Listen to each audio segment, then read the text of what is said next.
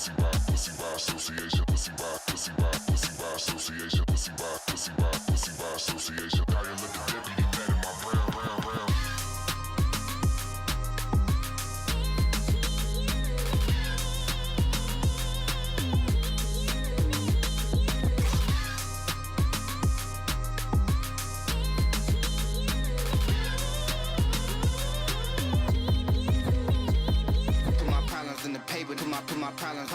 Now you look at deputy man in my brown. Put my problems paper, dial up the deputy mad at my brown problems in the paper. Put my problems paper, dial up the deputy mad at my brown problems in the paper. Put my problems paper, dial up the deputy mad at my brown problems in the paper. Put my problems paper, dial up the deputy mad at my brown problems in the paper. Put my problems paper, dial up the deputy mad at my brown problems in the paper. Put my problems paper, dial up the deputy mad at my brown problems in the paper. Put my problems paper, dial up the deputy mad at my brown problems in the paper. Put my problems paper, dial up the deputy mad at my brown.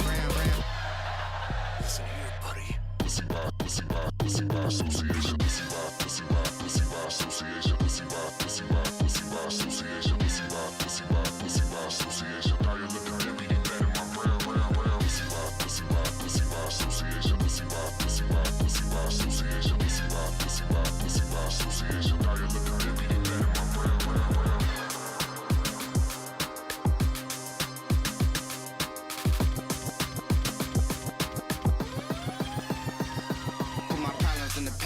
Put my problems paper, dial up the deputy mad at my brown problems in the paper. Put my problems paper, dial up the deputy mad at my brown problems in the paper. Put my problems paper, dial up the deputy mad at my brown problems in the paper. Put my problems paper, dial up the deputy mad at my brown.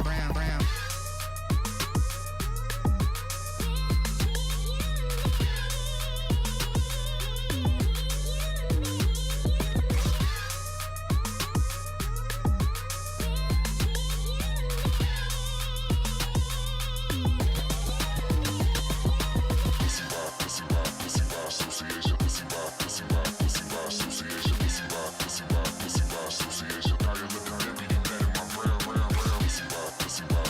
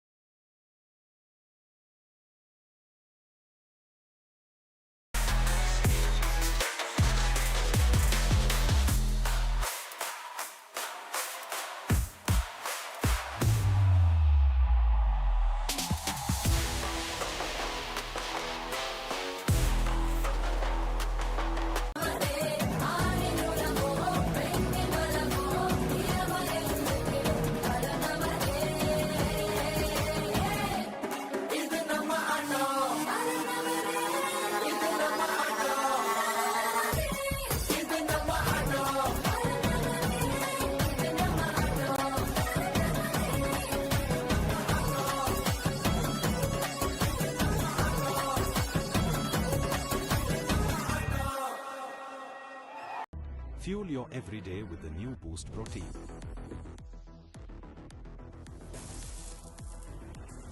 Boost is the secret of my energy.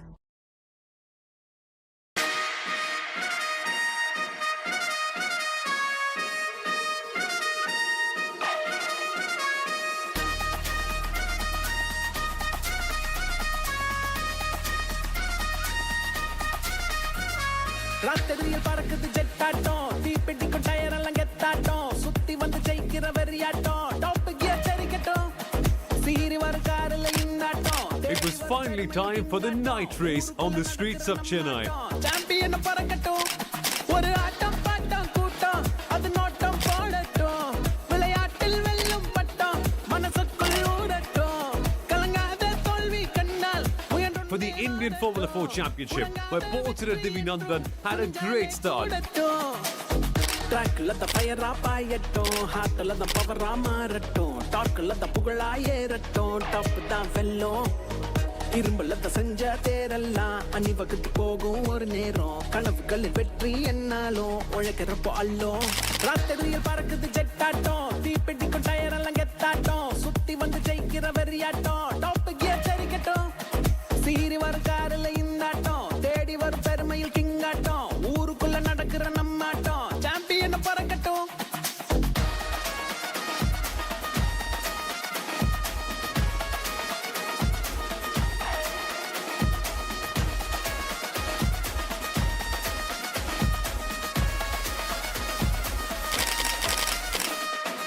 Life என்ற ரேஸ்ல speedo போகும் லேப்ல உருட்டாத மாப்பிள்ள பள்ளம் நேடும் கடையில உன்னோட நெஞ்சில வெற்றி தரும் தெம்புல திக்காத எய்மில்ல ஜெட்டா ஆவோம்ல அச்சா இருந்தா அது துச்சாவாதா வந்தா வளர்ந்தா அது உச்சாவாதா வாட ஸ்பீடா அட தங்கம் போதாதா முடியாத ரேஸ் தான். ட்ராக்ல த ஃபயரா பாயட்டும் ஹார்ட்ல த பவரா மாறட்டும் டார்க்ல த புகழா ஏறட்டும் டாப் தான் வெல்லும் இரும்புல த செஞ்ச தேரெல்லாம் அணிவகுத்து போகும் ஒரு நேரம் கனவுகளில் வெற்றி என்னாலும் உழைக்கிறப்போ அல்லும். ராத்திரியில் பறக்குது ஜெட்டாட்டம் தீப்பெட்டிக்கும் டயர் எல்லாம் கெத்தாட்டம் சுத்தி வந்து ஜெயிக்கிற வெறியாட்டம் டாப் கியர் சரிக்கட்டும் சீரி வரும் காரில் இந்தாட்டம் தேடி வரும் பெருமையில் கிங்காட்டம் ஊருக்குள்ள நடக்கிற நம்மாட்டம் சாம்பியன் பறக்கட்டும்.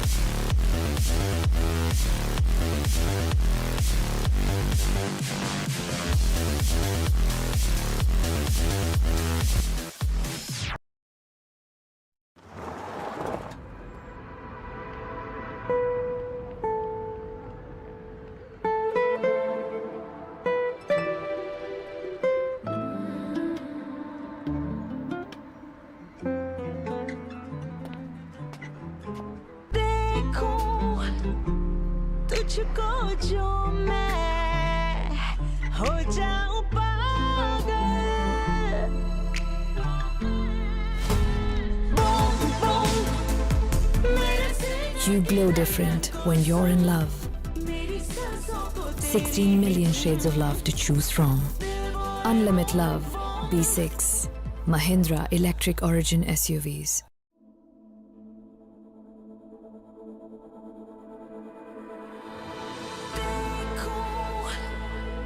तुझको जो मैं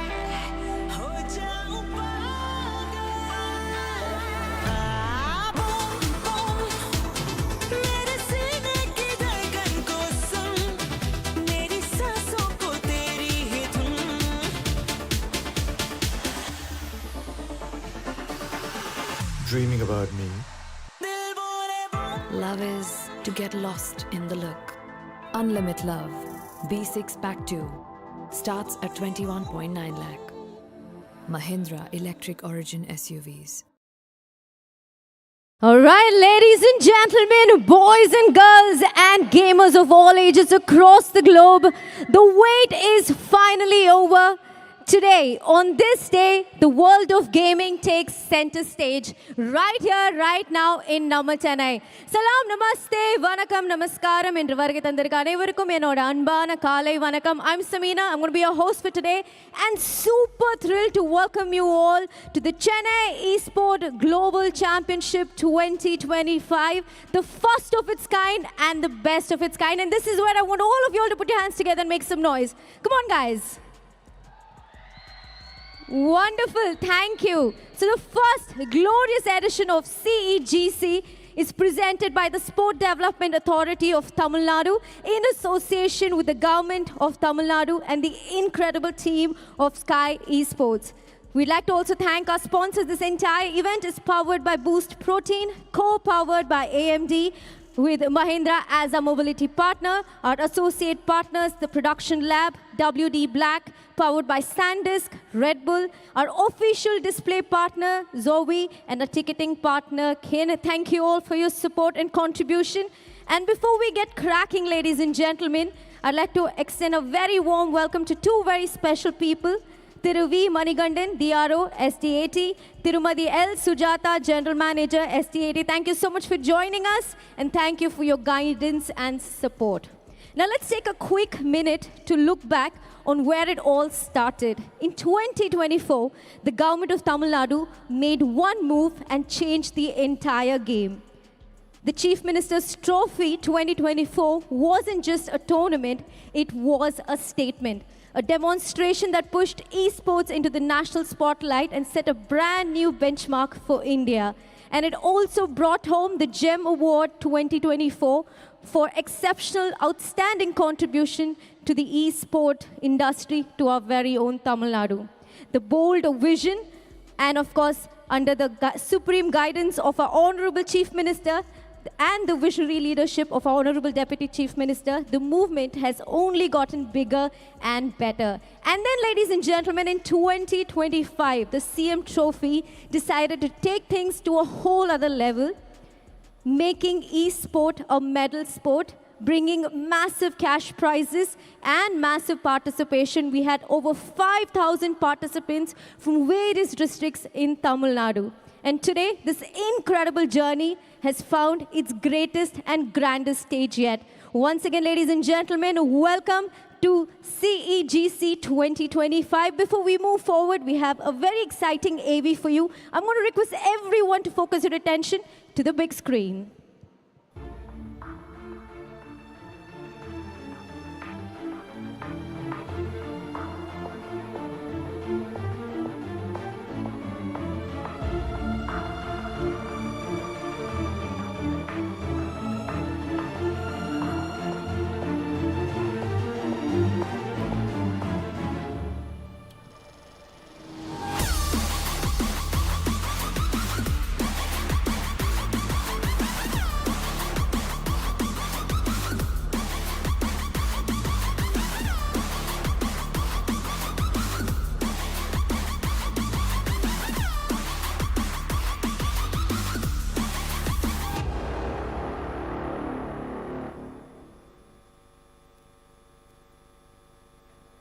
Ladies and gentlemen, a brand new era has started with Tamil Nadu leading the charge. How exciting is it for all of us that Tamil Nadu currently, slowly but surely, is becoming the e-sport capital of our country. Can we have a big round of applause to celebrate that? Come on.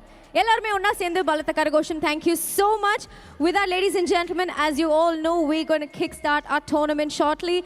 The stage is set for legends from Europe, Southeast Asia, and our very own India to rise above all and conquer ultimate glory in Counter-Strike 2. Now, before we introduce and welcome our teams, let's talk numbers, because our teams here today are not just fighting for glory, they're also fighting for an incredible cash prize. The championship brings to you the best of the best, and it's only fair that we have a cash prize that's worthy of legends. That's right, you heard me. Today we bring to you a prize pool of 1 crore rupees. That's the cash prize that we're looking for. And of course, we're going to have our teams battle it out. And here is how the rewards are stacked up. The first place is in our winner, our champion of Counter-Strike 2, will walk away with a massive 30,000 US dollars. Our runner-up will take home 15,000 USD, and our third place winner will take home 4,000 USD. And there's going to be one MVP, most valuable player of the tournament, who will earn an extra 1,000 US dollars. And that's a total of 50,000 US dollars to win. We have the entire world watching and 6 elite teams that are all set to declare war.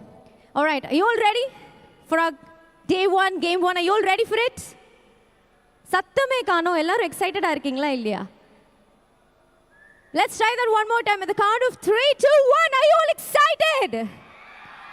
That's the energy we expect from Chennai. With that, ladies and gentlemen, our first series features a thrilling cross-continental clash between Europe and Southeast Asia. Please put your hands together as I welcome our first team straight out of France, bringing you flair and firepower. Ladies and gentlemen, let's hear it for Team Mousquetaires.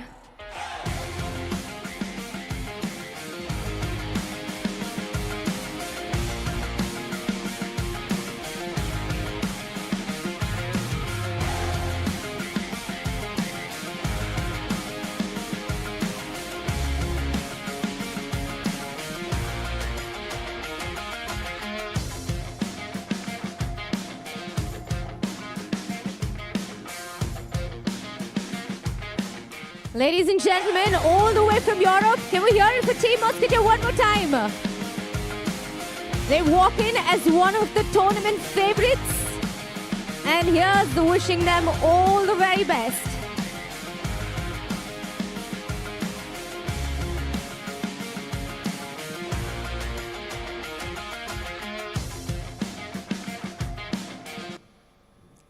All right, thank you, folks. I'm going to request you to kindly head to your desk. Can I request all of you all to take position, please?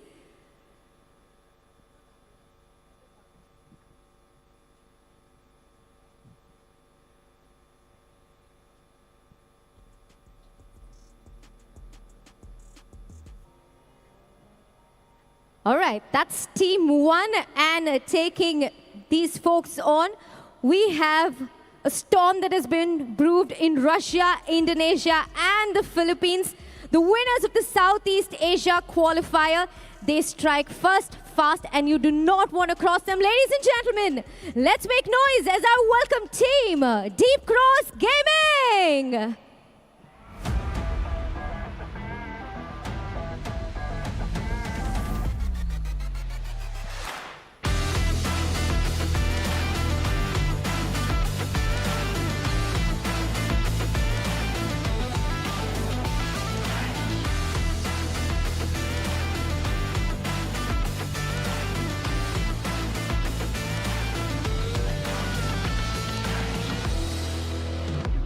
The winners of our Southeast Asia qualifiers. One more time, let's hear it for Deep Cross team. All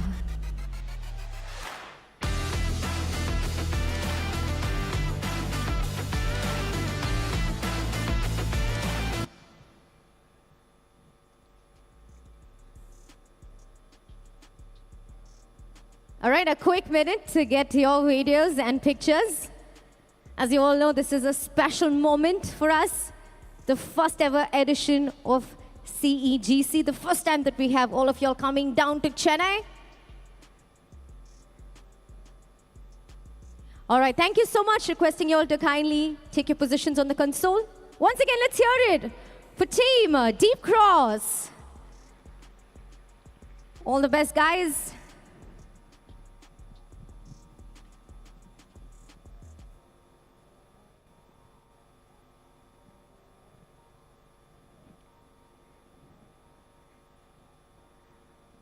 All right, great, all set. How about we have a small little chat with the two captains before we kickstart the battle? Can I request the two captains to kindly step down, please? We have the captain from Team Mousquetaires. Can I also request the captain from Deep Cross to kindly join me? All right, hi. This is your first time here in Chennai, first time at CEGC. How excited are you? We are very excited to play in front of this crowd, and I hope it will be a great match for us. All right, we're very excited too because you're clearly one of the tournament favorites. But how is the mood in the team room right now going into the first battle? We have a lot of experience in the team, so the mood is quite calm. We know what we have to do, and we will do it for sure. All right, wonderful. Let's chat with the captain of Deep Cross. Well, you know what they say. You're going up against one of the tournament favorites. Is this going to be an opportunity for you to make a statement today? So yeah, it's a good opportunity for our team, and we try to show our best. All right, how's the team feeling right now going into this first battle? Yeah, we already have some prepared work. Like we're just gonna show like normal our game. That's it. All right, as you can see, both captains are calm, collected, and sure. So let's go ahead. Our captains shake hands. Congratulations on being a part of the first ever CEGC and wishing them all the very best. And with that, ladies and gentlemen, it's time for our casters to take over. We have Elfish Guy and Pilsky all set. I want to hand it over to you guys.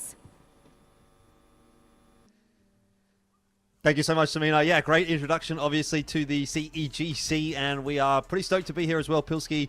It's been a big week of Counter-Strike already for us, so looking forward to diving into what today's match is going to have to offer us. And I like the way that has been set up on the stage, right? There's a lot of conversation around Mousquetaires coming into this one as the favorites, and I think I would very much echo that as the caster coming in as well. I look at that lineup, and I think that definitely is going to be one of the favorites, not just for this matchup, but for the tournament as a whole.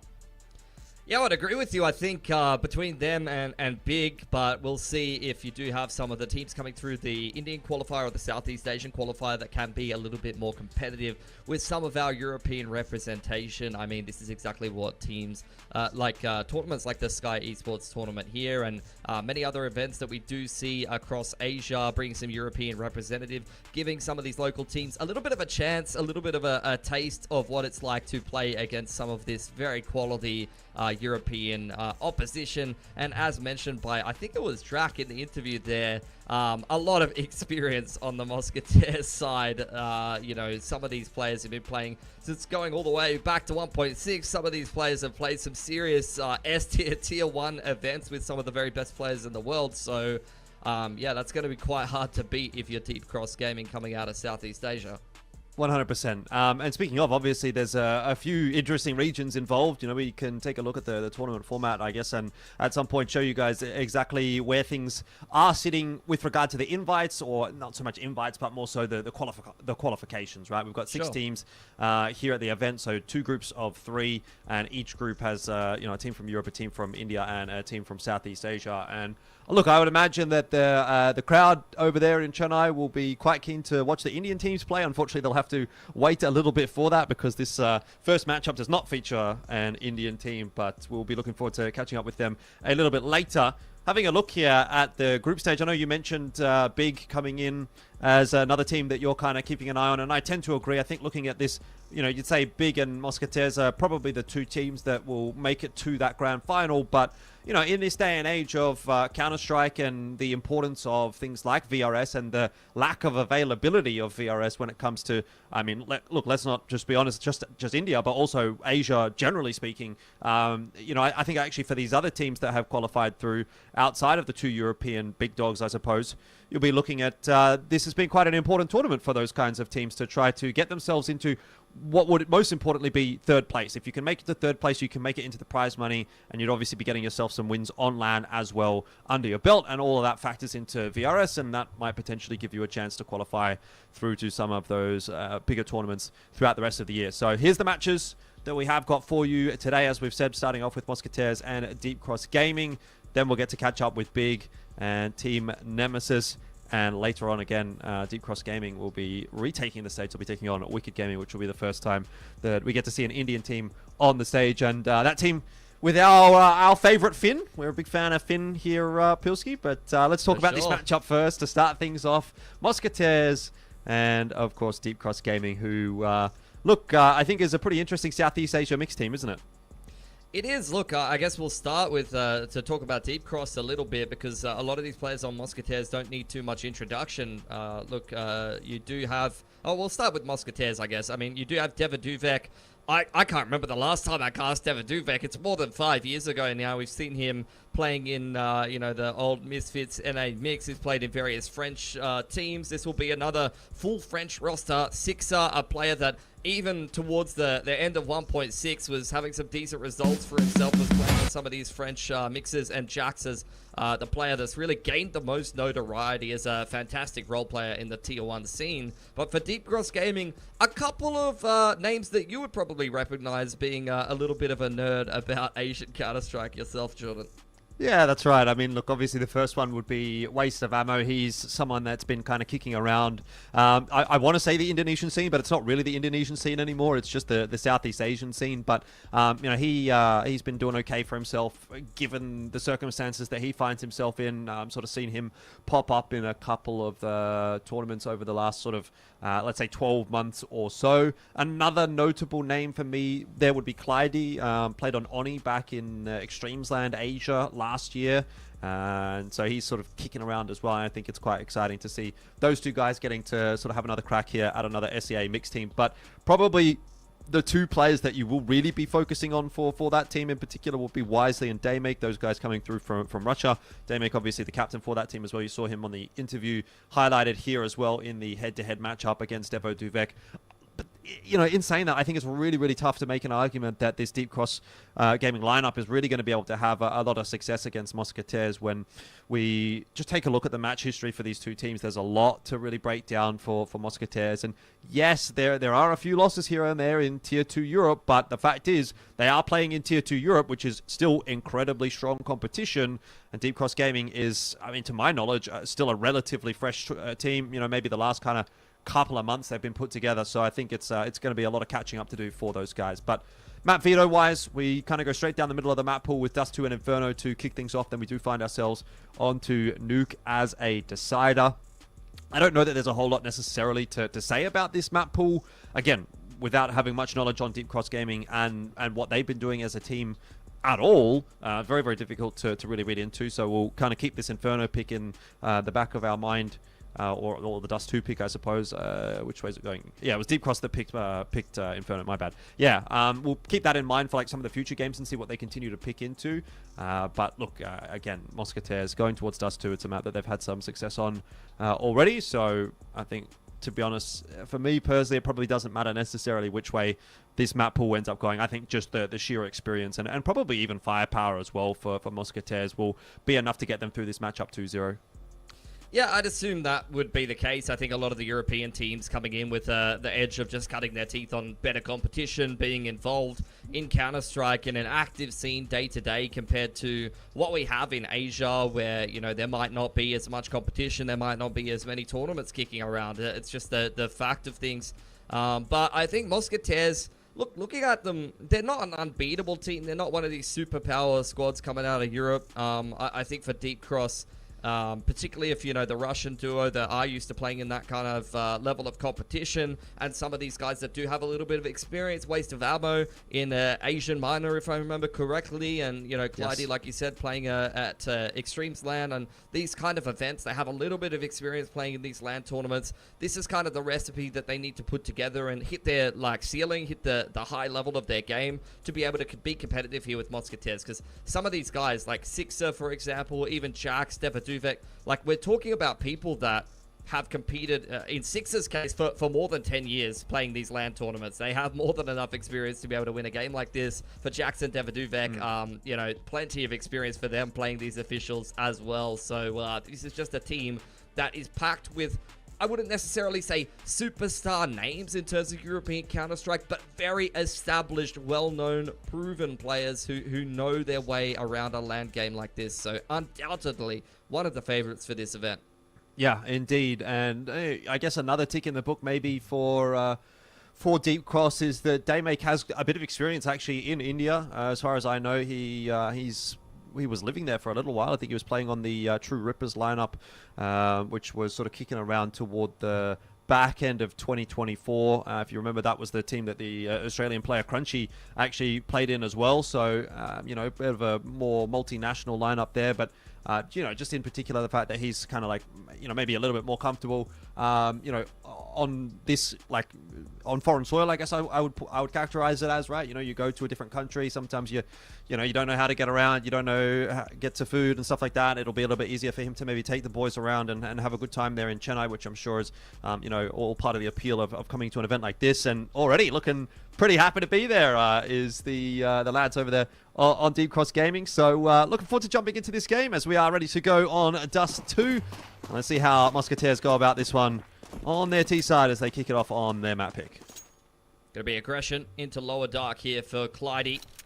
A bit of a soft crunch towards uppers. Big setup towards the middle of the map here for Deep Cross Gaming. Mousquetaires not interested in it. Quick pacing out long, and already an elevator smoke does get deployed, which is going to obscure the cross and allow them up into the site pretty early on here. No nades to break that for the CTs.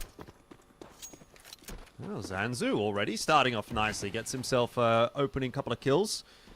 Very happy days for Deep Cross Gaming. They are going to have to give up that A site somewhat. They'll give the plan over to Deva Duvek. So Mousquetaires at least going to get something out of this one to start things off. But Deep Cross Gaming with every chance of winning this round. They're going to go for the retake by looks of things primarily through long. The spacing not too fantastic from them. And they will get picked apart as a result. Meanwhile, Deva Duvek just trying to hold onto the side himself. It's back now down to the 1v1. Jax has got that P250 in hand and makes short work of Wisely. So it's all down to Zanzu, who started this round very nicely. He pops his head back up and he gets the shots through. Deep Cross Gaming, they're going to take round one. This is exactly what you want to see from them. 4K from Zanzu right in the opening round of this game. Defuse secured as well. It's far from done at this point because Mousquetaires do have that plant down, so there will definitely be a force to follow up. But, you know, you need to see these pop-off moments from these players that are representing a region that hasn't necessarily had a lot of success in this kind of TAC FPS for a long time, but has had some talent to speak of. Even currently over in Val, you see a lot of Filipino players looking pretty sharp. So look, let's see if you're going to get some more of that in the server here. Oh, well, as you said, as you expected, it is going to be that force buy through from Mousquetaires. Going to get the Xbox smoke and the mid door smoke and also a short smoke here. So a lot of smokes up in middle. Creeping up Cat. Mousquetaires a little bit sussed out by the progression smoke here from the CT side. So they're going to take a little bit longer making their way through it. 2 flashes and a singular smoke to be able to get through the rest of the round here. Daymake spotting them out. To flash himself back up onto the line. Forces the turn from Deva Duvek and opens the accounting nicely. Drank is going to try and find any recourse. What he does at least manage to do is push his way onto that bomb site. So it will cost them an opening pick or two, but they are going to get themselves another bomb plan, and if this gets expensive, there'll be another buy from Mousquetaires. At least that's guaranteed. So far, so good, though. Deep Cross Gaming get through the round. Nice flood back into that A bomb site. They almost retake the site before the bomb plan even goes down. And so Mousquetaires already on the back foot, which is, you know, a little bit surprising to me. This Zanzu guy seems like he can frag pretty nicely, and we already kind of know what Clyde and Waste of Ammo can do, and even Daymake. I think, for me, the only one that's maybe a little bit more of an unknown is Wisely. He hasn't really popped up just yet, but yeah, this has been good from Deep Cross Gaming so far.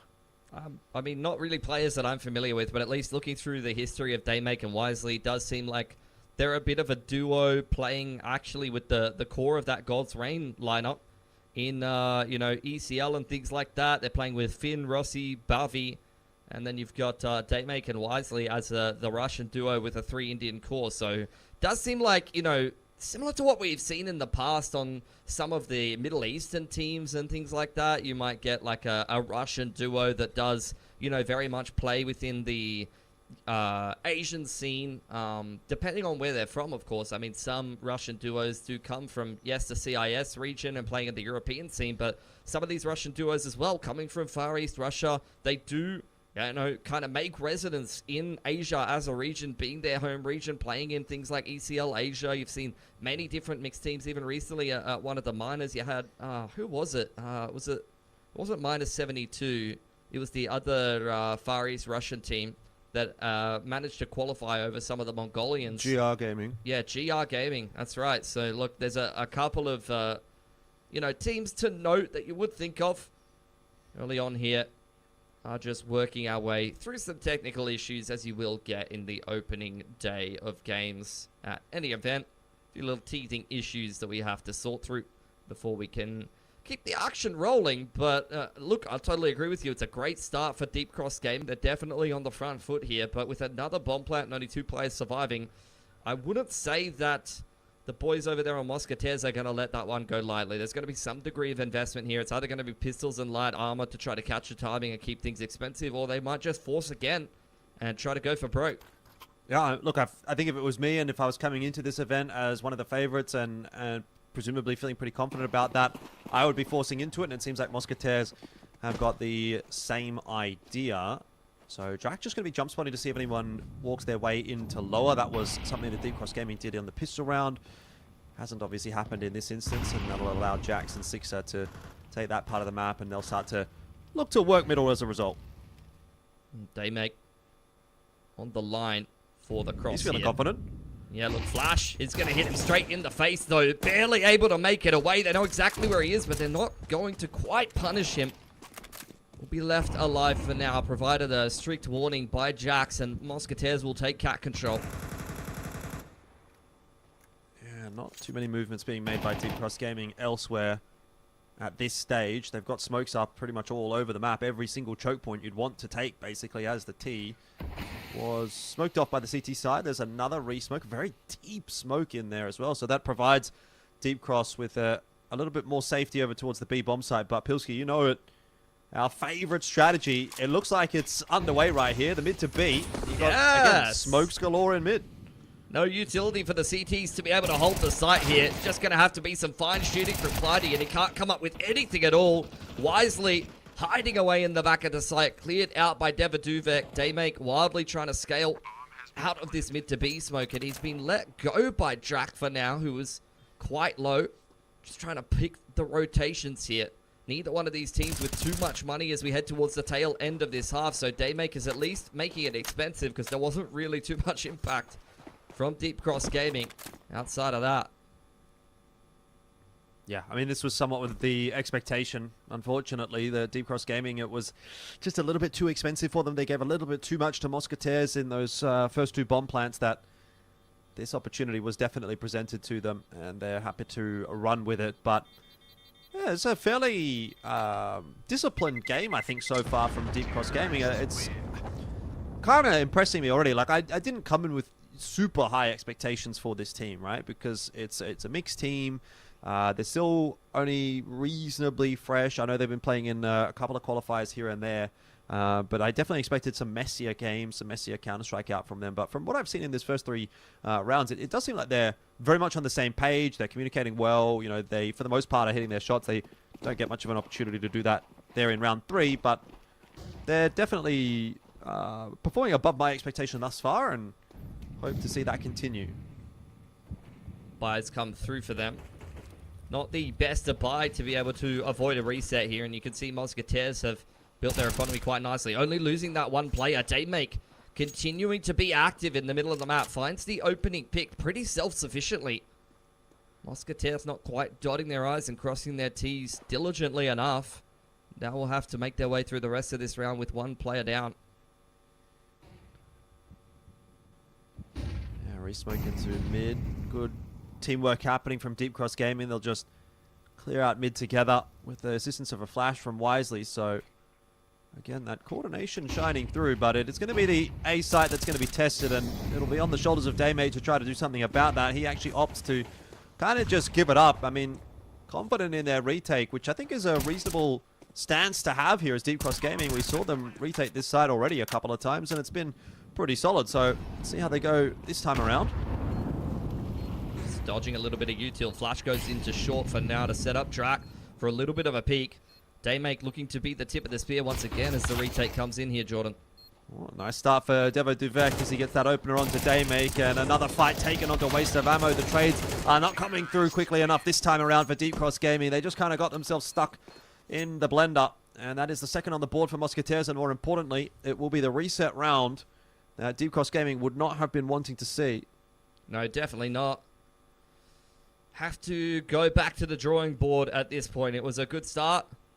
Couple of good rounds, but we have seen great things from Asian teams in short kind of tastings in the past, and not really the consistency that's needed to keep up with European teams at times. So I'm hoping that this is not an iteration of that, because looking at what Mousquetaires are putting together, it is only 2 rounds, but they're clean enough to look like their economy is going to build unless the USPs can do some damage here. Well, that's a very aggressive start to the round, and it's gone all the way of Mousquetaires. I don't hate the idea from Deep Cross Gaming, but running into the firing squad doesn't work out this time. I thought the flash was fantastic. I mean, look, could have maybe hit a couple of extra shots there at the end, but as far as what they brought into that round, some very good damage done off the back of just one piece of utility. I think that was about the best that they could have hoped for out of a round like that. Now the buy will come back through. Util's looking a lot better for the CT side, but as mentioned, they've got to make their way through the T-side economy now. Orbs out for 6-up. Quick pacing in towards lowers. Daymake spotting the line once again. Footsteps will be heard. HE nade does get deployed, but doesn't really connect on anyone but Drac. As Clyde may be looking to harass the cross. Nade open the smoke, but won't find too much there. So Mousquetaires successfully securing control off Xbox here, and will now start to make their way towards short. Yeah, sort of very similar approach in a lot of these rounds thus far from Mousquetaires. When they opt to sort of take this mid approach, they'll often pivot up to short. Wait that smoke out, I imagine, before doing anything here, and happy to do so with 1 minute left on the clock. Plenty of util as well for Mousquetaires, but again, looks like it will be that attempt towards the A site. I mean, same can be said for Deep Cross, but the majority of it's being dumped in towards middle, and now there's only really counter flashes, not really this stopping power utility that you want to be seeing. Some more mollies on offer. Daymake, as a result, will play a little bit of a riskier off angle here. Avoids the flash from his teammate nicely, and he is very much disrupting Mousquetaires now, Jordan. Well, Daymake definitely working hard to try to get his team a win. Drac, though, looking to pull it back. Actually gets both of those kills stolen away from him by Devo Duvek and Sixer respectively, and so for all the hard work that Daymake's able to do at the start of that round, it may still come up with nothing. It was a nice headshot from Clyde, but burns alive in the molly, and all on the shoulders of Wisely, who thus far hasn't really been able to get involved in this game. 2v1 clutch here would be a nice way to do it. Head pops up, AWP shot does miss, but time is ticking away from Wisely, and without a kit here, I think he's probably just got to cut his losses and go for the save. Another round for Mousquetaires. That's going to be 4 in a row. And coming away with an M4 and nothing really else to speak of. But Deep Cross, couple of impact plays, has to be said. Majority coming off the back of Zanzu, I think it was, in that first round. And then do have some good moves being made by Daymake. It's very clear that he wants to kind of set the tone for the CT side here, especially because they haven't had an AWP yet in play. But outside of him, I haven't really seen anybody really stepping up to the mark and having the impact that's going to be needed to slow Mousquetaires down. Wisely holding on to that M4 might have to be the difference maker in this round. He is going to be put in a position to frag, boost it up. But the mid approach is a little slower this time from Mousquetaires. I like that as a adaptation, recognizing the Deep Cross are low on money. They know that they've got that saved weapon, so they're going to be up to some funny business, especially after what they saw with that big stack on A long. So they're really just going to take a bit of a more reserved approach here, try to really figure out where is this setup, and they've done a really good job of making sure this is a difficult round for Deep Cross Gaming. Jax, this could be a bit of a risk if he walks through the smoke. Opting not to for now.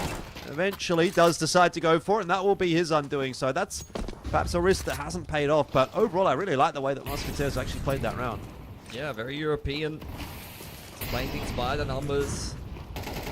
Molly's in towards lower dark, lay it on in, nice flash over the top to minimize the risk. Taki from up on high jumps on down and cleans up Zanzu.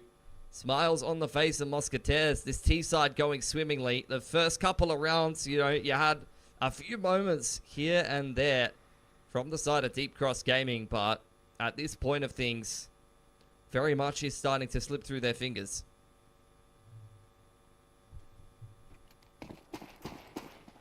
Yeah, 5-2. Yeah, I agree. Looks pretty comfortable at the moment for Mousquetaires. Money's great too. Daymake's finally got the AWP out though. I'm not surprised that he's the one to wield it, but it's another effective flash from Lower Dark. The same one that booked them last round. Did you see his reaction as well? He's I wasn't looking. not happy. He was not happy with that at all. It was, he's dead, and then he's got both of his hands on his head. I mean, he did kind of just get absolutely obliterated right there, and that's not the way that you want to start this round off as the AWPer. Could be seeing Deep Cross heading back in the direction of another save round pretty soon here as Mousquetaires don't look like they're slowing down toward B at all. Clean entry onto Clyde. He's got too much to do, and that'll be another bomb plan for Mousquetaires. I mean, it's just very standard stuff really for Mousquetaires, isn't it? They're not doing anything that's outside of a standard playbook for any team that's put the effort in. 6 up. Looking to take these last couple of guns away, just being a pest right now. Pegging flashes at them. Calling for the boys to scale straight up mid, waste of ammo with his arms open, but slips a little. Zanzu at least able to clean 2 more up, but it doesn't really have the same level of impact of how he started off the pistol.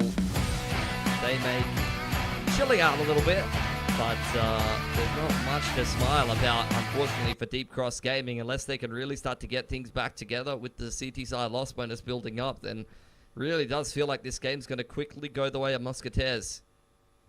Yeah, certainly seems that way. Daymake, that was pretty much the reaction he had after getting obliterated at the start of that round. Drac all over it as well. I mean, there's no save available really there for Deep Cross Gaming. Zanzu trying his best.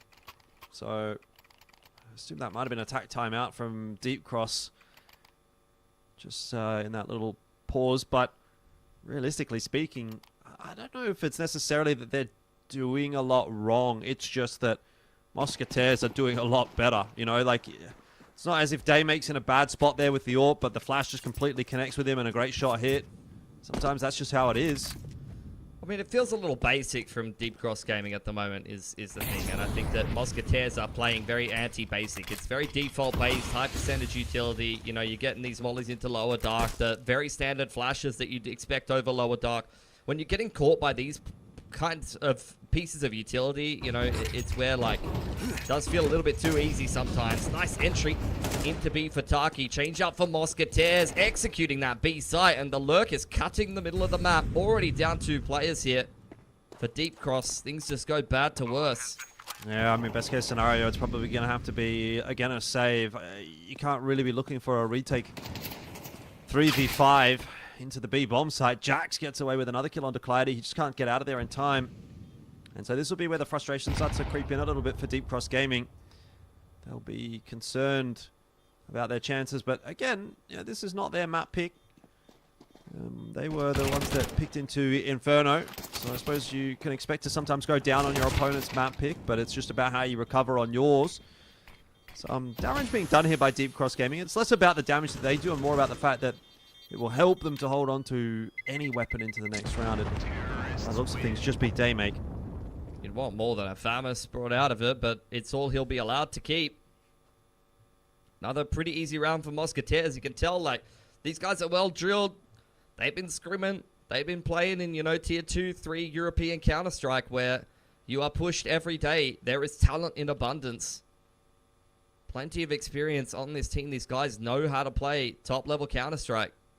They are showcasing that in the server right now. It's not anything flashy. It's not anything crazy. It's just really, really good strats. Decent-looking playbook, high percentage utility, and doing it by committee. 100%. Track. Taken down early in this round again. Deep Cross Gaming trying to get a bit aggressive on one of these eco rounds. Sixer. Ooh, he's kind of cooked the pooch there a little bit. Flashed himself. He's going to be backed up, though, luckily, by Deva Duvek, and meanwhile, Jax is putting in work at lower tunnels. The only thing that might go wrong here is Wisely pushing his way out from B. Does find that timing onto Jax and maintains the player advantage for Deep Cross Gaming. This could be around on the board for them if they play it right. Yeah, they've smoked off the bomb, which they've dropped nicely on towards top middle. Can't give Devadivek too many opportunities. Sixer finding the pick on the other side of the map. Bit of a whiffed shot there from Devadivek. Cleaned up by a waste of ammo. This is a 1-on-2 that they must convert here. Sixer very aware of the possibility that there's players close. So he's going to go hunting for them. Clyde on a very tight angle, but the AWP should spot him first. That's the benefit of having the scope.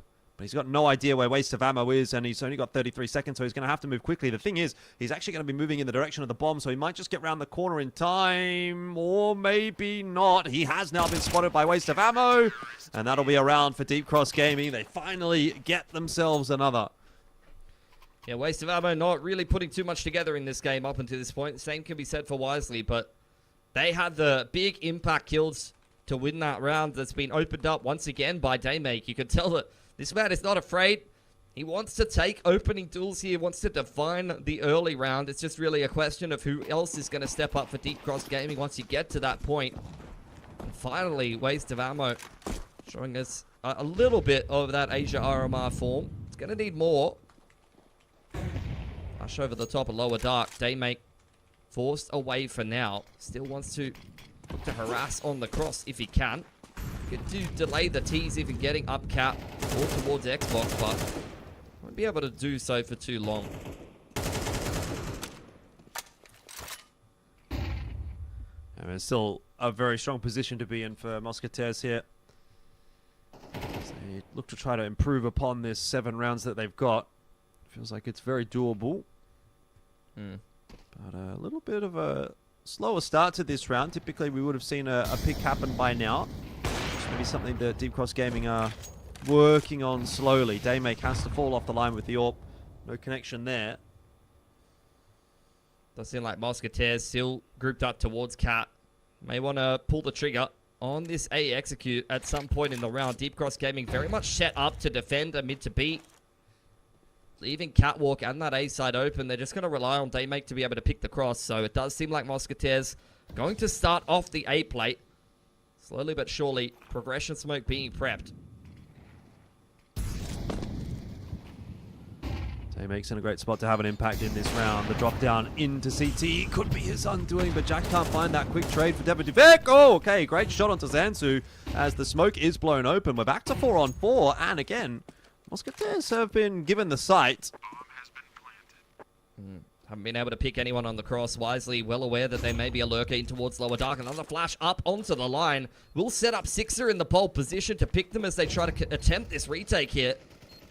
Yeah, you can't be walking up on the left side of this smoke. Sixer, though, around the corner. He gets the better of Daymake. He was ready and prepared. Clyde down as well. That's the end of the round. Mousquetaires on the hunt for 9, and they've put themselves in a great spot to get it because there's not a huge amount of money here for Deep Cross Gaming.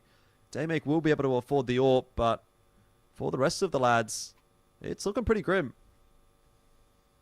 Yeah, I think we're just seeing what is expected at this matchup. There's a couple of flashes of brilliance. There's a reason why Deep Cross Gaming have been able to make it through the Southeast Asian qualifier, why we've seen, you know, a few of these names floating around in the past. But outside of little flashes of that, I mean, Mousquetaires being the more established names, being the team from a region that is much more competitive, definitely looking well drilled and much more switched on than their opponents. So cohesive French unit, all doing things by committee. And looking to pick up their 9th round on the T side of their map pick here. Have got a nice B spawn to work with. And they're going to take advantage of it by the looks of things. This could just be a fast B finish to end up the half. Sixer will be happy to post on the line. Instead, almost gets himself an opening pick there on the jump spot. It will be the go signal for Mousquetaires. They have neglected Clyde's position, but he'll be quickly brought down to heal. And Sixer ensures that Wisely cannot get anything going at all. So that'll be another B take here from Mousquetaires. It was a calculated aggression. Let's go with that. Quick flank in here from Daymakers. That smoke does start to clear. He's got to get something rolling in from the flank. He's checked by Sixer, though. Already posted up from back flat. Now waste of ammo, and Zanzu have got to try to make something happen. Now it's just Zanzu with an MP9, and I don't imagine that's going to work out too nicely for him. So, scoreline at the end of the half, 9-3, favoring Mousquetaires.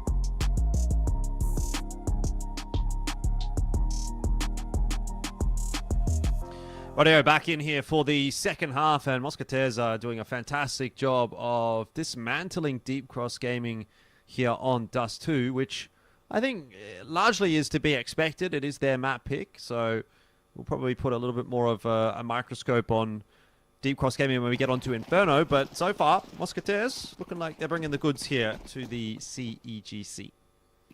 So, Taki on the line towards long. Pushed off by these early flashes from Deep Cross Gaming. They very much need a pistol with how far behind they are. Drac primed and ready with the flash to set up Taki in this bait position, and in the meantime, Mousquetaires are taking more and more map control. Taki, happy to just keep his head down here. Oh, has he been spotted out, or is he just getting spammed? I think he's getting spammed, and so Drac is going to try and take a fight to take a bit of the pressure off, but now Taki going to have to come into play. It's not going to happen. That's just a nice swing in. Deep Cross Gaming making great use of this Glock train, and there is no answer for Mousquetaires at all, as Jax is solo here in a 1v5, and best case scenario, he might just pick up a kill or two to grab a bit of cash. Does have armor to work with as well. But yeah, he's very much just trying to farm some money here. Deep Cross Gaming, that is their second pistol going to be picked up here on Dust 2, which is making this 9-3 scoreline look a little bit egregious and definitely tells you which one of these teams are the better of the two in the gun rounds. Jax, here in the footsteps.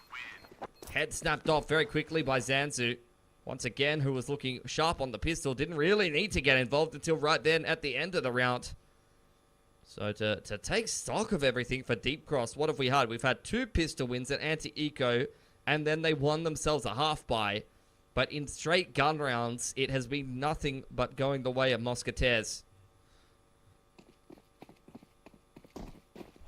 This could be where Deep Cross Gaming start to work their way back in to this map.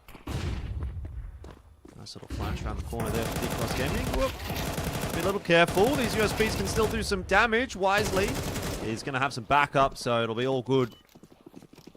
And yeah, Mousquetaires, well, taking a full save here, so wanting to get involved in this half. In the next round, more so than this one. Yeah, just had a couple of counter flashes to try to activate the pistols. And that's about it. 6 are hunted down here by Daymake on the Mac 10. Really just a question of if will be checked. Daymake letting the small fish go, as it were, as the bomb goes down here for Deep Cross, looking to pick up their 5th. Pretty clean anti-eco from them. But as mentioned before, really the question that's being asked is how are they going to go once the gun rounds start rolling? Because when you simplify some of these rounds, you know, we're talking about your pistols where there's not as much to think about. Some of these half-buy rounds where they can kind of just brain off and go for a little bit more of an aggressive approach, things are a little bit easier. But when you're talking about structure and how you're using your utility and the macro play, that's where it has really felt in this game so far that Mousquetaires is the much better drilled, more cohesive and more on top of the macro. Tell you what, Deep Cross Gaming might have picked up a bit of that boost protein in the halftime break there, because they're starting to turn it on a little bit more here. Yeah. See if they can continue that now, though, that the gun round is in effect. Mousquetaires should be a bit more of a threat this time around. Long control secured by Mousquetaires. You have a high-low over towards B tunnels that Zanzu to not be peeking into, or he could lose his life very early on. Majority of the movements, though, coming exactly here for Deep Cross Gaming. Catwalk has been taken by the T side. Not a lot of utility, particularly a lack of incens just due to the point of the half that you're on the CT side. They're going to rely on some good smokes to delay and some counter flashes over the top to defend this A execute. Just going to try and slow them down with that smoke. We'll give them actually a little bit of something to hide behind, which is actually kind of the plan, because he's got that grenade ready to go and backed up here by Taki on that push as he reloads. It works out. Great double kill, by the way, from Drac down from CT Spawn. And so Deep Cross Gaming just kind of stalled, trying to make their way up into A. Unable to get anything there from Zenzu, but Daymake has got himself a double. I don't know if he's going to be allowed to get this plant, though. Jack's happy to take the freebie, and that is 10 double digits secured for Mousquetaires. Not too bad from Deep Cross Gaming, though. Did keep things pretty expensive, took a couple of guns away from Mousquetaires, and with the cash that they built up post the pistol, do have a chance to go for the reset here. But they badly need this round. This will be a swing round where you're looking at Mousquetaires being on double digits. This could be the game on a silver platter for them, or a chance for Deep Cross to keep things nice and competitive. Clyde down to a Tech 9, and it's going to be quick pacing over towards long. How quick? Well, the molly is going to be smoked off. Taki, big job to do. Gets himself 2. That's not too bad. And luckily, there's one more player there. The name of Sixer. Appearing in the kill feed for all the right reasons once again. He's 14 and 7, having a cracker. Now 15. We'll lose that duel to Daymake on the trade, but again, Daymake finding himself in a 1v2 clutch. He's going to have a difficult time of getting this one done. Jack's behind him. But Daymake reading into that. Oh, he's going to go looking for him. And the timing favors Jax this time around. 11-5, Mousquetaires. Close to finishing off map 1. Yeah, money is looking pretty cooked at this point for Deep Cross. Nice openings there on long A from Clyde. He didn't have a lot to work with, but he had some pace behind him on the Tech 9. Molly goes down, and they extinguish that and just catch with a couple of flashes up over the top. Mousquetaires a little unawares. An anti-eco on the cards for them, though, as we're back down to the half buy for Deep Cross Gaming, and once again, they're quite happy to continue to contest long, even with weaker weaponry. Wisely working on long himself. Drax in all sorts of trouble, but at the very least gets himself one before he falls. Duvek, a little bit of a messy spray, actually unable to get what he would have really wanted out of that position. And Taki's kind of still worried about the fact that there's a possible T here on long. He's going to go hunting for that. Will go down. All of a sudden, this round, definitely doable for Deep Cross Gaming. They picked up a couple of M4s, a MAC-10 there as well. They get the plant on A. Yeah, they have to convert this round, but Jax is making it difficult for them. You can see how broke Mousquetaires are. If they lose this round, they are going to get reset. Deep Cross Gaming effectively fighting for their lives in this 2-on-2 here on Dust. Oh, Zanzu is on 4 HP, and at some point, one of these connections is going to go through, which leaves it all on the shoulders of Wisely. It is a plant for Plat, but the smoke up is going to cause some problems. Defuse on that bomb now.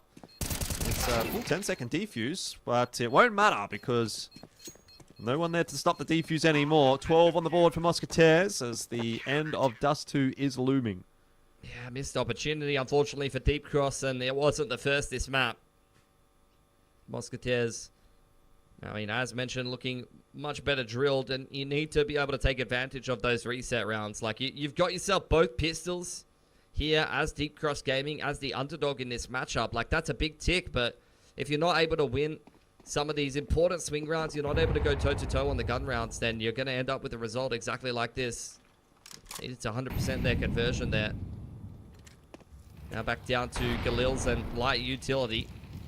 Ball control has been taken by Mousquetaires, and they're going to post up Sixer and allow Taki to push a little bit closer in the bedroom. Nate open the smoke from track, but won't catch anyone on the cross. Duvek with that molly will very much slow down the approach here for Deep Cross Gaming.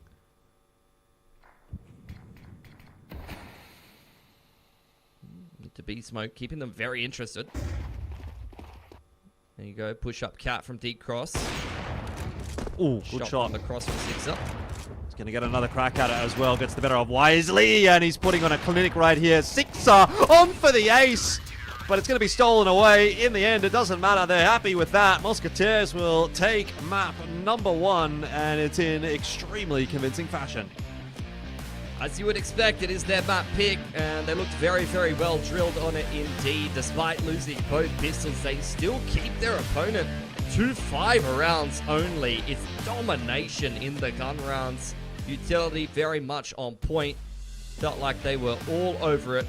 So they will at least go up 1-0 in this series, and I think for Deep Cross Gaming, a couple of flashes of what they're capable of that will need to come to fruition much more consistently over on Inferno if they want any hopes of trying to make this group competitive. Yeah, indeed. I mean, look, at this point, obviously, Deep Cross Gaming, they've got to work a little bit harder. But in saying that, it is their map pick coming up next. So, you know, that's where I guess there's some positives to take away. We'd say that was a bit of a drubbing. But again, you know, maybe they're just not a Dust 2 team. That's a very possible thing. And then Inferno obviously coming up, hopefully it's going to show us something a little bit more conducive towards a victory for Deep Cross Gaming. I mean, I think just from what we saw there, it definitely seemed like worst case, you know, they seem like they're sort of on in some aspects in terms of the firepower. You know, I thought there was some pretty good rounds out there from Clyde. Daymake definitely had his moments as well. If maybe Waste of Ammo and Wisely can pick up some of the slack that they were leaving there, you know, I think they could definitely be a challenge for Mousquetaires, but just a little bit too much going missing in map 1. That's the unfortunate reality for Deep Cross Gaming. Yeah, I mean, the reality of it is like one of these teams felt like a team and the other one didn't. You know, you're seeing flashes of brilliance or some individual plays from some of the players on Deep Cross Gaming that, you know, you would see in an MM game or a PUG game or something like that, whereas Mousquetaires, fully well-drilled, deep playbook, able to kind of show us a lot of different approaches on the T side, throwing that meta high percentage utility that you would expect. Everyone performing across the board. It's an effort by committee where everyone kind of has their moments. So I think very much earning themselves a pretty clean dub there for all of those reasons. Indeed. All right. Well, that'll be us done and dusted for map number 1. But of course, there's plenty more Counter-Strike coming up. So we'll take a short break here before we do jump into Inferno. But don't go too far away. We'll be back soon with map number 2.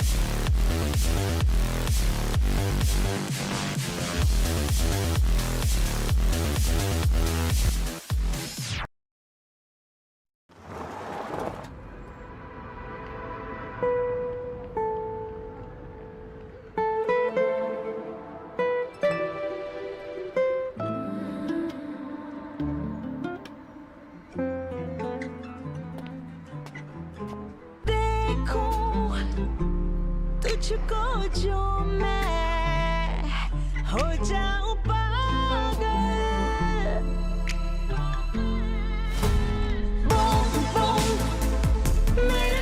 You glow different when you're in love. 16 million shades of love to choose from. Unlimited love. B6. Mahindra Electric Origin SUVs.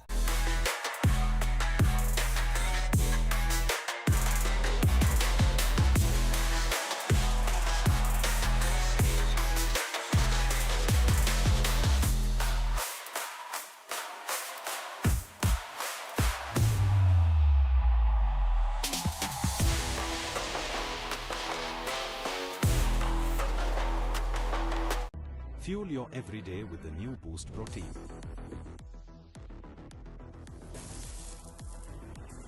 Boost is the secret of my energy.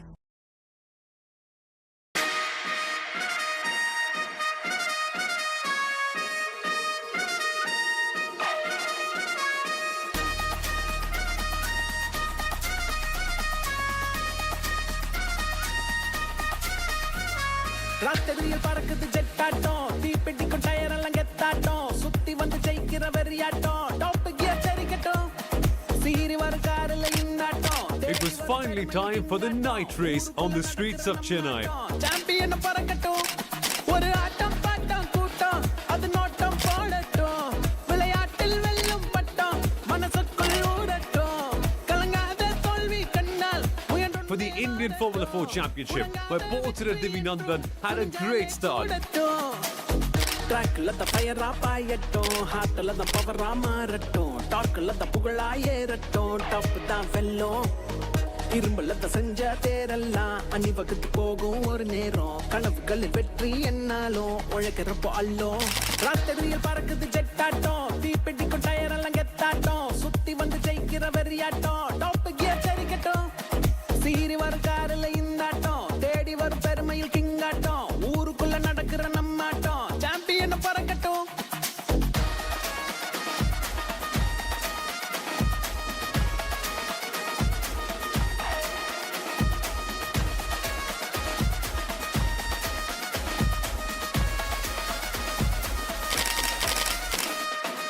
Life என்ற ரேஸ்ல speedo போகும் லேப்ல உருட்டாத மாப்பிள்ள பள்ளம் நேடும் கடையில உன்னோட நெஞ்சில வெற்றி தரும் தெம்புல திக்காத எய்மில்ல ஜெட்டா ஆவோம்ல அச்சா இருந்தா அது துச்சாவாதா வந்தா வளர்ந்தா அது உச்சாவாதா வாட ஸ்பீடா அட தங்கம் போதாதா முடியாத ரேஸ் தான். ட்ராக்ல த ஃபயரா பாயட்டும் ஹார்ட்ல த பவரா மாறட்டும் டார்க்ல த புகழா ஏறட்டும் டாப் தான் வெல்லும் இரும்புல த செஞ்ச தேரெல்லாம் அணிவகுத்து போகும் ஒரு நேரம் கனவுகளில் வெற்றி என்னாலும் உழைக்கிறப்போ அல்லும். ராத்திரியில் பறக்குது ஜெட்டாட்டம் தீப்பெட்டிக்கும் டயர் எல்லாம் கெத்தாட்டம் சுத்தி வந்து ஜெயிக்கிற வெறியாட்டம் டாப் கியர் தெரிக்கட்டும் சீரி வரும் காரில்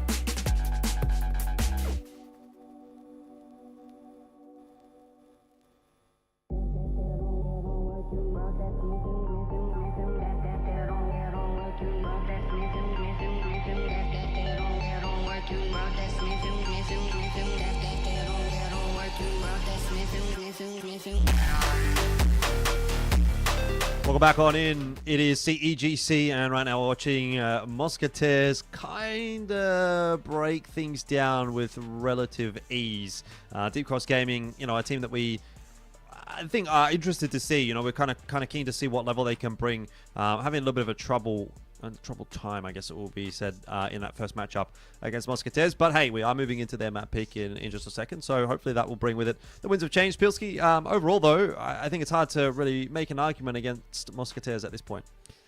Yeah, I would agree with that. I think, you know, we already talked about how much more structured that they looked on Dust to definitely bring that European brand of Counter-Strike and the experience factor into a matchup like this. Plenty of names that have played at some pretty big tournaments in the past, so they are no strangers to an event like this, and they are undoubtedly going to be one of the favorites to win it, I suppose. So it's up to Deep Cross Gaming to kind of disrupt that narrative in whatever way that they can. So far, that's just been in a few moments here or there. Daymaker in particular, you could tell he wants to kind of take things over. He wants to have this impact and have a little bit of a look into the early round when he's picking up the AWP and when he's getting on the front foot and aggressing. But he's going to need a little bit more help from the rest of the boys. So as we head through, look onto Inferno, Sixer may be less of a problem because he won't be able to just run around with the AWP and ace you when you're trying to come up catwalk, although I dare say he's going to be feeling confident enough to pick it up on Inferno nonetheless. Yeah, 100%. 20 and 8 he was, KD-wise, so very, very comfortable performance from him. Almost felt like he was kind of flying under the radar a little bit until the last couple of rounds where he really turned it on. But yeah, there was no shortage of performances there for Mousquetaires that were comfortable. I mean, across the scoreboard, you'll see that Sixer, Jax, Taki all did really well. Drac and Devo Duvek were a little bit more sort of routine as far as the performance was concerned, but they did what they needed to do as well. And it really only kind of felt like Clyde and Daymake were having any degree of impact there. For Deep Cross Gaming, Zanzu had his moments, I'll grant him that, but Wisely and Waste of Ammo certainly just kind of like letting it down a little bit. So hopefully they'll be able to turn it back on here for Inferno, because if not, we'll have a very similar looking scoreline. Yeah, I'd agree with that. I mean, you don't know how much this team coming in from Southeast Asia has been able to kind of practice and put things together. Have seen Daymake and Wisely floating around in a couple of different Asian rosters. Same thing can be said for Waste of Ammo, Clyde, Zanzu, a player that I'm not too familiar with, but had a sharp round or two there in that last map. But look, I think even if they don't have the reps across the whole map pool that they necessarily need to be able to put a win together on Dust 2, Mousquetaires map pick, you need to be able to have a really well-drilled Inferno here, because you're picking into it. You know, it will be a map that you will have been able to practice, you will have been able to prep coming into an event like this, and Mousquetaires are going to, well and surely, know how to play it. It's dead in the middle of the map pool. It's been a map in CS for the longest time, so I think, you know, you could see it here from the rating comparison that the boys over on Deep Cross Gaming did not go toe-to-toe across the board with Mousquetaires. So going to need a significant step up and going to need to see them bring a really nice approach into their map pick here, or it's going to be a 2-0. Yeah, 100%. Look, I think the more that you look at the statistics, the worse it kind of gets for Deep Cross Gaming. So they'll probably be a little bit more keen to just get into the server and see if they can sort of rewrite that narrative in any way, shape, or form. But yeah, I mean, it just continues to kind of look more and more difficult as these stats update and change depending on what they are. You know, we've seen ADRs, we've seen KDs, we've seen ratings and whatnot, and they all speak the same kind of story. Yeah, 13-5. There's only so much you can really do when it comes to a matchup like that one as Deep Cross Gaming. And yeah, it's just, I have to hope that Dust 2 is just not a map that they're super comfortable on, and that we're going to see something a little bit different from them on Inferno. I mean, they do play extremely differently, so there is that to say. And for Deep Cross Gaming, you know, maybe relying a little bit more on the riflers. Clyde can get going a little bit. Zanzu as well might help them out a little bit, just to, you know, maybe not have to deal with Sixer on that AWP quite as much. Yeah, it could be the case, but even, you know, if Sixer doesn't have the AWP, I'm not too concerned. You got pretty much everybody on Mousquetaires that can, you know, step up to the plate, and some good structure behind it as well, which is going to do them a lot of favors going in here to Inferno, because this is a map where you need some decent structure. You need to know the protocols of how to trade down utility to be able to take this map control, and what kind of routines you need to work yourselves through. And at least watching Mousquetaires play Dust 2, I get the feeling that they're going to know exactly how to approach this map, that they're going to know exactly what they need to do to make the lives of Deep Cross Gaming difficult, which is where you need to see some more of that aggression from Daymake and some more of that Southeast Asian flavor to kind of disrupt that narrative. I think if they play a straight up game and they try to play this tactical kind of trade down utility approach up against the side of Mousquetaires, they're going to lose 9 times out of 10. But if you see them play a little bit puggy, a little bit more aggressive, then they might have a bit more of a chance. Yeah.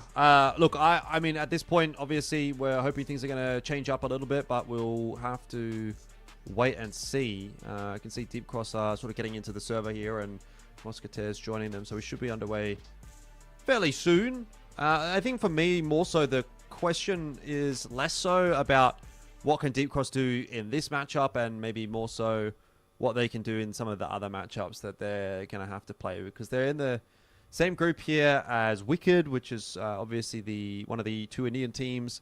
I think I'd probably give the benefit of the doubt to Deep Cross in that matchup. I think there's probably just a little bit more recognizable names on the lineup than what we do have for Wicked. Although, again, like I said, Finn is in the roster there for Wicked, and big fan of Finn. So we'll see if he can maybe carry the boys over the line. But I think, yeah, the most important thing is that they...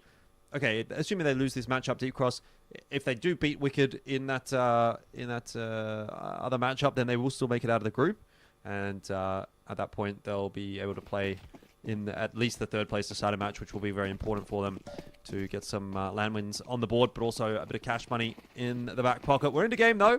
Let's see if Deep Cross Gaming can maybe shift that narrative to, hey, just beat the other team in this group, to actually they can do something against Mousquetaires today, and that will happen starting now in the pistol round on Inferno. They're creeping up towards half, or big setup inside of the site here for Mousquetaires. Devaduvek ready with the reactive flash. You'll see Sixer run through that CT smoke, and Taki probably peeking out of the dark corner. Post this execute. You've actually got the boost here for Sixer, so they need to make sure that they're on top of things and that they check that. Pop flash over the top here. Sixer is going to survive somehow, and Devo Duvek is striking early. Taki taking a long time to get anything done. In fact, he'll not get it done. So he is run down. So a few missed shots there from Mousquetaires. That's going to punish them. Their pistol work has been quite poor today. Jax is going to come back on in with the dualies of his own and cause a little bit of a ruckus. But again, I mean, these pistols are not looking nearly as clean as any of the other rounds that Mousquetaires have shown us. To see if Sixer can right those wrongs. He's got a little bit of time to work with here, but he does have to find 2 Ts, and he'll be waiting for Wisely to peek him, which he does. There's one headshot, looking for another one, running out of bullets, 2 to go, 1 to go now. It's a knife off, there's no shot. Oh, Zanzu gets it done.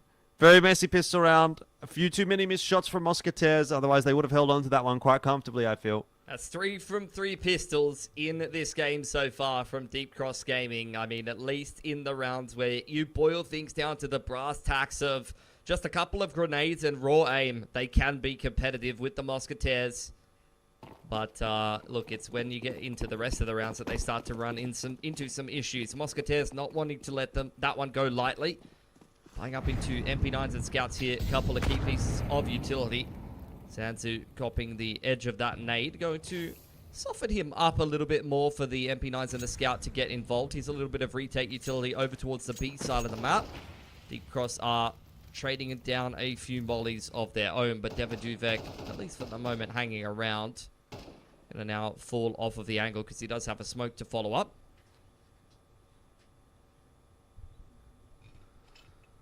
Patient approach from Deep Cross thus far. That said, I'd be a little bit worried if they let the time get a bit too tight. I don't know if they're that kind of team that's going to be able to execute to perfection with less than 30 seconds left on the clock. So I'd like to see them just give themselves a little bit of extra time to work with so far, once they do make that decision. Just working his map control quite slowly. There's a progression smoke over towards Moto, but this is anything but a commitment on this A side. Very much just trying to draw a reaction out of Mousquetaires, who will dump the smoke into that B choke point, and Taki was thinking about a little bit of a rotation towards Speedway, but because Jax as well as Drac don't see anything on this A site, 3 players will remain on B, and Deep Cross with 30 seconds on the clock here are going to try to split around the world. It's a B wrap. They're going to go around the world. Like you said, Daymake's made some noise. Taki will have heard that. Still can't land the shots with the MP9. Daymake gets away with 2. That should never happen. Clean shot from Zanzu. And a little bit of fortune for Deep Cross Gaming, but either way, they get themselves through the anti-force by quite comfortably indeed. Yeah, nicely done. Did run the clock down, which, look, I can understand why you wouldn't be as much of a fan of, given how much, on Dust 2, they didn't look like they were clean in terms of their execution here and there, but it's a different map. This is a map that they've been able to prep, and this is a map that they're looking much more focused on. 2 in a row for Deep Cross Gaming. They earned themselves an anti-eco. Should go up 3-0 here, and so far so good.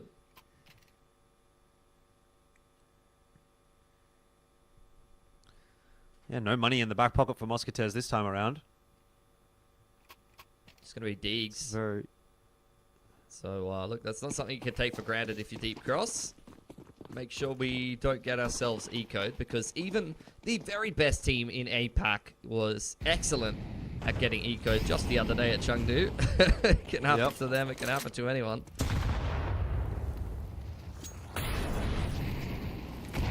Just trying to push Mousquetaires back away with some of that util they've got. Drax having a little bit of a peer down middle here. Once again, slower approach from Deep Cross, just trading down utility. Taki not quite maximizing his opportunity there. Progression smoke into jungle from Wisely. Jax has pushed down second mid and seen that player falling back towards B. Deva Duvek has been able to at least find one for himself, and things are starting to get messy now for the T's. Wisely able to bring one back. It's not too messy just yet. Obviously, that rotation going into the A bomb site does mean that the bomb plant's going to go down comfortably, but a few guns lost here. One retrieved. Both retrieved now. If Daymake goes into library and goes down to track here, that's where this round actually shifts. He does get that kill relatively okay in the end, so it'll just be a case of Mousquetaires saving their weapons here, but very happy with the upgrades that they get. Yeah. Gonna help them to min-max the money as they head deeper into this CT side. It's been a good start for Deep Cross Gaming. They do have some cash behind them. But this is where we get into the meat and potatoes of this game that Mousquetaires were much better at least over on Inferno. Waste of ammo going deep into second mid, forfeiting a gun that he can't afford to replace. So very much going to be an expensive end to the round for Deep Cross Gaming there. Only 2 rifles surviving. Gives much more potential here for Mousquetaires to get back into things. Warps out straight away for 6-up. So that, I guess, gives you an idea of his mindset. Daymake did have one purchased up for a second there, but opted to sell it and commit to the 5 rifle approach. So maybe a little bit more pace behind this one for Deep Cross. We'll see.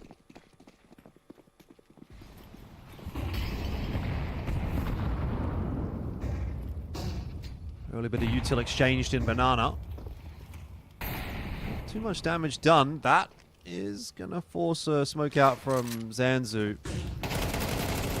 Now the push coming through. Deva Duvek gets the better of Daymake, and indeed that smoke actually didn't come through. It's bonked off his head. There's one. But Zanzu was low, so an easy cleanup for Mousquetaires. Waste of ammo will be finished off. Jax is doing a wonderful job of pretty much solo holding A.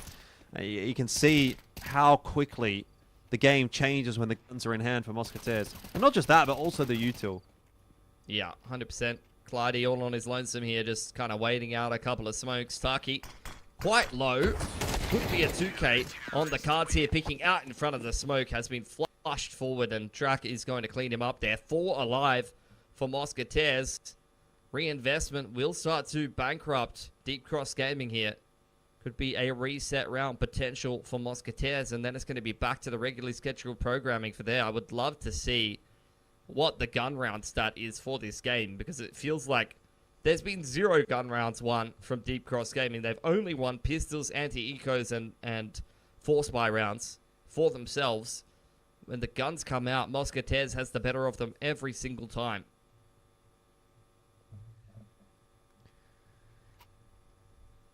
Yeah, early tack timeout, that's for sure. Wisely has got the hero AK here. I mean, Daymate could afford one, but probably more liable to want to try and hold on to a bit of cash just in case he wants to go back to the AWP. Still thinking about what they want to do. Starting to run out of the tack timeout now. Will be a full investment here from Deep Cross Gaming. Don't have as much reset potential as they would have liked because there was 4 alive for Mousquetaires in that previous round. So going to take a fair bit of concerted effort over time for Deep Cross Gaming to work their way through the CT economy and once again take a commanding hold of this game. So far, score-wise, things look good, but we are very much teetering on the precipice of Mousquetaires starting a landslide. Yeah, I agree. Sixer starts off nicely as well under Wisely. Zanzu is going to get aggressive and gets himself one, but there's still a defense to be had at Sandbags. And so the B site remains in possession of Mousquetaires. 1 for 3 is not how you wanted to start this round.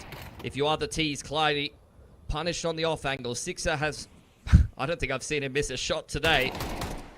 Waste of ammo. Going to ring Jax's bell, but running into a crossfire now, even if he cleans up this player inside of the mini pit. Can't imagine that there's much else on offer for him. And Track, rightfully so, will clean him up. 3 alive for Mousquetaires, their second gun round in a row won, and the money on the T side has been broken. Yeah, that's a great start for Sixer with the AWP in hand. You can do a little bit more like that, then it's going to be a very tough affair today for Deep Cross Gaming. You know, this kind of aggressive AWPing on Inferno is very possible. You can do a lot with it. You can push mid, you can have a look second mid, you know, you can get set up at Banana as well. Go apps. There's a lot of options for him if he's feeling confident, and I imagine after that first kill he probably is, and the rest of the Mousquetaires are as well, as they look to just try to farm up a bit of cash on this anti-eco. Banana being dominated right now by the Frenchman. Clyde looking to change that narrative. Diving straight through with the retake flash up over the top. Doesn't really catch Taki. Now the Duvek doesn't quite clean up Daymake either. So this round started to get a little bit more interesting, but a 1-on-3 here is going to be something special from the Russian man.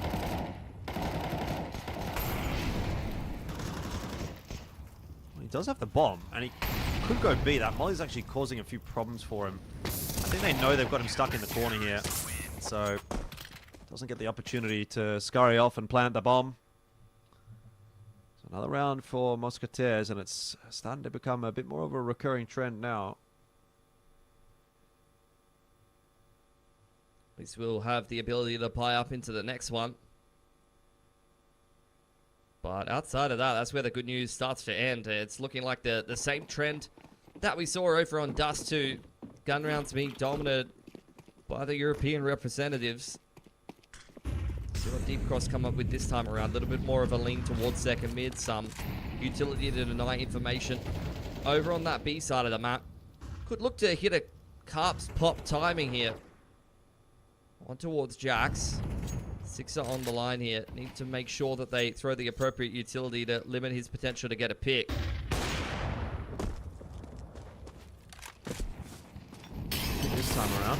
Molly though. Ooh, will cause a little bit of a distraction, I suppose. Drax still on the corner here. Oh, he's going to stick around for more. Jax is in a bit of a spot of bother here. He's got multiple angles to try to cover off. He's just going to set himself up and watch the moto line. Mighty low. Should be an easy kill. In fact, all the shots are going to miss. And so it comes down to the rotators to make the difference. Devo Duvek just spamming through the smoke has somehow found himself 2. Yeah. We go back into a 2-on-2 with a very fast rotate as well coming through from Taki. Wisely at this stage, not wise to that fact, but he does turn around and get himself a cheeky kill, which leaves Devo Duvek solo. We need a 4K. Wealth of experience on this man. Haven't casted him for more than 5 years. That tells you that how long he's been competing. Definitely knows how to put this one or two together. His time's running out. Does have a kit, which will help, but not able to get into the position to use it. So another round there for Deep Cross Gaming. It was a bit touch and go, even despite a great early start. I think really just isolating Jax in on the site there. Key kill on the flank in the 2-on-2 from Wisely. Gun round. Is that the first gun round won this game by Deep Cross? Might be one of the first. One doesn't spring to mind on Dust. Gonna need a little bit more where that came from. And in this round in particular, would actually reset the CT side here on Mousquetaires. So reset round for both of these teams. Starting to run out of cash. These were the windows that Deep Cross weren't able to take advantage of over on Dust. Defo Duvek activated by the utility, creeping through on half wall. Beautiful double peek.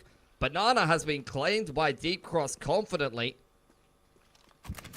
Yeah, a bit of an awkward one now for Mousquetaires, as again, it's onto a solo hold here from Drak. Now they've got to make sure they clear out New Box. That is not going to happen. Zanzu does go down, and Drak gets himself another onto Calliope. That molly will force him out of position. The flash did connect as well, but somehow Drak gets back into safety. I don't even know.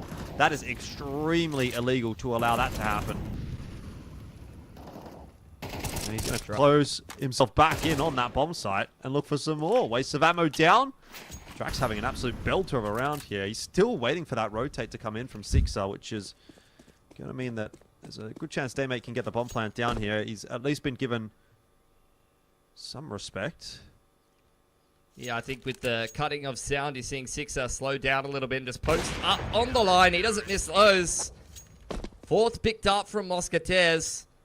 That was a 5-on-3, I think. Maybe even a 5-on-2 at one point from Deep Cross Gaming.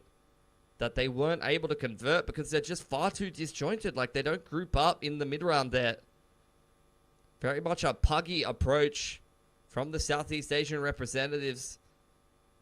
Like, looking at the previous team history for some of these players, it does feel like this is a bit of a mixed team coming into this event, and that's exactly what we're seeing in the server there. Even with a really, really nice take on Banana and a couple of early picks into the round, they're not able to organize themselves effectively enough to convert it.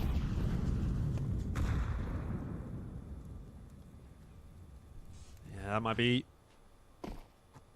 a round that they come to regret. It's been looking like a pretty competitive Inferno thus far, but that was the one where they really felt like they could actually start to take control of this half, and unfortunately it's gotten away from them. Now they're the ones that have been reset. Gives the chance for Mousquetaires to just sort of figure things out a little bit more on this CT side. Crash into brackets is going to push Sixer off the line. Drax here as well. Claddy low. Easy kill. And Sixer back onto the line to have a bit more of an impact. It's going to end up being a pretty easy round. Another nice one from Sixer, 3K. And Mousquetaires take the lead on Inferno. By coming back through from Deep Cross, but without a bomb plant. See a couple of these players having to skip some U-tilt. Don't have money for an AWP if they even wanted one. You saw Daymate consider one earlier on in the half, but unless they have some more success here, I'm not sure that he's ever going to have that opportunity to pick one up on the T side again. Nice economy steadying around for the Mousquetaires. Yeah, a little bit more stable now. Definitely have a foothold on this CT side, but just how far can they push that?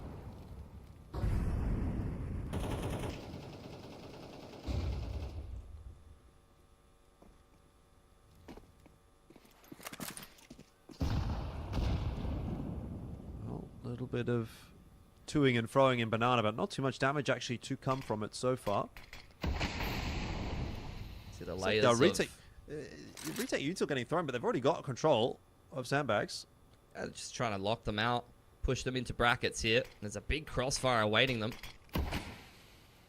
Yeah, Sixer and Drak once again looking to hold on to it. That's a nicely timed incend. It's going to slow things down a little bit here. Pop flash around the corner doesn't affect Drak, but he's been spotted out by waste of ammo. Over the top of the smoke, Jax gets himself one, which is still not enough to keep the numbers even. And so Taki, from that B side, is going to have to come across to try and reinforce A, which will leave Devo Duvek with quite a job to do. Now Taki's sticking around. Defa2Vec needs a multi-frag here. Six are not seeing anything on the A side of the map. 1-for-1 thus far, but are they ready for Taki? Barely. Clyde almost losing his life there. 26 HP is enough to secure that B site, and Six up. They just save the AWP over in Carpets here and allow the round to go the way of the T side. Did again win the early round exchange, even though they ran up into brackets into a nice setup from Mousquetaires. The spacing was much more cohesive than you saw over on Dust 2 from Deep Cross, and the mid-round execution much better than the round that they threw away previously. So maybe they have a little bit more to give in this series than we thought. Yeah, you would hope so.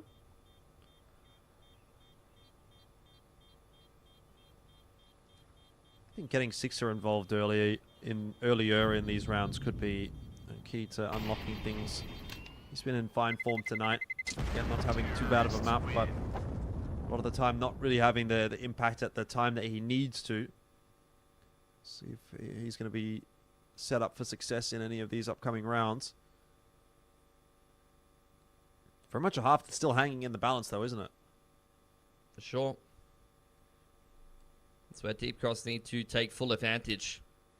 Not going to get too many opportunities as one of these players from Asia to even take on some of these European teams that you'll see kicking around on HLTV, playing in this, that, and the other. So many tournaments that they do get to play in actively.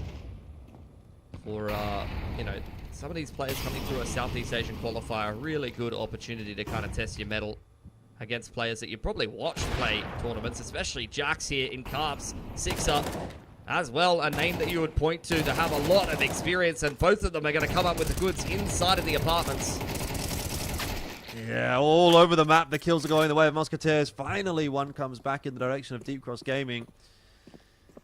It's not quite what they need, though. And here's an opportunity, but Taki gets it done himself. Bit of an off-angle, cheeky position. You don't always see a CT set up that deep in sandbags.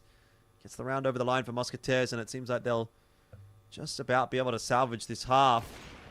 There's what I'm talking about, though. Six are getting involved in the round a little bit earlier on, and everything seems to fall apart from there for Deep Cross Gaming. Money's broken heading into the last round of the half here, so going to be hard to post a 6 for themselves. Looking like 7 for Mousquetaires. Quick movement in towards second mid. Could be a very quick Carps pop here from the T's. We'll see if the Frenchmen are ready for it there. Aggressing in towards middle. A big nade stack over towards T stairs. May catch them a little out of position, but you don't have enough pace here from Deep Cross to take advantage of it. They are walking their way up Carpets. Looks like they are even thinking about maybe going through this smoke. Is there a flash ready for him? Yes, it's dodged by Jax, and so he'll have a bit of a crack, but doesn't actually open anything up. Luckily, he's got Drac there to help him out, and that lets him reset. A easy double in the end there for Jax. Molly or short, wisely down 7-5. Mousquetaires hold on to control of the first half.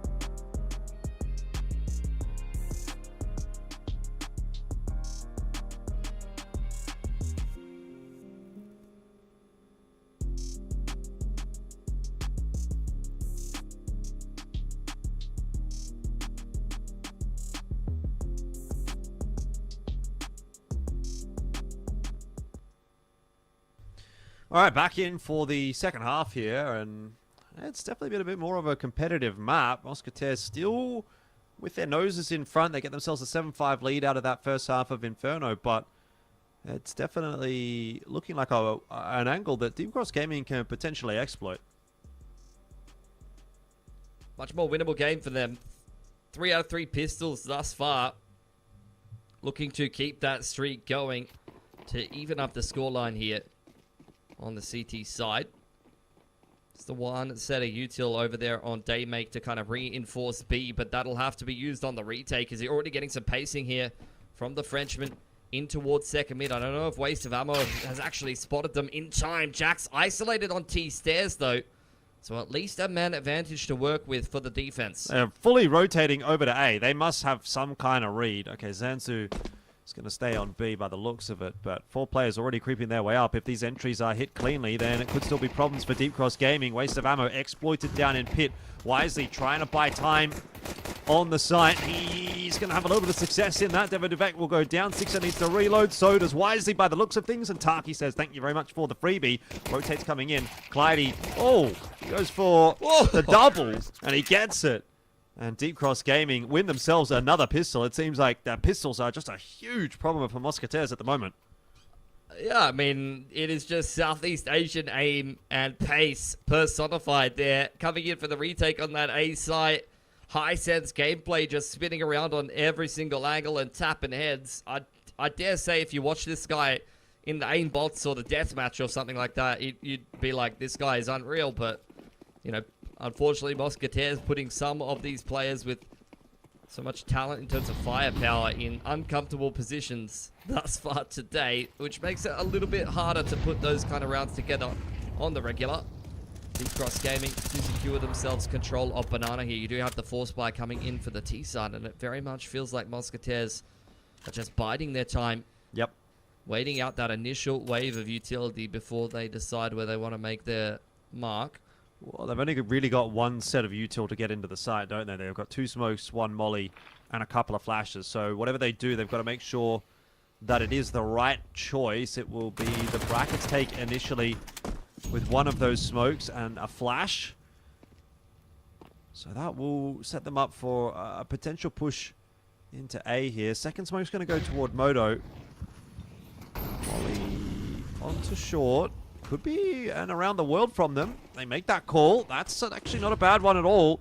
Taki watching the bottom of Banana here, trying to see if he can keep those players locked in. Nana, and if Mousquetaires are quick here, they might actually get back into the site before Deep Cross Gaming are there. Clyde hiding in Banana will peek at the perfect time. Well done from Clyde once again.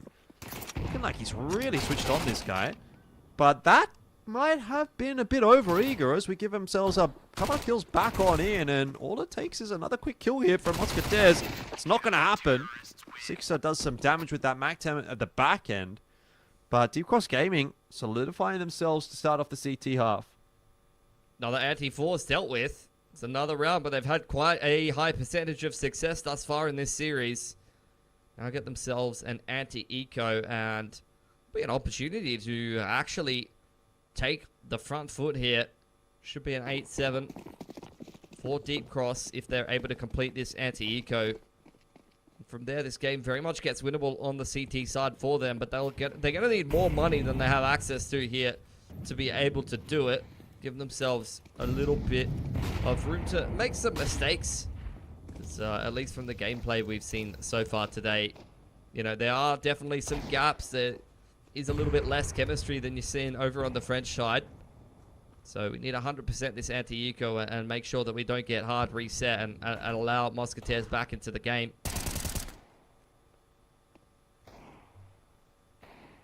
Yeah, I suppose that's always an ever-present threat. Daymake looking to continue to put that pressure on Mousquetaires in this round, doing a great job of it with that util. The grenade, a chunky one. It's falling away on jungle side. Sixer, a little bit of extra cash for him to buy up and AWP into the next round. There's no utility here for the T side. It's dry contact. Seeing if they can create any friction. But Daymake smooth as ever. Waste of ammo so far Holding on to the side. Hold on, Clyde's gone down though. That could be problematic. Yeah, Devek trying to pick the pace up over towards B. Zanzu now starting to hear those footsteps and backing up into the site, calling for some assistance. Well, that's a bold cross from Zanzu, or rather from Devek, and Zanzu will punish him for it. It was maybe just a little bit over-eager. Mousquetaires, yeah, I mean, the timing doesn't quite favor them. And so another one for Deep Cross Gaming. As they continue to put these rounds together on the CT side, it'll have to be pretty soon that Mousquetaires are able to bounce back. Otherwise, I think we might be going map 3. It was a clean anti-eco that they needed, but we still have not seen a gun round yet from the Europeans in this matchup. So we'll give them the benefit of the doubt. AWP has come out for 6-8. He's been pretty good with it thus far today. Down utility inside a Banana. 6L waiting for someone to make a mistake over on bracket side, but no, not too much over eagerness for Deep Cross in that part of the map. It's more so Banana, where they look to stake their claim. Zanzu dropped off towards the bottom side, wanting to use the MP9, so Mousquetaires take that as an invitation to go ahead and secure brackets for themselves, which will draw the rotation back across from Daymake. Now, Nade breaks open the smoke. Jack's not prepared for it. Will go down again. Deep Cross have been so good at finding these picks at the start of rounds on the CT side. Could be into the B setup now. Top mid smoke has been deployed from Deep Cross. Wisely going looking for something inside a boiler. Just continuing to punish these players. Caught off guard multiple times. Now the close crossfire. It was an anti-flash setup between Zanzu and Clyde, I think it was, over on half wall. And as mentioned, Daymake is the one who's just making his way all the way across the map. He took a pick from jungle, rotated back to B again. Deep Cross are all over Mousquetaires right now. Yeah. Looking very comfortable on their map pick. I must say, Mousquetaires are looking a little bit lost on this T side at the moment. Every single aim duel, just it feels like they're not really prepared for it. That round was really a nothing round for Mousquetaires. This aggression from the CT side is getting them. They call their attack timeout. They're thinking about, well, do we even buy in this round? Do we give up double digits? You have to give up double digits here. Like, you just don't have the reset potential. Definitely not worth it to buy. Techies and armor is a good shout. You want to try to chip away at Deep Cross's economy to slowly work your way back into this game. It's going to take a couple of good gun rounds to do it. The B hold is something that they must address. You've seen aggression down Banana multiple times from Deep Cross Gaming, but this is where they can try to stay one step ahead on the CT side after establishing that conditioning, and I think picking up the AWP is going to be a great way to do it. Astro approach this time into top Banana. Devek gets Clyde. I think he might have been half flashed there, but he could still apparently see enough. 6 around the corner, knows that he's in a bit of a spot of bother. There's 3 players towards B, obviously one of which has been now taken down. Rotate across from waste of ammo. That's a lot of space for Mousquetaires, by the way. Look at what's happening on Arch side. Taki pushing his way deep, and he might catch the rotate back if he is patient, which he's not. He wants to take the fight that Daymake. Missed shot will be enough for that Tech9 to go to work. Too many shots missed on the AWP from Daymake in that round. Multiple opportunities he couldn't capitalize on. Now Mousquetaires just popping into B, straight through the smoke. Waste of ammo, punishing him on the cross though. Doesn't feel enough pressure from Speedway to really be concerned about Taki right now. Yeah, I don't know about Mousquetaires. Devek has a smoke. Yeah, well, Devek can hang on here and see if he can make a bit of a difference. It's just down to Zanzu. He's obviously been heard. They know that they've got him isolated on that B bomb site, and Wisely is miles away. So, unless Zanzu goes absolutely huge here, this should well be a round for Mousquetaires, and he can't get it done. But yeah, I feel like Mousquetaires are getting a little bit antsy on this T side. You know, they're trying to push the pace a little bit too much. When they flashed their way into that B bomb site initially, there is a smoke available to them. Devek could have smoked off CT spawn. They could have flashed in, and they would not have been, or at least they would have been less likely to lose a player to the CT member of Waste of Ammo sitting in CT spawn. So just a couple of these moments. We saw it a little bit earlier on. They're kind of just charging their way in, relying on individual aim duels, that kind of thing. And you know, it works in this instance, but I don't know if it's going to be a recipe for long-term success on this map. That one still doesn't fill me with a huge amount of confidence, but it does get them back in the conversation. I mean, it's a half buy where they pick up 3 rifles, so at least in terms of economic swing and momentum, it's going to be huge for the French. See if they're going to keep that momentum going, can even up the numbers here, 9 apiece, if they can start to get rolling on the gun rounds, and that takes a massive chunk out of Deep Cross's economy. Mousquetaires going to take attack pause, recognizing the opportunity that they have off the back of that pretty big win on the pistols.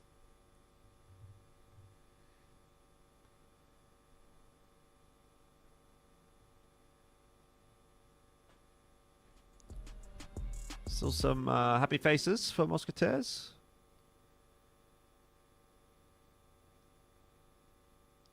So not really feeling the pressure at the moment, I guess. I think they'll still be pretty confident. Yeah. A couple of rounds haven't gone their way. They've lost 4 pistols in a row in this series. They're going to feel similar to Dust that if we play our way through the rest of these T-side gun rounds, then they should be able to win this game.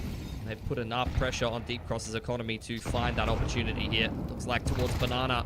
Big nade stack. Going to put some pressure on Zanzu, but Mousquetaires not speeding up off the back of that just yet.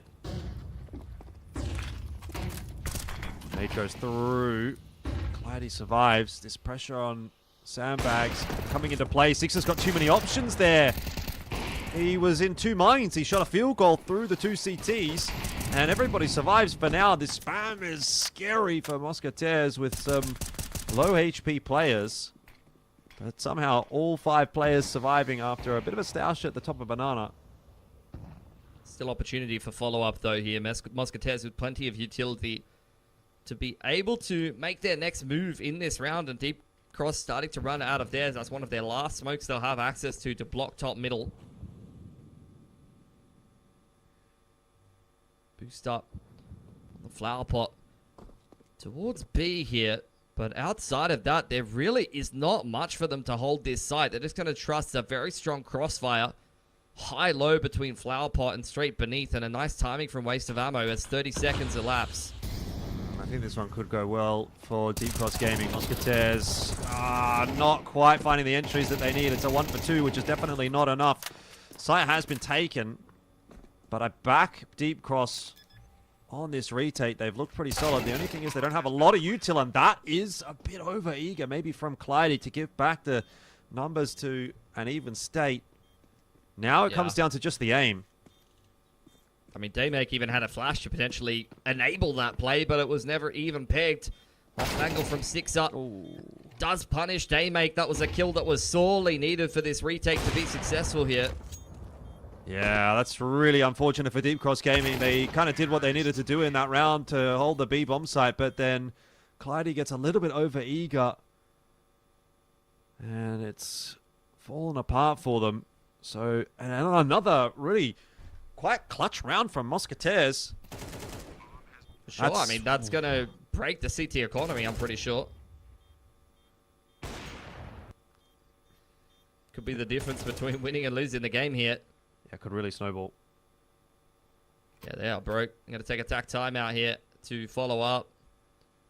Do have enough cash to be able to save for AWPs and things like that, but they're going to have to take a back seat for now. And, you know, I dare say that they would have thought that this was their game on the silver platter. Lost to the half by the follow-up gun round post-tack timeout for Mousquetaires. Wasn't really won in a tactical fashion as much as it was won once we boiled down into the mid to late round, and the Frenchman kind of punishing a few little mistakes from Deep Cross Gaming. Sometimes that's all that it takes to be able to come away with the round on the T side here. But it definitely feels like they have firm control now.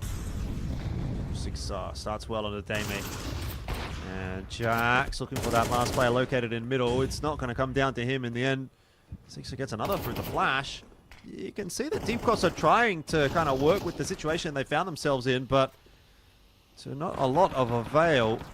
And Zanzu needs to find a perfect timing here. Jax is watching the smoke though, and that will not happen. Wisely with this grenade, and a bit of spam from the MP9 has pretty much given up his life. Double digits secured first by Mousquetaires. This has been a very, very winnable map from Deep Cross Gaming, but it seems like maybe they will just be beaten in this race. Looking like it. Southeast Asian rep starting to run out of steam here.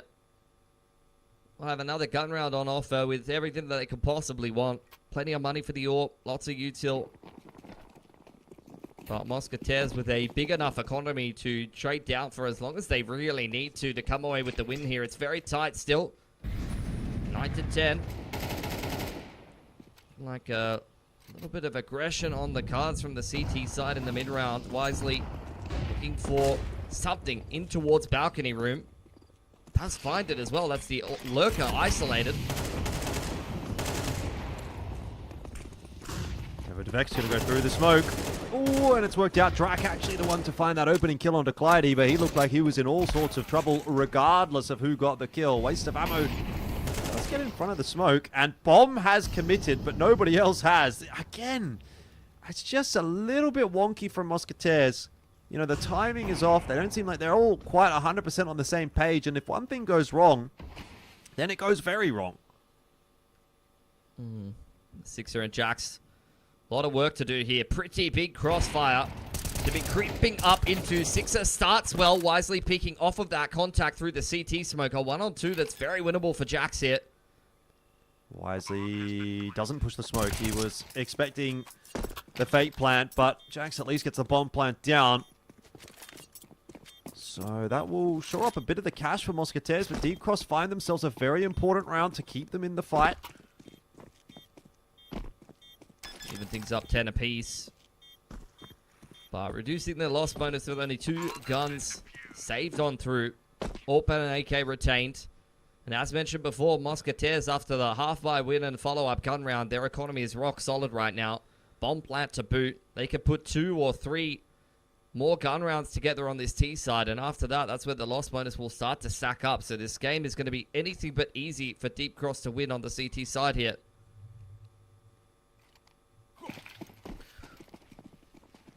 See how this round plays out.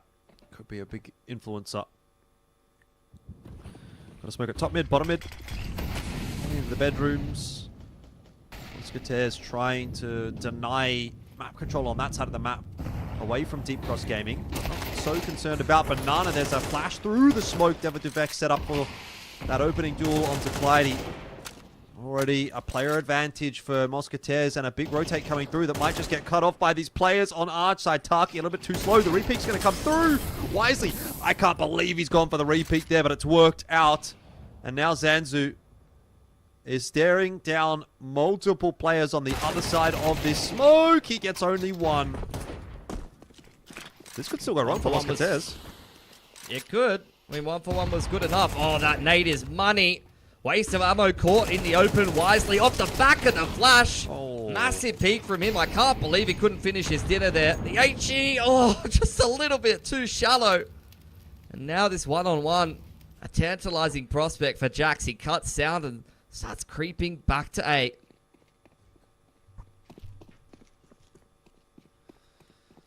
Yeah, that could have been it.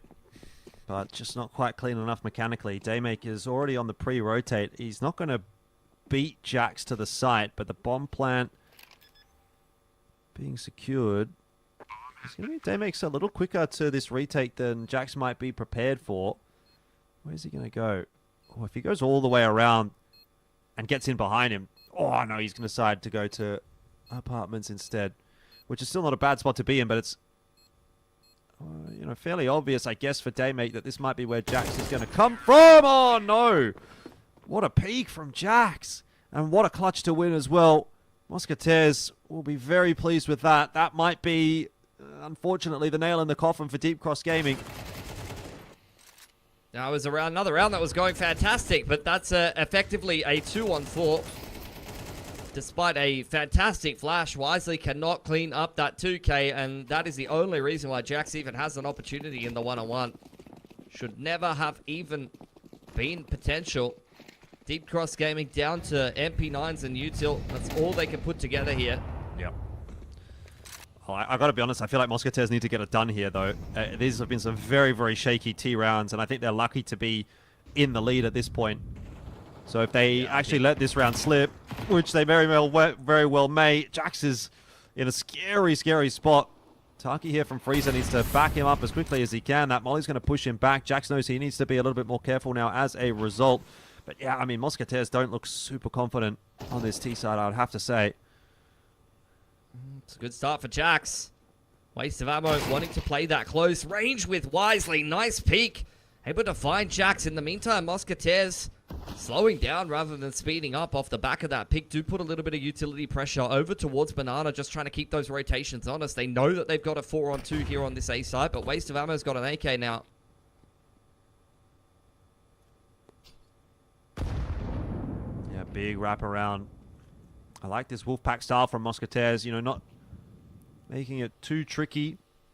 Just trade down, but there's one already from Waste of Ammo in pit, and if he gets another, it could be scary. Won't happen. Sixer, once again, the standout player for Mousquetaires today, has come up in a big way in a big round.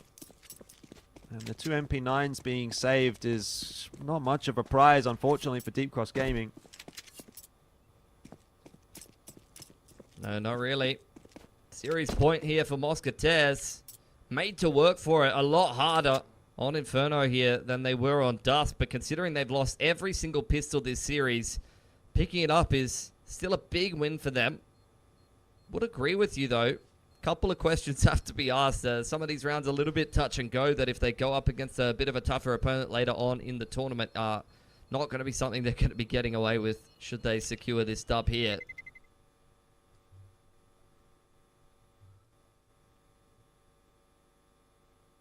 Still pretty locked in, though. They know the job is not yet done. Deep Cross, still a scary prospect. The only reason it's really felt like it started to kind of accelerate a little bit here for Mousquetaires, my take, is just that the economy has kind of gotten away from Deep Cross. If it was full buy versus full buy, I think Deep Cross have looked the better of it, to me. So 2 bites of the cherries here for Mousquetaires to try to close this series out. I think if we go to OT, I might actually put my money on map number 3, but we'll see if Mousquetaires will allow that to happen. It might be a bit of a quicker play here into bracket. Smoke on the right side. They'll push their way up left side into Arch. Last Library as well. It's just going to be a quick A wrap. Flash through that smoke. Waste of ammo. Gets himself a 1-for-1. It's not enough. And it's all really here on Wisely to just try and survive in his position up in the apartments, because that will be potentially where this retake actually comes together. Should be a quick flood from the CTs here, Jordan. Taki, ready and waiting for it. Oh, he shuts it down before it even gets started. That's a little bit more like it for Mousquetaires. And this time, unfortunately for Wisely, it feels like there really is nothing to be done. Look at all the util headed in his direction. Grenades, smokes, flashes, Molotovs, everything you could possibly have. And how does he get out of there? Well, the answer is in a coffin. 13-10. Mousquetaires will take the victory on map number 2, locking in the 2-0 today up against Deep Cross Gaming. But it would have been very interesting if that had gone to OT. Either way, we're going to hand it down over to the stage for a winner's interview.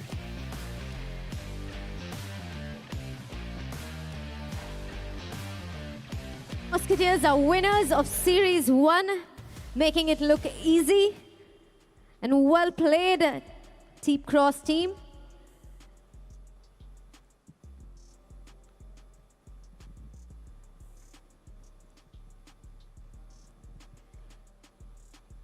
The winners of our first series, Mousquetaires all the way from France.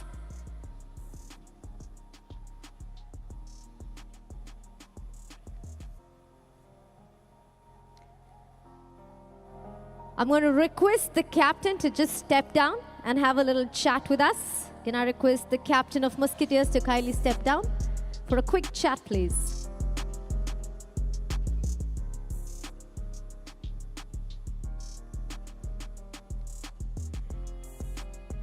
Congratulations, you've started your run here in Chennai with a victory. How happy are you with the team's performance?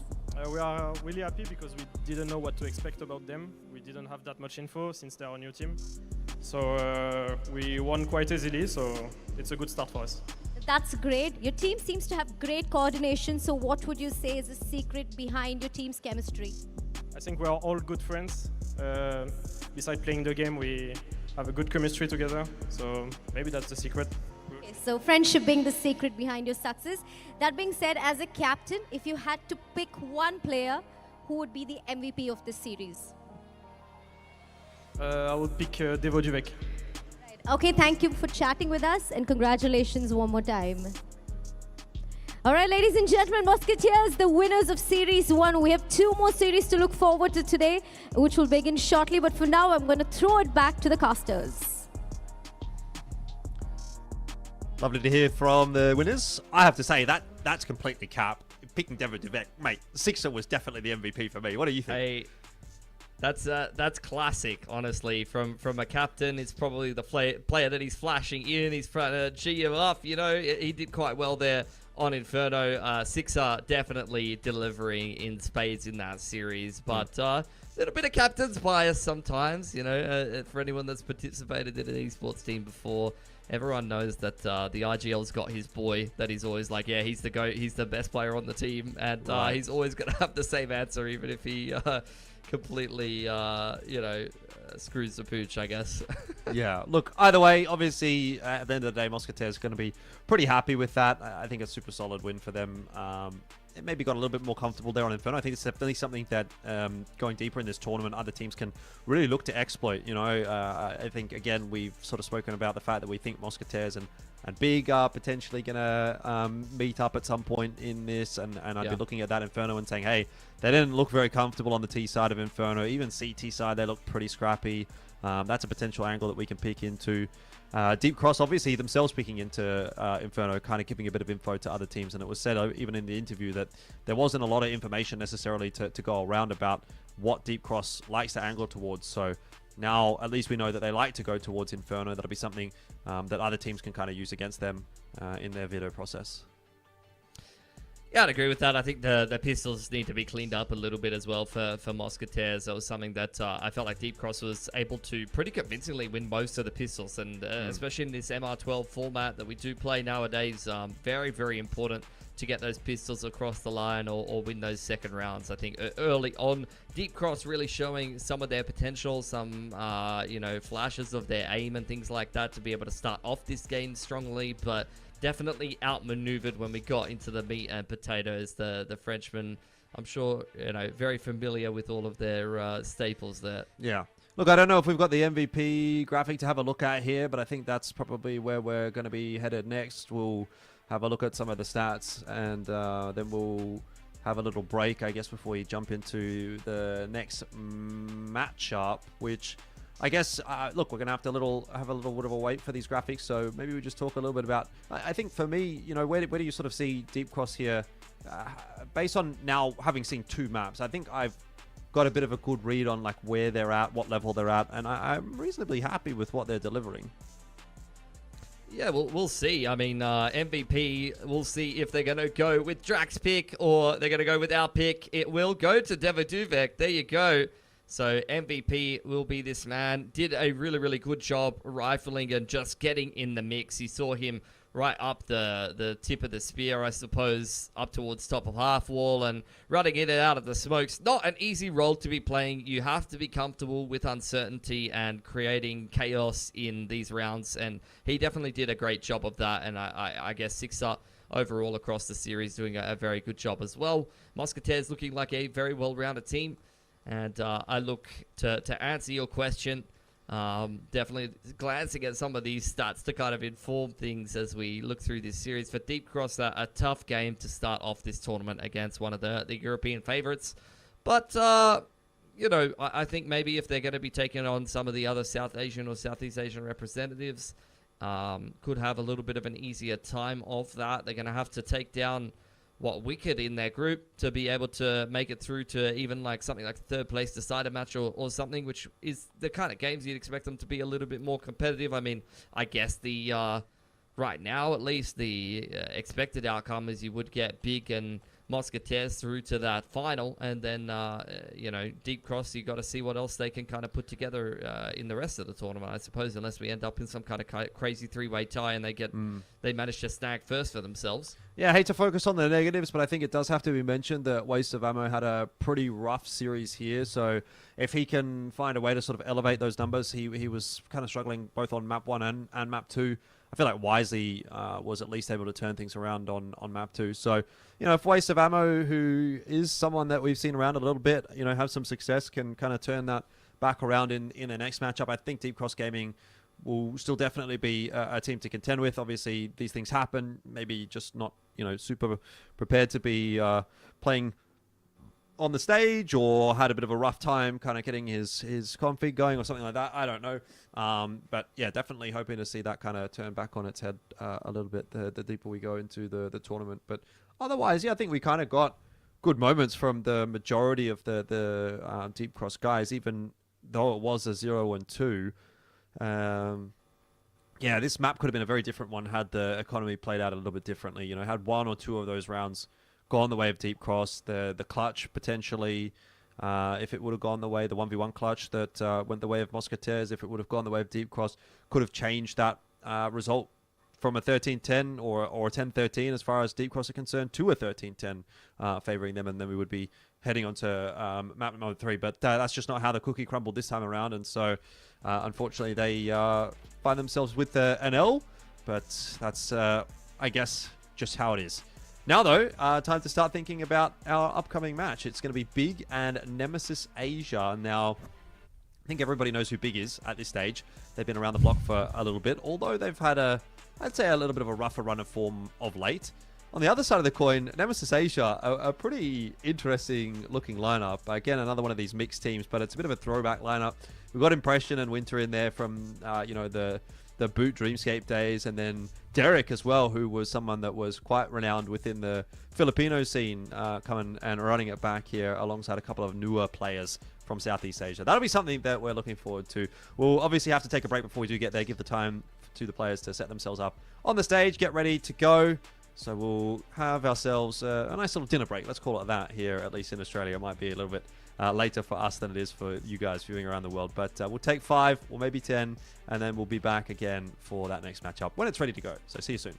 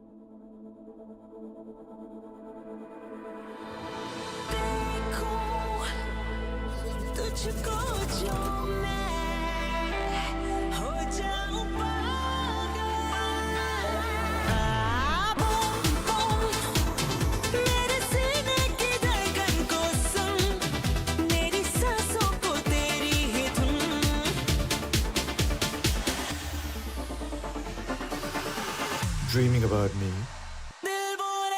Love is to get lost in the look. Unlimit Love, B6 Pack 2, starts at 21.9 lakh. Mahindra Electric Origin SUVs.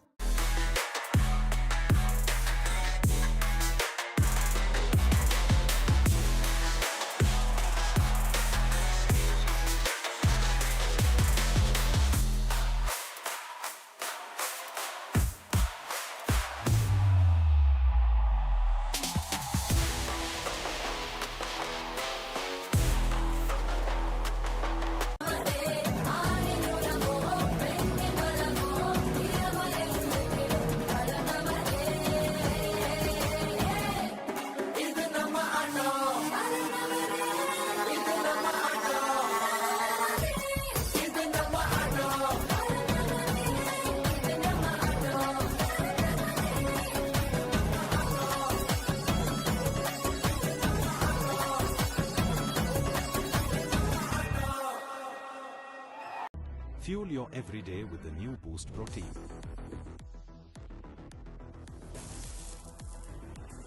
Boost is the secret of my energy.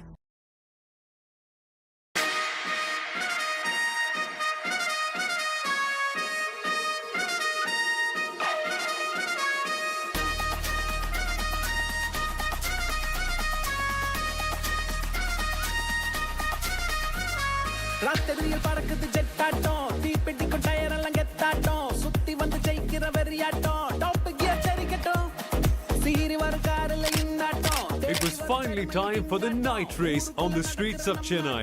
Champion பறக்கட்டும் ஒரு ஆட்டம் bottom கூட்டம் அது நோட்டம் போடட்டும் விளையாட்டில் வெல்லும் பட்டம் மனசுக்குள் ஊரட்டும் கலங்காத தோல்வி கண்ணால் For the Indian Formula 4 Championship, where Bo3 Divinandan had a great start.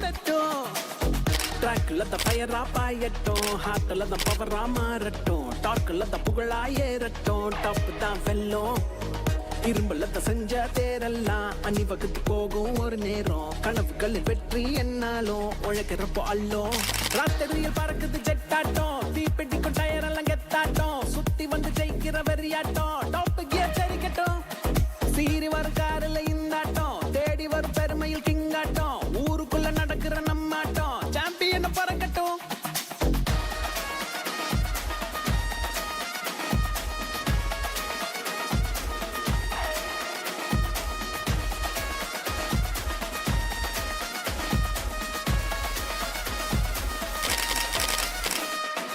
Life என்ற ரேஸ்ல ஸ்பீடா போகும் லேப்ல உருட்டாத மாப்பிள்ள பள்ளம் நேடும் கடையில உன்னோட நெஞ்சில வெற்றி தரும் தெம்புல பிக்காத எய்மில்ல ஜெட்டா ஆவோம்ல அச்சா இருந்தா அது துச்சாவாதா வந்தா வளர்ந்தா அது உச்சாவாதா வாட ஸ்பீடா அட தங்கம் போதாதா முடியாத race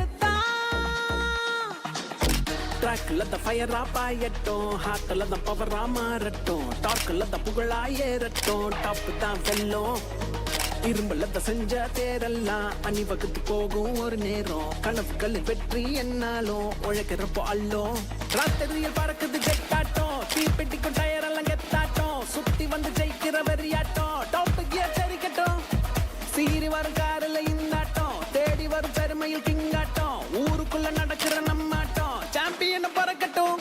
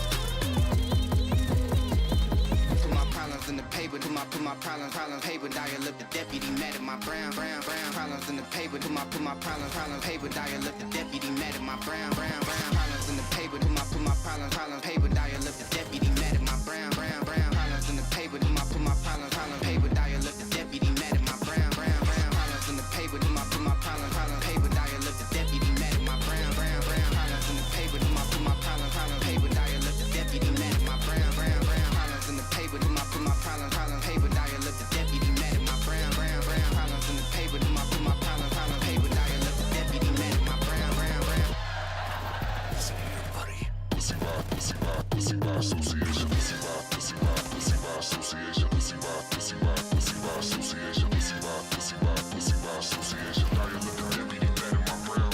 Pussy by association. Pussy by association. Pussy by association. Dial up the deputy mad at my brown.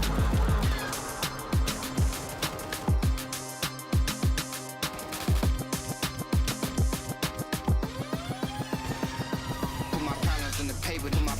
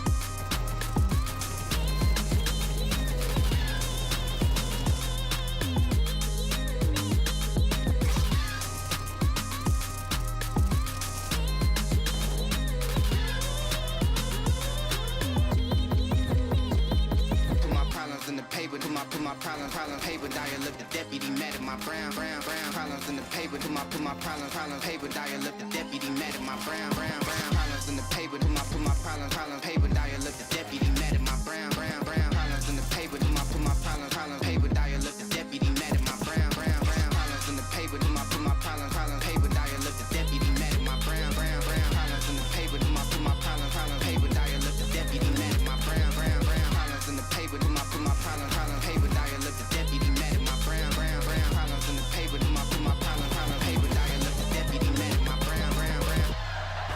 Listen here, buddy. Pussy by association. Pussy by association. Pussy by association. Pussy by association. Dial up the deputy mad at my brown. Pussy by association. Pussy by association. Pussy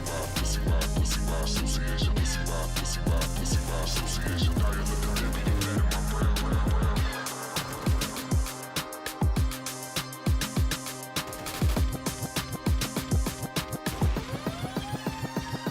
Put my problems in the paper. Put my problems paper. Dial up the deputy mad at my brown problems in the paper. Put my problems paper. Dial up the deputy mad at my brown problems in the paper. Put my problems paper. Dial up the deputy mad at my brown problems in the paper. Put my problems paper. Dial up the deputy mad at my brown.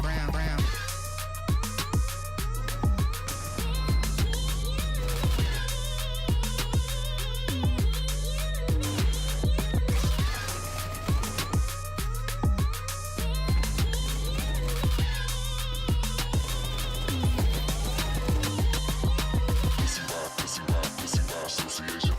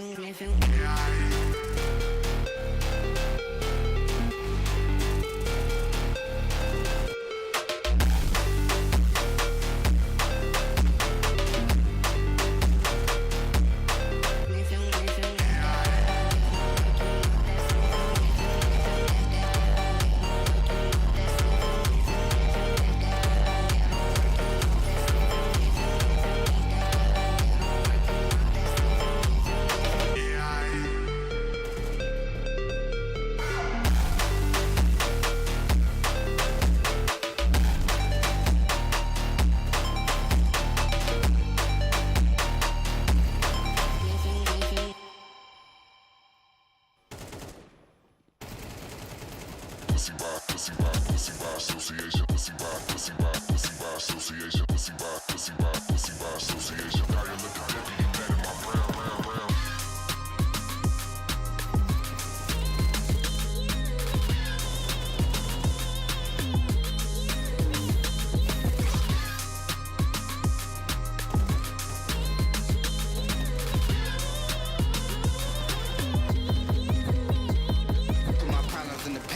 Put my problems paper, dial up the deputy mad at my brown problems in the paper. Put my problems paper, dial up the deputy mad at my brown problems in the paper. Put my problems paper, dial up the deputy mad at my brown problems in the paper. Put my problems paper, dial up the deputy mad at my brown problems in the paper. Put my problems paper, dial up the deputy mad at my brown problems in the paper. Put my problems paper, dial up the deputy mad at my brown problems in the paper. Put my problems paper, dial up the deputy mad at my brown problems in the paper. Put my problems paper, dial up the deputy mad at my brown. Listen here, buddy. Pussy by association, pussy by association, pussy by association, pussy by association. Now you look at me, that in my brown. Pussy by association, pussy by association, pussy by association. Now you look at me, that in my brown.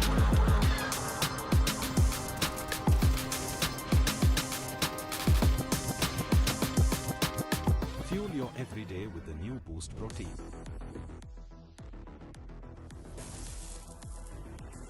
Boost is the secret of my energy.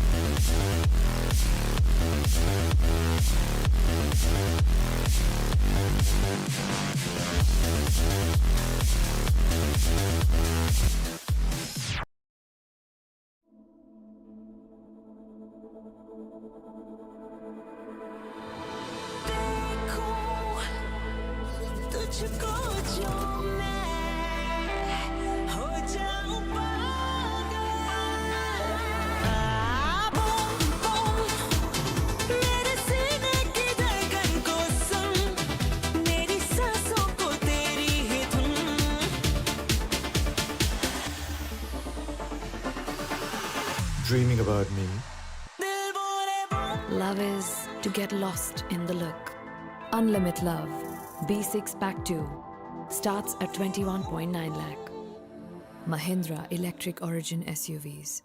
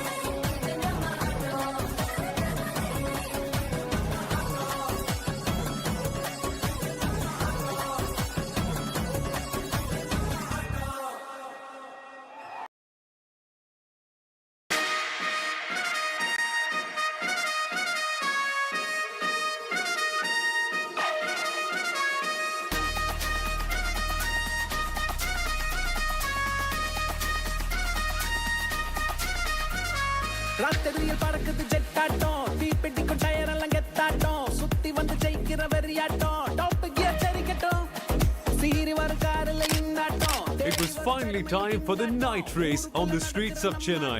Champion பறக்கட்டும் ஒரு ஆட்டம் bottom கூட்டம் அது நோட்டம் போடட்டும் விளையாட்டில் வெல்லும் பட்டம் மனசுக்குள் ஊடட்டும். for the Indian Formula 4 Championship, where Bo3 Divinandan had a great start. ட்ராக்ல த ஃபயரா பாயட்டும், ஹார்ட்ல த பவரா மாறட்டும், டார்க்ல த புகழா ஏறட்டும், டாப் தான் வெல்லும். இரும்புல த செஞ்ச தேரெல்லாம் அணிவகுத்து போகும் ஒரு நேரம், கனவுகளில் வெற்றி என்னாலும் உழைக்கிறப்போ அல்லும். ராத்திரியில் பறக்குது ஜெட்டாட்டம், தீப்பெட்டிக்கும் டயர் எல்லாம் கெத்தாட்டம், சுத்தி வந்து ஜெயிக்கிற வெறியாட்டம், டாப் கியர் சரிக்கட்டும். சீறி வரும் காரில் இந்தாட்டம், தேடி வரும் பெருமையில் கிங்காட்டம், ஊருக்குள்ள நடக்கிற நம்மாட்டம், champion பறக்கட்டும்.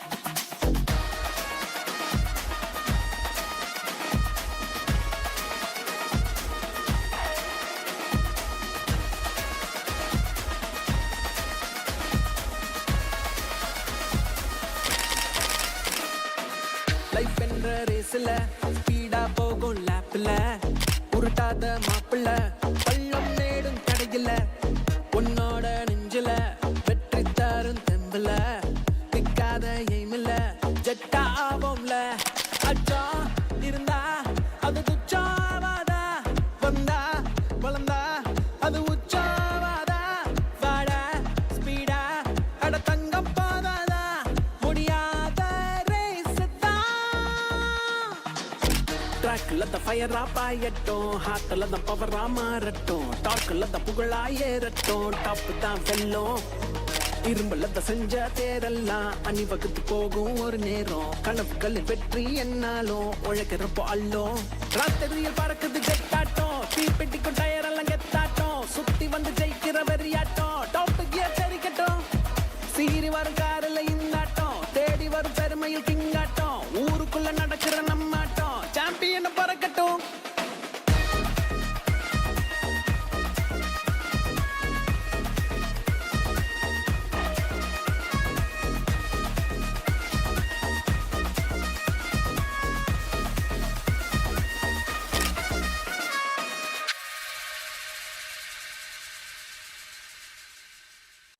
Fuel your everyday with the new Boost protein.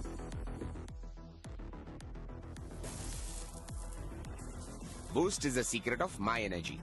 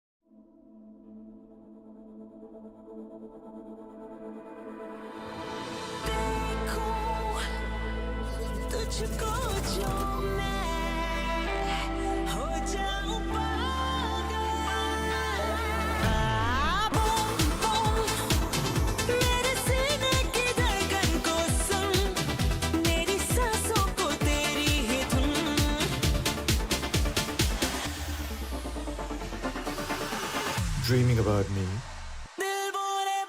Love is to get lost in the look. Unlimited Love B6 Pack 2 starts at 21.9 lakh. Mahindra Electric Origin SUVs.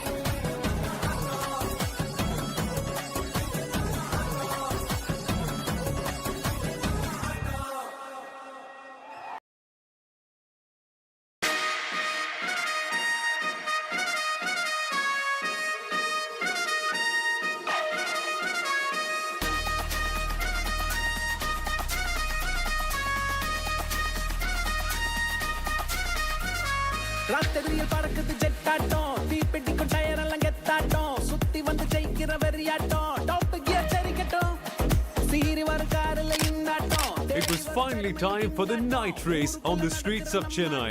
Champion பறக்கட்டும் ஒரு ஆட்டம் பாட்டம் கூட்டம் அது நோட்டம் போடட்டும் விளையாட்டில் வெல்லும் பட்டம் மனசுக்குள் ஊரட்டும் கலங்காத தோல்வி கண்ணால் For the Indian Formula 4 Championship, where Bo3 Divinandan had a great start. ட்ராக்ல த ஃபயரா பாயட்டும் ஹார்ட்ல த பவரா மாறட்டும் டார்க்ல த புகழா ஏறட்டும் டாப் தான் வெல்லும் இரும்புல த செஞ்ச தேரெல்லாம் அணிவகுத்து போகும் ஒரு நேரம் கனவுகளில் வெற்றி என்னாலும் உழைக்கிறப்போ அல்லும் ராத்திரியில் பறக்குது ஜெட்டாட்டம் தீப்பெட்டிக்கும் டயர் எல்லாம் கெத்தாட்டம் சுத்தி வந்து ஜெயிக்கிற வெறியாட்டம் டாப் கியர் சரிக்கட்டும் சீரி வர காரில் இந்தாட்டம் தேடி வரும் பெருமையில் கிங்காட்டம் ஊருக்குள்ள நடக்கிற நம்மாட்டம் சாம்பியன் பறக்கட்டும்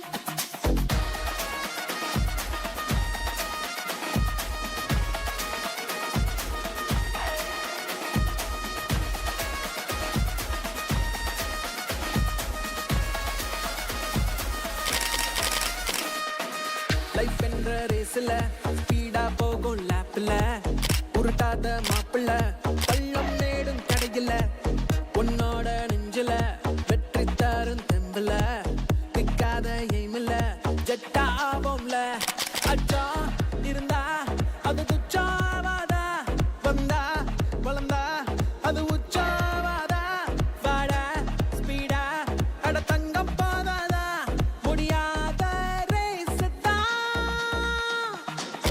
ட்ராக்ல த ஃபயரா பாயட்டும் ஹார்ட்ல த பவரா மாறட்டும் டார்க்ல த புகழா ஏறட்டும் டாப் தான் வெல்லும் இரும்புல த செஞ்ச தேரெல்லாம் அணிவகுத்து போகும் ஒரு நேரம் கனவுகளில் வெற்றி என்னாலும் உழைக்கிறப்போ அல்லும் ராத்திரியில் பறக்குது ஜெட்டாட்டம் தீப்பெட்டிக்கும் டயர் எல்லாம் கெத்தாட்டம் சுத்தி வந்து ஜெயிக்கிற வெறியாட்டம் டாப் கியர் சரிக்கட்டும் சீரி வரும் காரில் இந்தாட்டம் தேடி வரும் பெருமையில் கிங்காட்டம் ஊருக்குள்ள நடக்கிற நம்மாட்டம் champion பறக்கட்டும்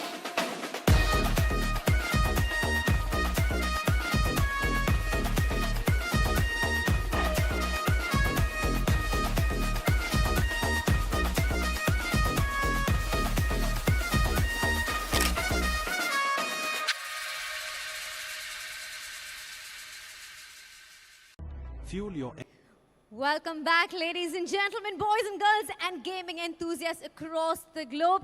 It's time to kickstart our next series. The second series brings to you a David versus Goliath clash. On one side, we have the Giants, the absolute favorites, a team that everyone's hyped up about. On the other side, we have the underdogs, the dark horses who have surprised us all. On one side, ladies and gentlemen, we have ranked 39 in the world, coming all the way from Germany, bringing us bigger plays and even bigger vibes. Please put your hands together as I welcome Team Big onto the stage.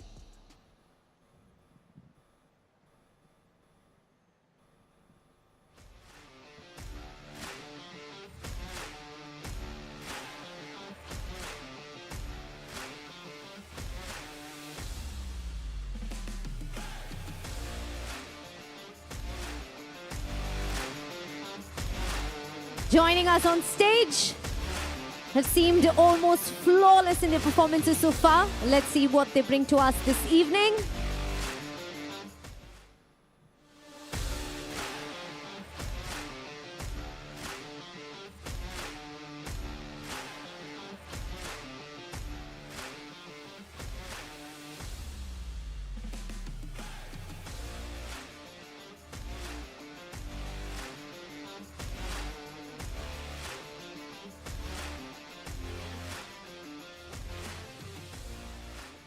All the very best, requesting the team to take their position.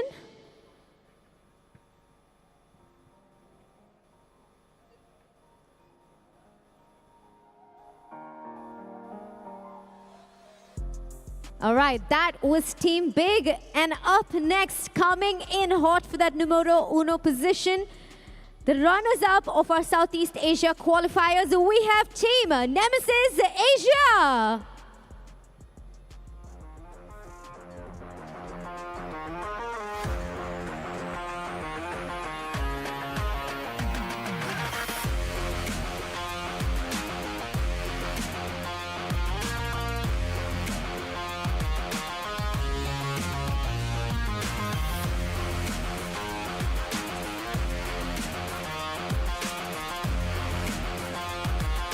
Nemesis Asia, the runners-up of our Southeast Asia qualifiers, here to battle it out against Team Big.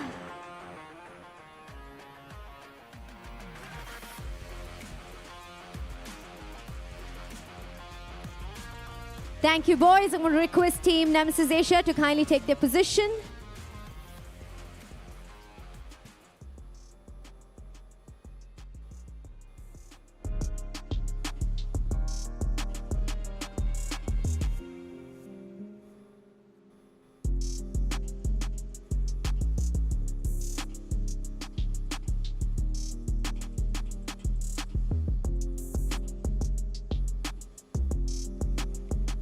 All right, now that the two teams have settled in, it's time to chat with the captains. May I request the captains of both teams to kindly step down for a chat, please?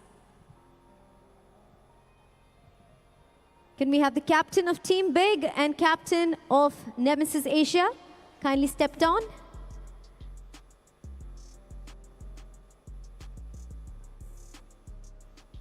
We're just giving them a quick minute, getting their strategies and game plan in place.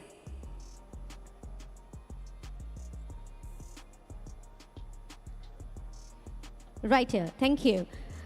Team Big, welcome to Chennai. I've already seen some of your social media posts, and it's great to see that you've embraced the Tamil culture. How has your stay in Chennai been so far? It's been amazing. The people are very friendly. We had a really warm welcome, and it's been really nice so far. That's very nice of you. That being said, you've been pretty much flawless through the tournament so far. What has helped you as a team stay consistent? I think we are playing really well at the moment. We have good vibe in the team overall, and I think like the combination of players we have right now just really like fits each other. And yeah, in general, it's just like everything clicks at the moment. I think we can keep it up for this tournament. Great. That being said, Team Big is being touted as the team to beat in the tournament. Does that add to your confidence, or does that put you under pressure? No, there's no pressure at all for us. We are really, really confident in our own game, and yeah, pretty sure we're gonna do good here as well. Great. Let's talk to the other captain. Well, you have fought tooth and nail to be here today. What does it mean to you and your team to be participating in CEGC 2025? Overall, I think we're a fairly new team. So, you know, we're really trying to come here, and we're playing some really good teams here as well. We're just hoping to do some damage and be able to play our own game. We're fairly confident, and we're just like gonna give it our all, I guess. All right, you are going up against the explosive Team Big. What's your game plan against them? I mean, I can't say our game plan exactly, but we're just gonna go out and have fun today. You're going to go all guns blazing. Thank you so much for chatting with us. How about we have a friendly handshake between the two captains? Good luck to you boys, and good luck to both the teams as well. And with that, I'm going to request the casters to take over. Thanks once again. Very nice introduction on the stage. And yeah, another interesting matchup coming up here. Big and Nemesis. Now, there is obviously the, I guess, the elephant in the room that we have to get out of the way. First of all here, Pilsky, J-Bone, is it J-Bone? That's how I'm going to pronounce it, J-Born, maybe, standing in for Grix. Basically, the TLDR is Grix is not here for Big. That's the biggest conversation point. So there is that. That's a little bit of a, I suppose, question mark over Big, but realistically speaking, as was stated on the stage, Big very much coming into this one as favorites, even though they have had a pretty rough run of form of late in the international circuit. Yeah, I mean, didn't have too much of a problem qualifying for this event, despite the fact that there was actually some pretty decent teams and some big names participating over in the European qualifier. So this will be the second match of today. Mousquetaires did take out Deep Cross Gaming already 2-0 in our opening game. And now Team Nemesis SEA bringing back a couple of interesting names from years gone by, looking to run it back once more. But I don't know that they necessarily would have thought that they'd be taking on a team of Big's caliber at this point in time. You know, I think they probably would have wanted to work their way through some easier opposition, but unfortunately, here we go, first game down there in Chennai, they've got their work cut out for them. Yeah, I think they've played a couple of qualifiers and such that haven't obviously been recorded on HLTV because it's Asia. So they might have been together for a little bit longer than you can see on that representation. But yeah, there you go, J-Bone in the server today, obviously in place of Grix. Otherwise, you've got the full lineup of Big. There's a wealth of experience on, particularly with the likes of Tabson and JDC in there. So you'd look at that and say they should probably be able to get it over the line. But then again, speaking of experience, touched on this before we went to the break at the end of the first matchup, but Impression, Derek, and Winter are all actually extreme OGs when it comes to Counter-Strike in Asia. Impression probably more than most, but even Derek there from the Philippines has certainly had his run, and Winter was around that Boot Dreamscape lineup in the sort of 2017-2018 kind of era, if I remember correctly. So he's definitely had his little run in there as well. And I believe he's back in Kazakhstan now, but certainly had his time in the sun in Singapore when he was, I think, studying over there. So that's where that connection comes from. Head-to-head stats, the two probably most experienced players in the server, both Tabson and Impression, have been doing it for a very long time, but Tabson certainly at a bit of a higher level than Impression, generally speaking. Yeah, for sure. I mean, at times people have asked for Tabson at his peaks to step away from German teams and potentially make his way into an international mixed team, but he's always stayed true to the German scene and various iterations of Big Clan. And look, he really is a name that is synonymous with German Counter-Strike at this point. Looking at the sub-in for Big, I mean, J-Bone is someone that did play for them over in Knockout Atlanta, where they did take a second to M8. He made it all the way to the final, and look, played them quite close on one of those maps. They're able to overcome Imperial, so they do have their reps with him. They played for him for quite a while. Grix is going to be a little bit of a loss, though, at least looking at the stats from the qualifier for this event in particular. Grix was the highest rated player by a pretty decent margin, so look, maybe they're going to lose a little bit of firepower in that regard, but in an event like this, I don't know if that's necessarily going to trouble Big too much. Yeah, no, that's kind of my thinking as well, is that I think we probably really only need to see sort of Big at a 75% maybe to win this tournament, maybe even at a 50% to kind of get through this matchup. Maybe I'm underrating Nemesis a little bit. We'll, kind of get to see how that goes when we do get into the server, but for me, just looking at it on paper, I mean, even with the maps that have been picked in here, right, like it's going to be a tough ask, I think, for Nemesis, which is still a bit of a fresher team, and even a team which has like some relatively inexperienced players. Kuma, I know he did play back at Extremesland earlier on in the year, so that's a bit of experience for him, but apart from that, I don't really think that there's a whole lot necessarily for him to ride out. And this Zums guy, I feel like I remember him maybe playing at Extremesland as well. I'm just having a quick look. I think he did. Yeah, no, did he? I don't recall. Yeah, he played at something.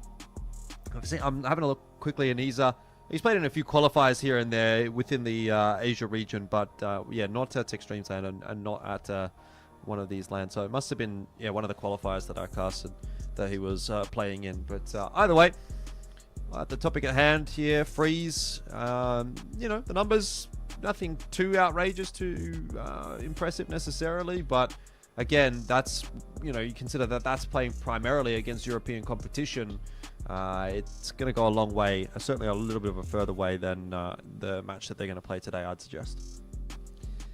Yeah, it looks like Zums has been kicking around on various different Filipino organizations and rosters, and played in that mixed team with Waste of Ammo that did that was on it, and he's kind of looked like one of the better players statistically in the couple of series that I'm looking at. So that's good news for Winter. I mean, he's been around for quite a while. He's kind of pivoting between whether he's playing on a Kazakhstani team or whether he's playing on a Southeast Asian team. Right now, obviously, playing here for Nemesis Asia, a bit of a reboot, maybe, I guess you could call it, in some ways, joining back up with Impression, and then just kind of putting together whatever talent that they can. I think, look, the main player, honestly, on this roster that excites me is usually Derek, although I haven't seen him playing in quite a while, but he was definitely the standout coming through from the Filipino scene towards the end of I guess, the pre-Valorant era, you could call it. So, look, I want to see what he's going to be putting together against a team of Big's caliber. Yeah, and here's what I was alluding to a little bit earlier on. Nuke, Overpass as the first two maps. Now, those are typically considered some of the maps that you really need to be a little bit more coordinated as a team on. So I imagine that lends itself towards a good-looking outfit from Big. I recognize that, Big's track record on Nuke is actually not all that stellar, but, again, this is every single match that they've played recently on that map has been against European competition. So we'll sort of see whether or not Nemesis can cut the mustard on their map pick of Nuke. It'll be quite interesting to see. And on the topic of the sort of the players to watch or the players that sort of excite you, I actually remember watching Impression back at Extremes Land, which was again back in January. Probably would be the last LAN or maybe one of the last LANs that he competed in. And he actually did kind of okay in the match that I got to watch against God's Reign, which again I understand is a completely different kettle of fish than what it comes to playing against Big, but I think he'll be someone that we'll probably keep an eye on here, just because he's again one of the more experienced heads here, and is going to have to probably deliver a little bit of firepower as well. I mean, the thing is, like, none of these guys have been playing for ages, but none of these guys are over 30. Impression's the oldest at 29. Like, these are guys that I can see why they would maybe want to give it another crack and maybe play some more games and see how it goes. Like, Winter's 27. Although some of these guys have been playing for a number of years now, and Impression for ages at this point. I'm very surprised that, given his track record and how long he's been around, that he's not pushing into his 30s at this point. So I think that's extremely promising. Must have got a lot of that experience when he was very young in his career. And as such, like, look, age-wise, not going to trouble himself too much.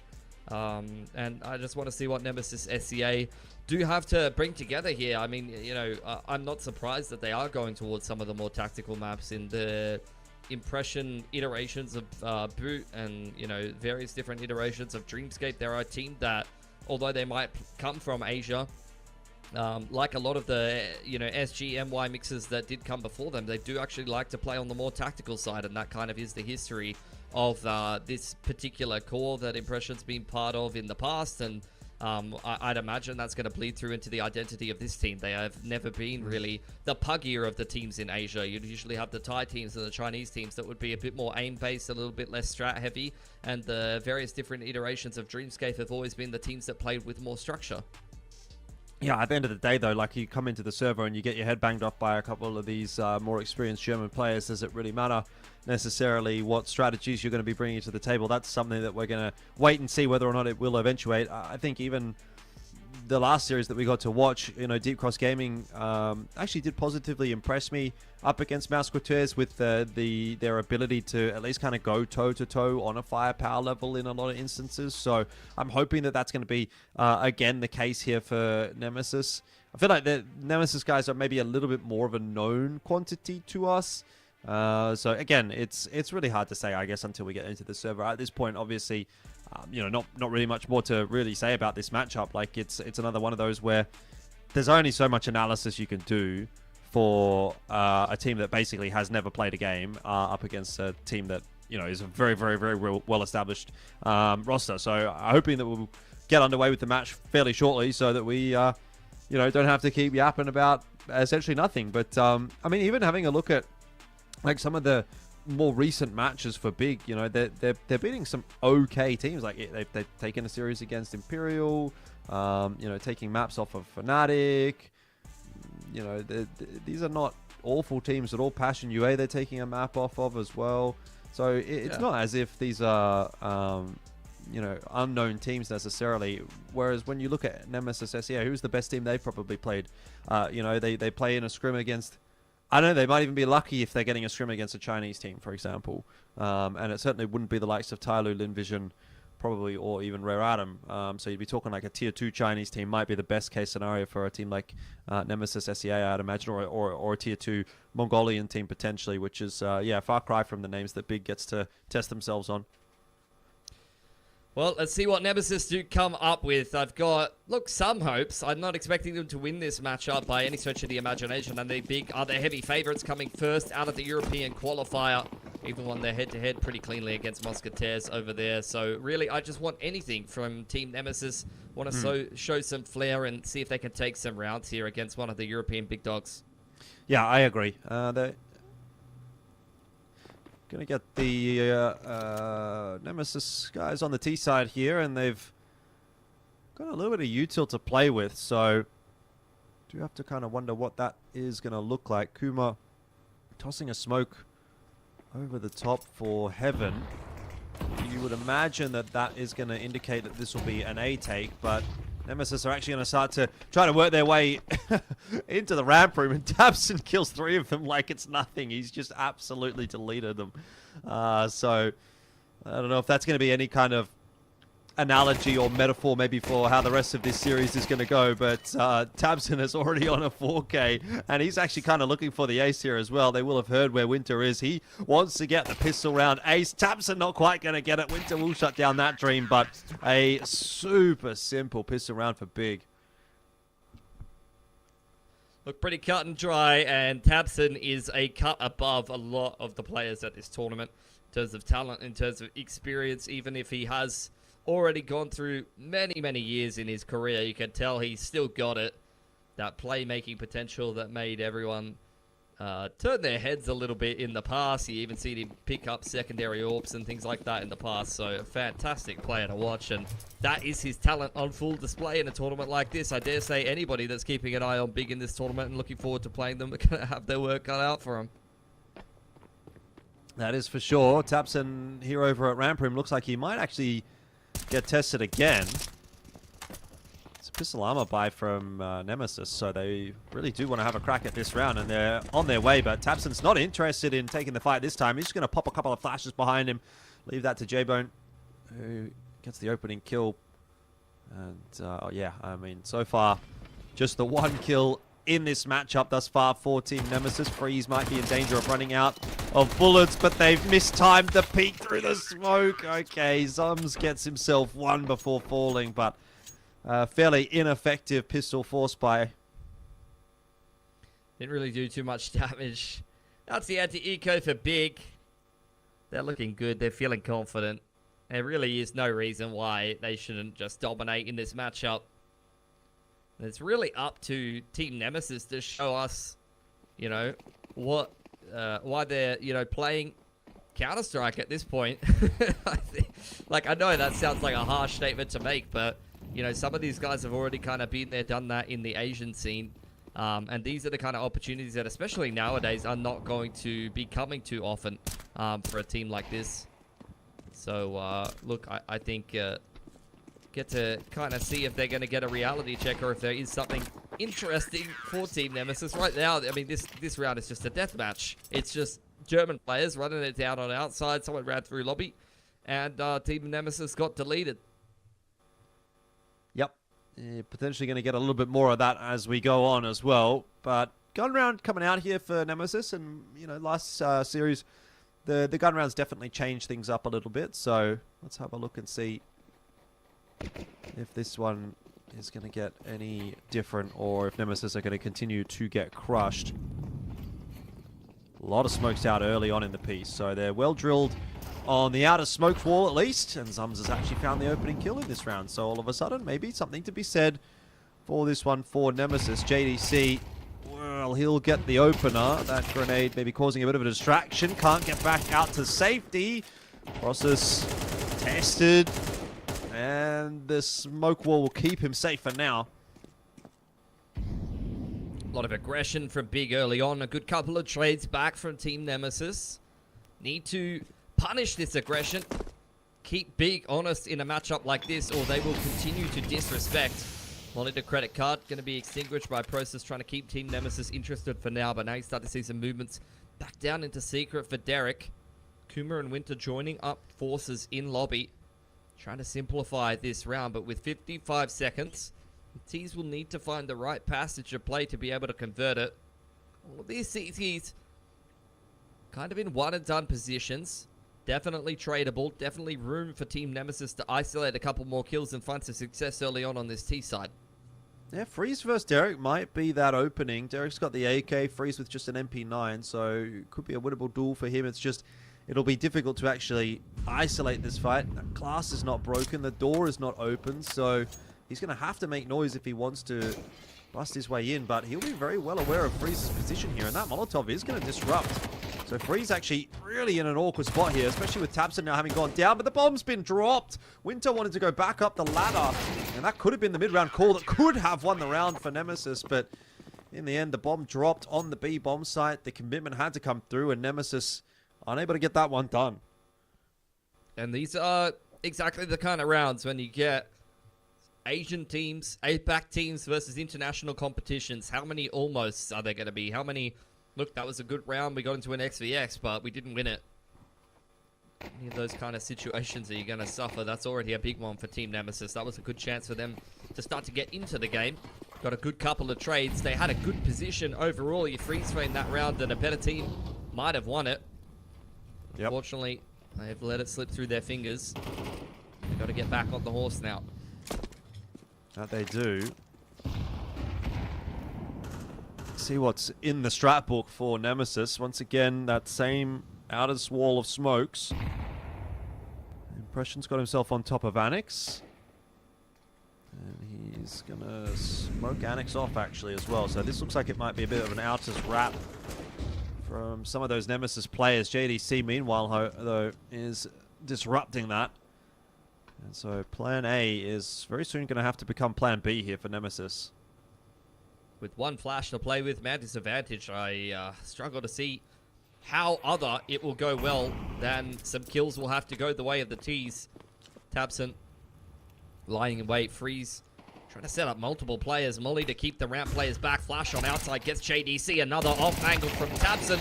Goes unchecked. Ooh. That's nice coverage from Zums over on that elbow position. And he's got himself another. Hold on. This guy might be cracked. Yeah, the Zums guy is actually cleaning up at the moment.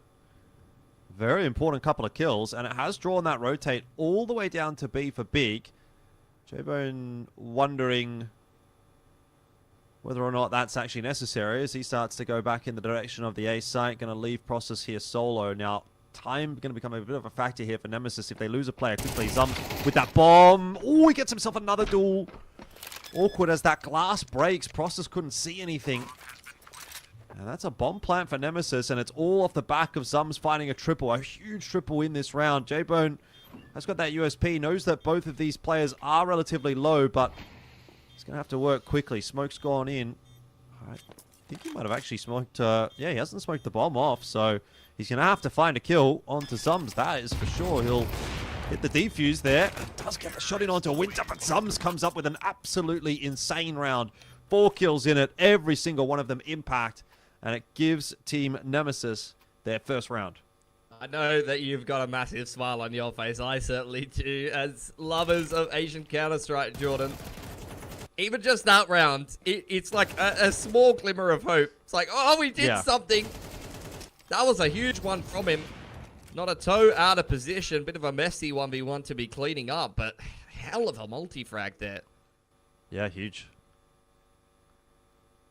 Whoa. 2 times the protein right there.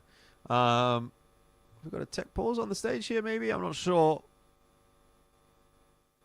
Could be a tack timeout, but yeah, Zums, if he can get himself comfy there, then maybe there's a world where he's someone that we'll keep a bit of an eye on. And I believe, by the way, that this Nemesis roster has qualified to Extreme Zone 2025 as well. Let me quickly check that. Yeah, they have. So they won the Singapore qualifier over there as well. And they will be attending with that roster in about, about a month or a month and a half. So this will be a good warm-up for them, I suppose. Get to sort of test yourself against, I think, even probably better competition than what you'd be facing at Extremes Land in a team like Big. So if we can sort of see this from Zums in a match like this, then who knows what he can do when he gets to play against the Asian competition. So already reasonably intrigued by what we're getting here from Nemesis. This would be a big round for them to win, though. Lying in wait. Over on radio room, Nemesis stacked up inside of lobby for now. Pressure out the door. See Zums pick up the AWP early on this T side, wanting to continue to have impact. Utility pressure in towards uppers to try to pull rotations away from ramp room, but they're just running into Tabson now.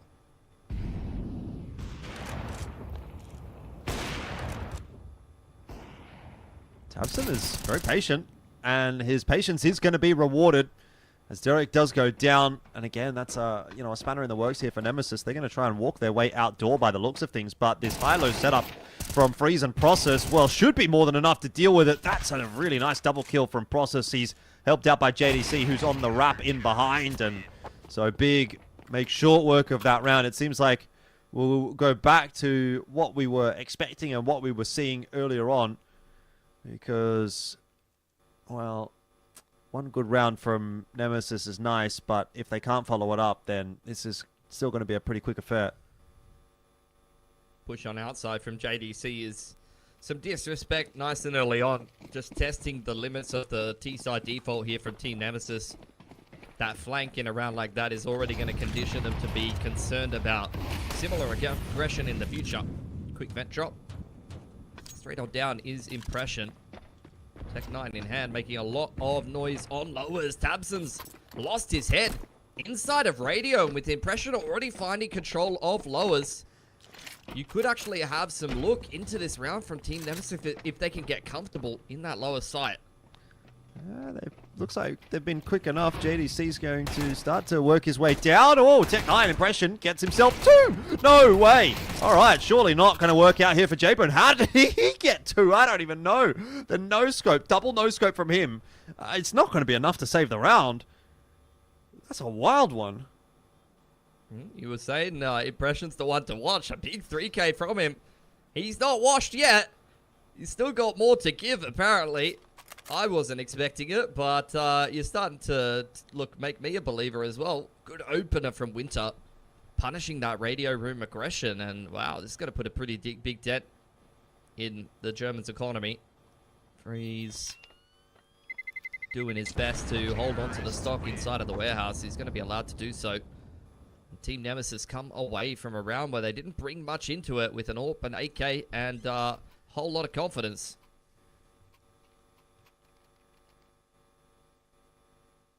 Yeah, that's a start.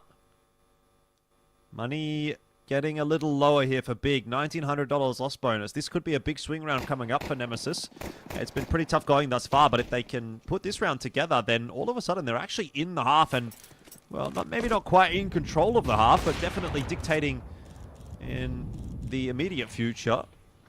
So an important one for Big to ensure that they don't let slip. Tabson going to have a little bit of a look. This time not going quite as aggressive as he did in the last.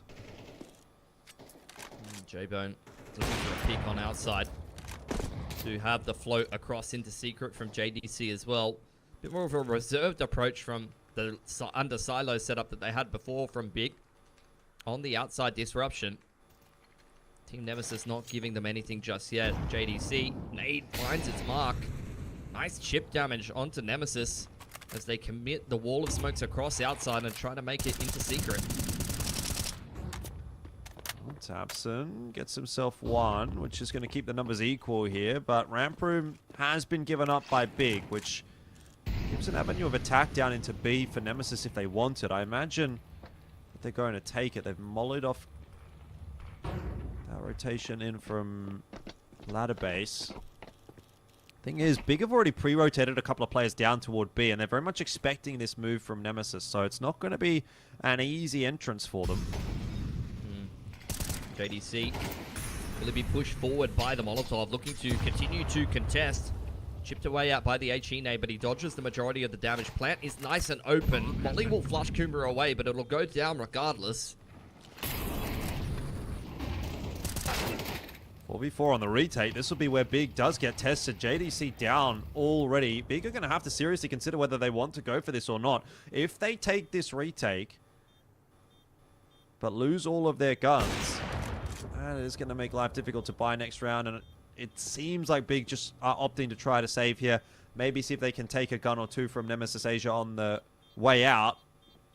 Oh, this is, yeah, this is a little bit greedy from Process. We'll see if he gets away with it. Kumar solo, though, should be an easy cleanup. Tabson's also picked up Winter, and he will try to take this duel against Impression, which goes his way as well. So, mean, Nemesis, they get around, but it's a very expensive one, and Big do hold on to 3 guns, so that shores up their economy a little bit. Yeah, taking a whole nother buy away from Team Nemesis. We'll concede the round, but as you mentioned, Team Nemesis, you can see the effects of that on the economy.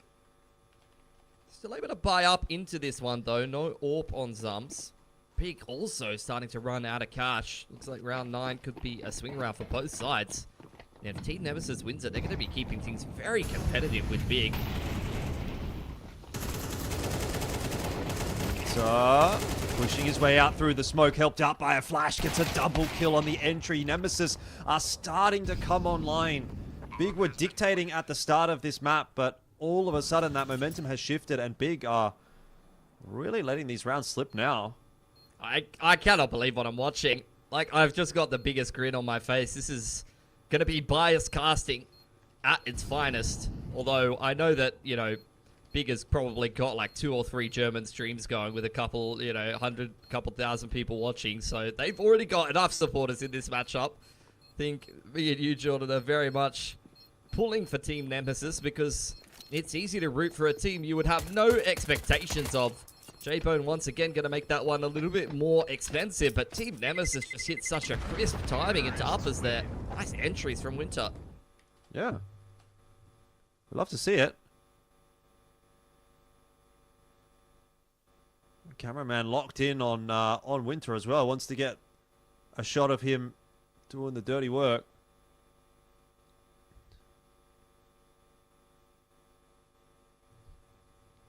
See if Team Nemesis have more to give. That's a round that puts a lot of pressure on Big's economy. Swing round 1 by Team Nemesis, but this next round with a saved AWP and an AK, a couple of 5.7s is not one you can take for granted. Impression opens the account. Again, another good assisting flash from Zums. Bigger, maybe starting to feel the heat a little bit here on Nuke. You got Freeze trying to work his way towards Secret Process there as well. They're going to try something here, Big. They know that they need to retake something. They need to find a pick. They need to take some map control somewhere. Yeah, but Team Nemesis is just playing hands off right now.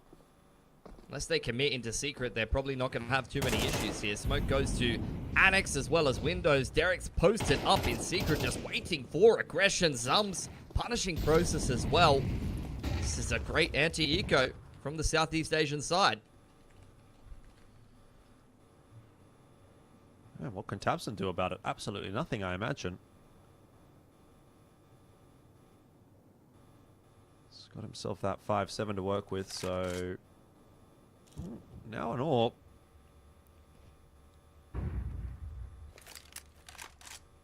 The thing is, you've got no idea where these guys are coming from, but... Oh, if that kill would have come through, I do have to wonder. That was the bomb carrier. Was there something on there? Doesn't happen. And all of a sudden, Big not having quite as much fun. You know, they were sort of playing with the crowd a little bit earlier. But now it's kind of time to lock in. This half is getting away from them. I'm sure that they have a second and a third gear that they haven't even really hit yet.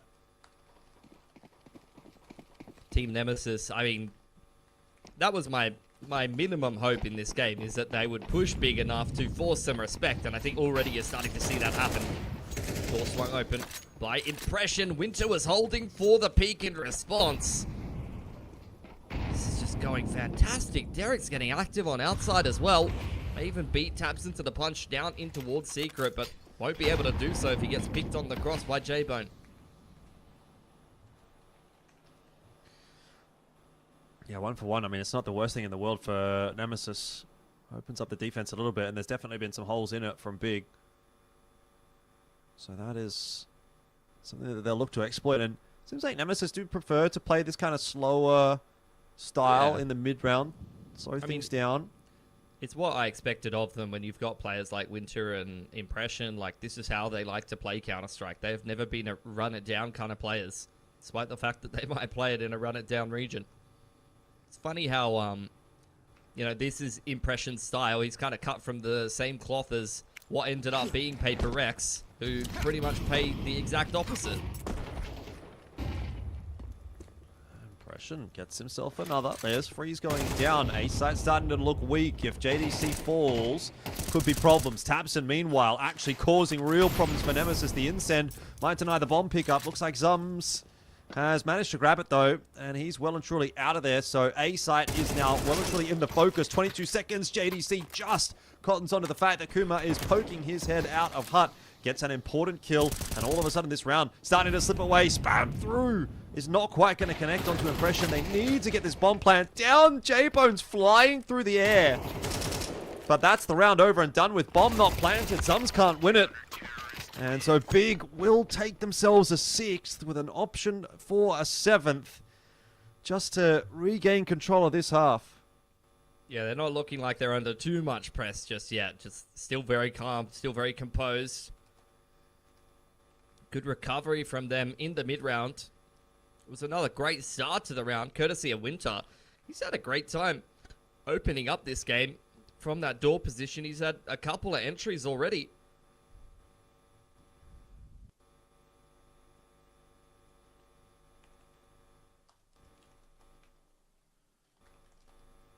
Well, tactical pause for Nemesis. They really want to have a think about this last round. They imagine it's going to be an important one.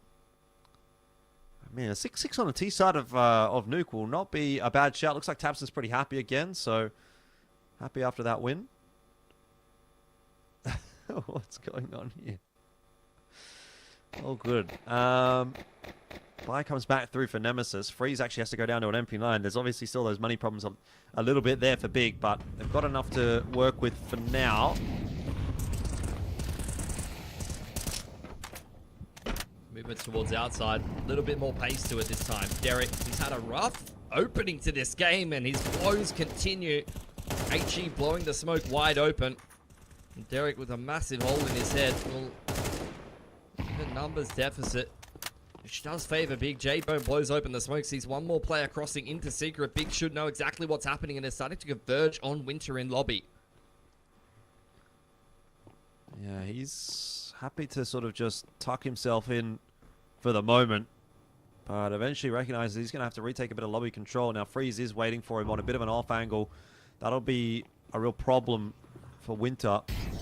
The rest of the forces of Big already having pre-rotated down to B is also concerning for Nemesis. They aren't aware of it, but they spot Process out. He goes down early on in the piece. Nice opener from Impression. Winter's actually been able to swindle his way into ramp room as well. 1-for-1 for Tabson. Freeze has got no idea by the looks of things that Winter is there, so he'll go down for free. JDC gets that trade. It's all on J-Bone here to try to lock it down. He gets that first onto Impression. Standing out in no man's land, though, goes down to Kuma, and JDC will have to clutch this one out for Big. Bomb plant, obviously important for Kuma to think about here with 25 seconds left on the clock. He's going to duck back to the silo and put that on the floor. And JDC giving him that respect, but now knows that he has to go for that retake. Through Megaton, and a headshot connected by Kuma. 6-6 for Nemesis at the half.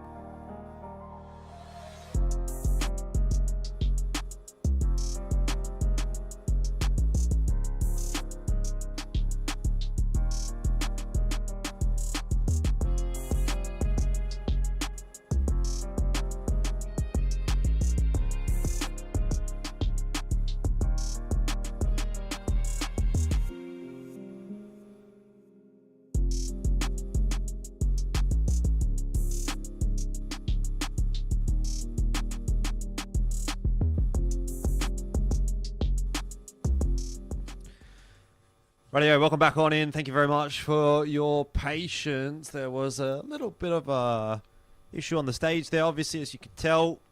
But all sorted as we are ready to get back underway with the second half. Big onto the T side now. And look, if their CT side was anything to go by, actually maybe this might be a map for Nemesis. Don't want to count our chickens before they hatch, though. Team Nemesis, some good stuff in the first half, but now they have to hold all their positions individually. Two of the heavy hitters, though. First contact on outside. Zums loses his head to JDC, who's given a P250 and armor. Seems like Team Nemesis just going to have to respect the fact that Big are making it across the secret. Yeah, JDC hoping that he was going to get a peek there, but not going to happen. The smoking from Impression will definitely slow Big down. Deter them from their journey toward the B-bomb site. It's JDC's job to go having a little bit of a look on outer. He'll take this fight against Kuma and be very happy about it. There's actually fights happening all over the map that's pretty favorable for Big. So bomb plant's going to go down. Looks like T-side pistol is going to go the way of Big, following suit with their CT pistol win as well. See what Winter and Impression can really dig up at this point in the round. It's well and truly in the dirt. Impression loses his head. Not too much for him. Winter, an opportunity at an exit or two. He's starting to slowly get surrounded. Delivers a nice couple of shots on the USP. Picks up the P250. Can hear one more player sending it at him. Tabson stomping around in the round. Whoa. He's jumped at him. Why not? Why not? Give it a go. I can think of a lot of reasons why not, but anyway. I mean, one of those players got the kill, Jordan, so... Yeah, you're not wrong. You are not wrong. So, I'm just saying, if Controls is on the other side of that fight, you don't get away with it. Controls? Okay. Yeah, well, look, Controls wouldn't be playing at an Asian event, that's for sure. He's far too good for that, you know? It's over at IEM Chengdu with the big dogs. An immediate tack timeout here from Nemesis, so really feeling the pain of that pistol round going against them. Probably having a bit of a chat about whether or not they want to force buy into this round on the CT side. Could potentially sack their economy for another round if they do, but they have opted to go for it. I like it. Back yourself. I mean, that pistol didn't go particularly well. Did kind of get picked apart a little bit, but it's not like Nemesis have not been competitive. My biggest concern, really, and it's, you know, kind of a one-head analysis, is just the fact that, you know, on the CT side, particularly on Nuke, you've got certain positions that you need to hold, and there's a couple of people that are really struggling in the server right now. I was expecting big things from Derek. I mean, you know, pre-Valorant era, this man was one of the better players in Asia, it was looking like, particularly non-Chinese players. But at least in this map, he's choking a little bit like me. God. Yeah, he's struggling. What's happened there, mate? Bit too spicy. No, I've choked on my own saliva. Oh, all right. I finished eating quite a while ago. I mean, does it happen to the best of us? I feel like, you know, it's a bit of an indictment on, you know, my general ability to exist.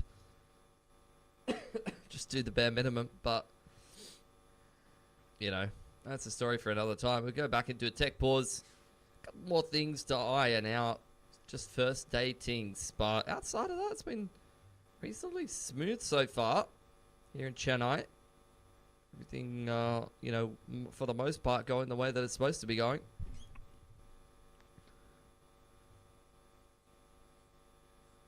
Yeah.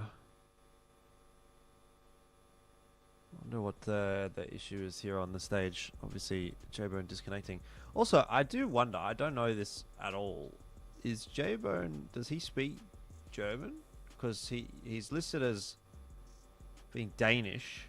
He's played for a couple of the games big academy. for them. Like he might be able to, for sure. Isn't there some crossover in those languages as well, though? I don't think so. Really? No, not really. I mean, maybe for like a native speaker, but obviously I speak a bit of German. But I don't think I've spoken to like Danish people. I've heard Danish people speaking Danish, and I have never had any idea what they're saying. Whereas like with like Dutch or like maybe even like Austrian, you can kind of like sort of hear some words where you're like, oh, that kind of maybe makes sense, kind of thing. Yeah. Maybe I'm just making it up, to be honest, but I don't think I would imagine that there'd be much of a crossover between Danish and German. I mean, they've taken him over to Atlanta. If he had a tough time understanding his team, I don't think that they'd be keeping him on, you know? Like he's well, that's what I wonder is like, are they actually coming in German, or for this event, are they coming in English? Because like probably 9 out of 10, or even maybe more than 9 out of 10 German nationals will speak very good English, as you saw on the stage when Freeze did the interview. Like most Germans, especially of this generation, speak great English. Actually, yeah, for sure. So I wonder if they're just like coming in English this game, like this event. It's possible. I mean, they had Grix before. I mean, I don't think he's German. True, that's true. That's another point. Either. Yeah, maybe they're just an English team now. I haven't even thought about that. I mean, they have been. They've kind of floated between coming in German and coming in English for many different iterations of Big for however many years we've been casting them, which I don't even know at this point. Probably pushing a decade. Well, not quite a decade actually. Like more than 5 years though, for sure. Yeah, probably 6, 7, 8 years maybe. Yeah, between 6 and 8 for sure. So you know they've had their different looks over the little while, and look, this current iteration, at least online, Tier 2, 3 Europe having some issues, which look, in the past, I think Big would be a team you wouldn't expect to have issues online, reputation-wise usually. But over in Atlanta, did do pretty well for themselves. I mean, they've lost to the hometown heroes of M80 there and barely missed out on the opportunity to go to Pro League, which I'm sure they'll be kicking themselves for, but that's not a bad result at all. So I think, look, this will just be a nice event for them to try to pick up towards the end of the year, get themselves some nice prize money, get themselves some VRS points, and, you know, come into next year a little bit stronger. But the double-edged sword of coming to an event like this is if you have some problems at it, even if you win it, if you get pushed a little bit too much, then people will definitely take a good hard look at you and wonder if you're some serious opposition at this point. Like the expectation for Big at this event is to smash everyone at it. Yeah, no, exactly. I mean, already kind of getting pressed a little bit by Nemesis, so... I just love that, though. Let's go, the boys.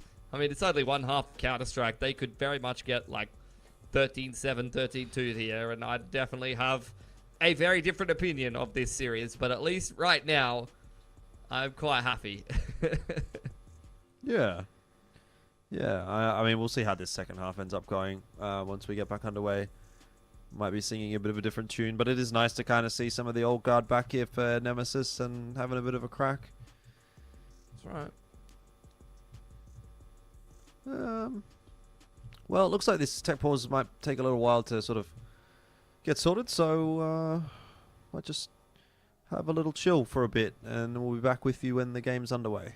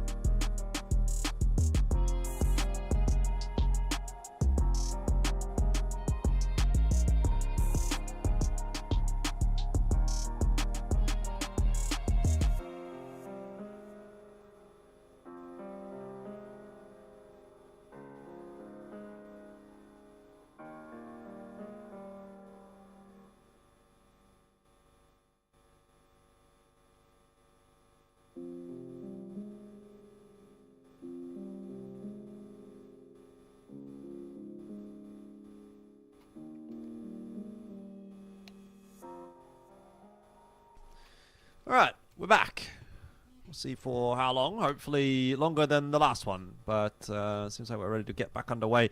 Just to update you guys, if you're just joining us or forgot, Big did win the pistol round in the second half here. So they'll be coming into this round with substantial weaponry advantage after Nemesis have decided to force buy. So Nemesis can come up with, have kept this game pretty competitive thus far. Wall of smoke across outside will be invested here by Big. Tabson having a little bit of a look in towards ramp quite aggressively. And because of how much information he's been able to find out here, I think JDC is basically just going to turn into an aggressive lurk while the rest of Big slip their way through ramps. JDC could be isolated here. There's a lot of CTs in this part of the map that are looking for him.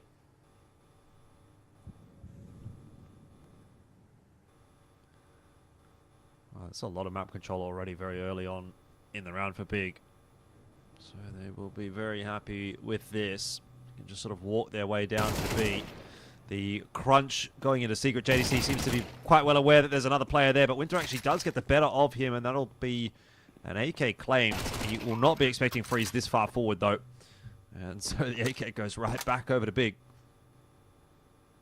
Nemesis most likely just looking to get some exits here. Aggression able to take that AK away from freeze, kind of hanging around a little bit, but yeah, gonna hand that off to Zums. Kumar be able to trade J-Bone there after Zums does go down, so Impression under pressure now. Would have loved to just walk away and pick up the AK if he was allowed to, but Big will close that round regardless. Kumar able to walk away with at least a Galil and some armor, but that's about where the good news ends for Team Nemesis. Keeping it expensive for Big, but never truly competitive in that round. Yeah, definitely an expensive round, but I guess at the end of the day, they're not a big issue really for Big if they get the round win, plus the bomb plan as well. They've got all the cash that they need to reinvest back into this round, and this is the one where they want to get it kind of signed, sealed, and delivered without too much of an issue. Now, Kuma may be able to cause a bit of a ruckus. Yeah, for sure. Hero Galil could do a little bit of damage. Couple of upgraded pistols and some armor to boot as well. Something that Big can take for granted here. Have the close smoke from the CT side, making Big concerned that there could be somebody pushed up nice and close. Wall of smoke goes across outside. Here's the totem pole boost here for Kuma. Jumping up, but Big, you could tell that they were ready for that. Yeah, there was like multiple players looking in his direction. Not what you want to see when you pop your head up. Pretty much instantly know that you're a dead man before the shot even comes through. Derek, though, with that Deagle, really hoping to improve upon his first half scoreline. It's not going to be given any favors there by Freeze. Now down to 2 and 13, so having a bit of a rough one here on Nuke. Yeah. If anything, he needs to direct some shots at the enemy, would be my guess. JDC inside a warehouse. To continue to apply some more pressure. Nice shot from Winter. He's been pretty consistently delivering thus far in this game. Zums, another standout. Another shot landed. 5-7 and the bomb at his feet. AK in hand. You thought there was something to that, but caught in the side by Tabson. 9 up for Big. Yeah. Yeah, look, I think a few little moments of disrespect here coming through from Big. You know, a few things where they're maybe just throwing caution to the wind a little bit, but doesn't necessarily seem to be hurting them too much at the moment. See how that changes up, or if that changes up, now that we're getting into the gun rounds. This is where Nemesis really have to prove to us exactly why they've picked into this map, right? You need to have a good, strong CT side on Nuke, and this is the time to show it. You're down 9 and 6. Fast play from Big into the A bomb site, hoping to beat them with pace. The flash is looking good. Freeze, a double assist for Tabson, and a triple entry for the aforementioned will pretty much put a stop to that round. And I unfortunately think that if that's how that round is going to go straight off the bat, then Nemesis are not going to be winning this map. Yeah, the utility coverage is perfection for Big. An organization that is synonymous with some impressive tactical play in the past, and that is a perfect example of it. Straight into the first gun round, waltzing into a site where nobody can see. And Nemesis forced to save pretty much right off the bat. 20 and 9 for Tabson. Really being set up to just take this game over.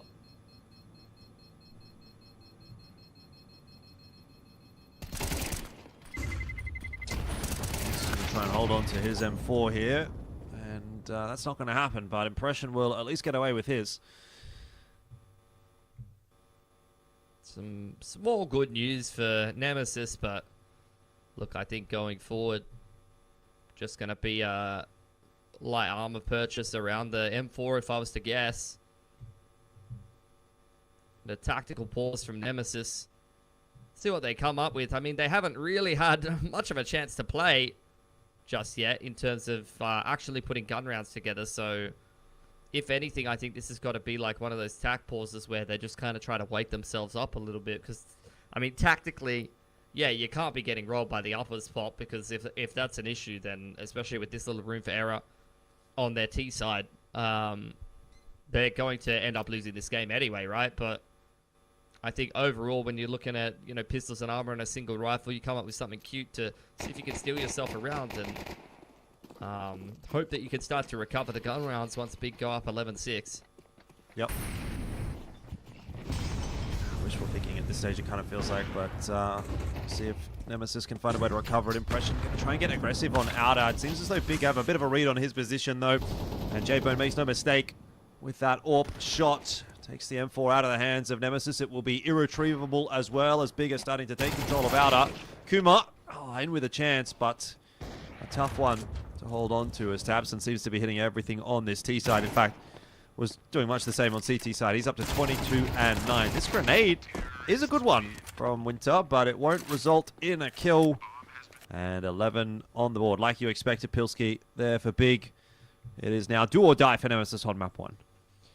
Yeah, and Big, similarly to that last gun round, just kind of rolling over them, running around, asserting their will on this game in that particular round as well.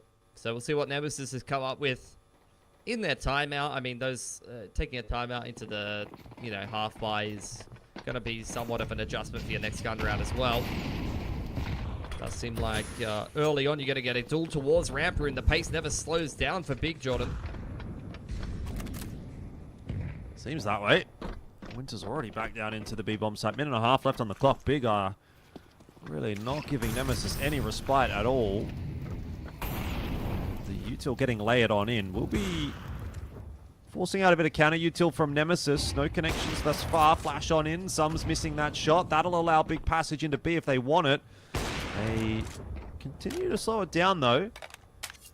Yeah, but they're all stacked up inside of the ramp room. Like, this can be quite an awkward situation that Nemesis can definitely take advantage of, but there's a couple of key players that need to step up here. Yeah, Kuma being one of them at the top of the ladder. Needs to keep an eye on that. Rotate through ladder base, and he has actually locked in on Tabson, so that'll be Big suffering their second loss. JDC up the ladder. Somehow he's getting 2. That should never be happening, and that is the A site that is going to go back into the control of Big. It looked like it was a good start to the round for Nemesis, but immediately it will start to falter.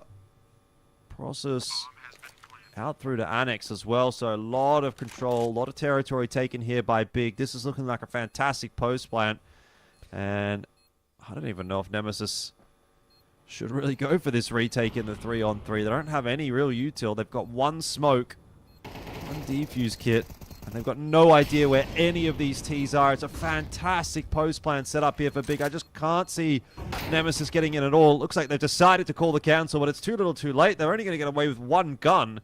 The AWP in the hand of Zums. That's another round for Big. It was a 5-on-3, but Nemesis cannot convert. It's rough, but unfortunately, in a couple of these rounds, rolled over a little bit by Big, by some aggression on the T side, and in that round in particular, just a failure to capitalize. I feel like in, you know, a top tier game, you see one team just 5-man in ramp room trying to make their way through ladder base. It's a pretty low percentage play. Like, it's a play really where you should be getting picked apart by some good CT positioning and some adaptations, you know, but I don't think Nemesis is really able to punish them heavily enough for that. And JDC is really the player that kind of flies up the ladder and punishes a few mistakes, right? Yep. Another tack timeout for Nemesis. This will be the last one that they get. But I'd imagine that's more because the map's going to be over rather than because they're going to run out of tack pauses. Although I think they will have run out of tack pauses. This is their third. See what they come up with, but I struggle to see how they're going to put 6 on the trot on their CT side here. Derek is really struggling in this game. Big hopes to see him, having casted him in the past and seen some pretty good performances from him. Kuma not quite up to scratch either. I think Winter Impression and Zubs have all had their moments. The structure looks pretty decent here, but you've got to go toe-to-toe with a team of this caliber, and that is a big one. The lowest impact player in the server taking out the player that's dominating. It's a good way to start to swing this game back in your favor. Not over yet, though. Seen Big come back from worse. JDC's got that warehouse control, so he could be a real problem, but Winter has moved into a position to try to keep JDC honest. Timing on this push is going to be a big one for JDC. Winter not watching, not spotting the angle just yet. JDC going to get past him. And if he checks it, oh, Winter could be a dead man right here. JDC has been heard, and so Winter will claim that prize. Now he is the man in the spotlight. Drops himself a smoke just to try to work around. Process will cut off any possibility of escape. But he's actually trying to dislodge him himself, so it's not an easy job here for Big. They have to win multiple individual aim duels, all in the space of probably the next 10 seconds or so to make this round possible. Yeah, Bomb's still on outside.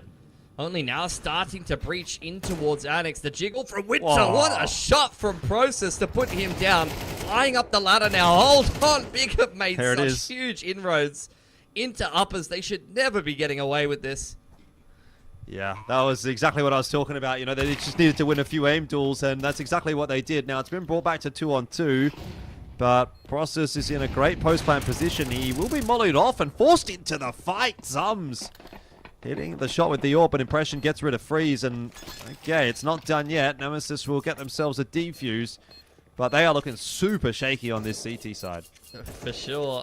That is again, like, I feel like Big in some very low percentage positions, in the kind of positions that, look, you take the names off the teams and freeze frame this, put it in front of the average Counter-Strike enthusiast eyes and say, who's going to win this round? Should never be Big, but they're continually being competitive in some pretty cooked positions, which is exactly what gives you the feeling that Nemesis are a little shakier than they might need to be, because they are really struggling to put away some of these pretty straightforward rounds.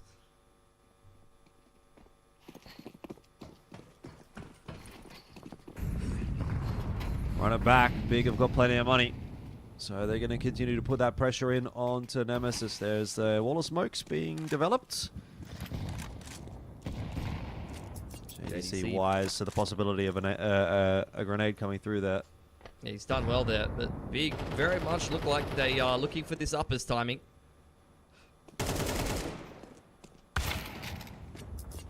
So 1-for-1. Sums continues to have an impact with that AWP. Interesting. I thought Big would speed up off the Annex contact. Speaking of contact, Nemesis straight into Squeaky.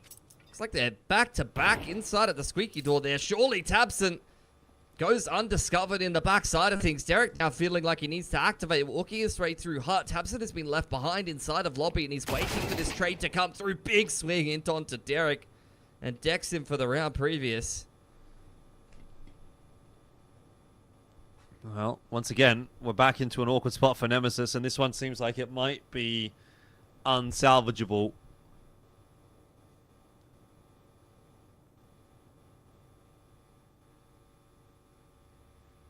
Mm, 2-on-4 for Winter and Zums. Already seen some pretty good work for them.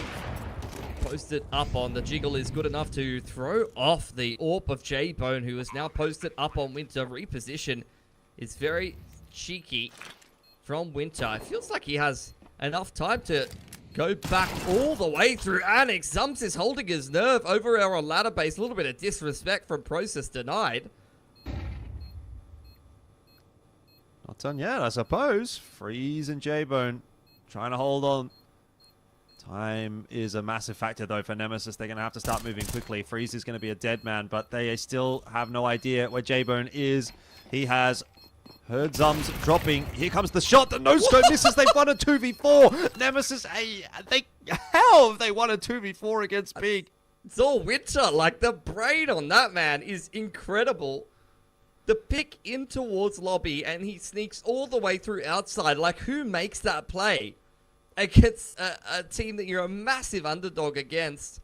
The rest of it feels like some silliness from Big, right? They basically just try to run at Zums, and he is hard punishing them. The disrespect is, look, not going to be allowed this time. And Nemesis, a 2-on-4 that feels very illegal. I mean, we were talking about the fact that Big is getting away with some BS. I feel like at least a little bit of that karma has gone back the other way, courtesy of some interesting plays from Big. Yeah, there's another one. J-Bone up on top of Annex with the AWP in hand. He's just going to get deleted by Impression, and all of a sudden this map goes from looking like it's a pretty easy finish for Big to, I mean, you know, not getting out of danger just yet, but like it's starting to get kind of concerning. Oh, Zums needs to be careful. He's okay. 4-on-5 will persist. Oh, Impression. Here's No all of way. these footsteps. He has started off the round so well. He's hot on their heels. Big creeping through Secret. Checked well by Freeze, though. Big very much on top of the fact that there could be a fast flank after seeing his contact on outside.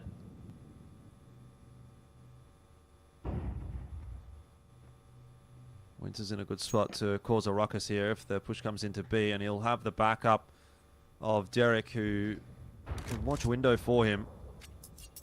30 seconds, Big to make their inroads. Starting to put a bit of pressure on. There's the jiggle peak. Winter loses the duel to Tabson, but there's members there to trade. Perhaps not enough. Zums low. It'll be difficult for him to have an impact here, particularly with that molly tickling him to death, and that's it. It was a good effort from Nemesis. They gave it a decent crack to hold on. A couple of nice clutch rounds, but in the end, the quality of Big will shine through. Map 1 goes their way. And there was some promise, though, some moments here and there for Team Nemesis. It was their map Big there on Nuke, but not quite enough in the tank. Kept the first half nice and competitive, but there was unfortunately some gaping holes in the defense on CT side, and some players that didn't necessarily turn up to that game as much as they perhaps needed to. But still, I'm quietly impressed. I'm hoping for some more good stuff on the next map, even though it doesn't necessarily feel like Big are playing their full A game, and they may be taking a few liberties here and there in this series. It's good to see some pushback from Team Nemesis, and it does, you know, give me some hope for their run in this tournament, but also let me look forward a little bit more to Extreme Slam, which they have qualified for as well.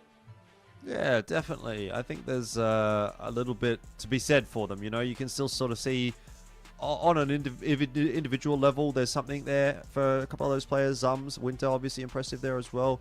Hopefully they'll be able to show up a little bit more in map number 2, though, as a team, because otherwise they'll be taking an L here to Big. We'll take a short break as well in the meanwhile before we do jump into map number 2, so don't go too far. We'll be back in a minute or two.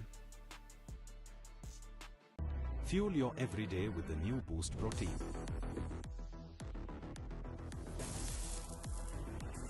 Boost is the secret of my energy.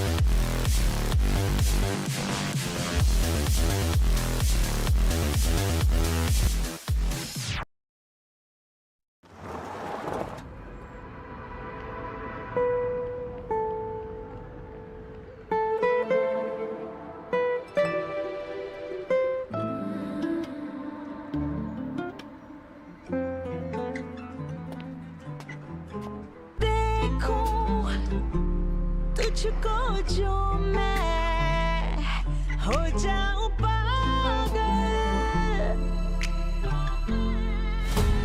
boom boom मेरे से You glow different when you're in love. 16 million shades of love to choose from. Unlimited love. B6. Mahindra Electric Origin SUVs.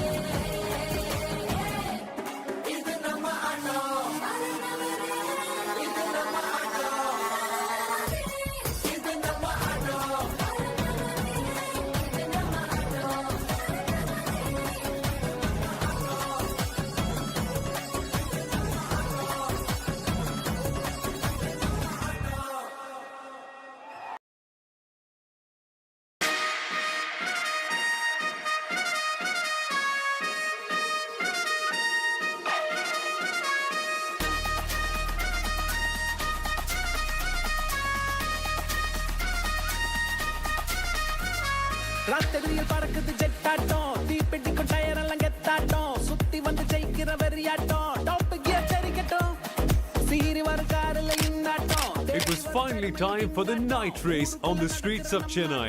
Champion பறக்கட்டும் ஒரு ஆட்டம் bottom கூட்டம் அது நோட்டம் போடட்டும் விளையாட்டில் வெல்லும் பட்டம் மனசுக்குள் ஊரட்டும் கலங்காத தோல்வி கண்ணால் For the Indian Formula 4 Championship, where Bo3 Divinandan had a great start.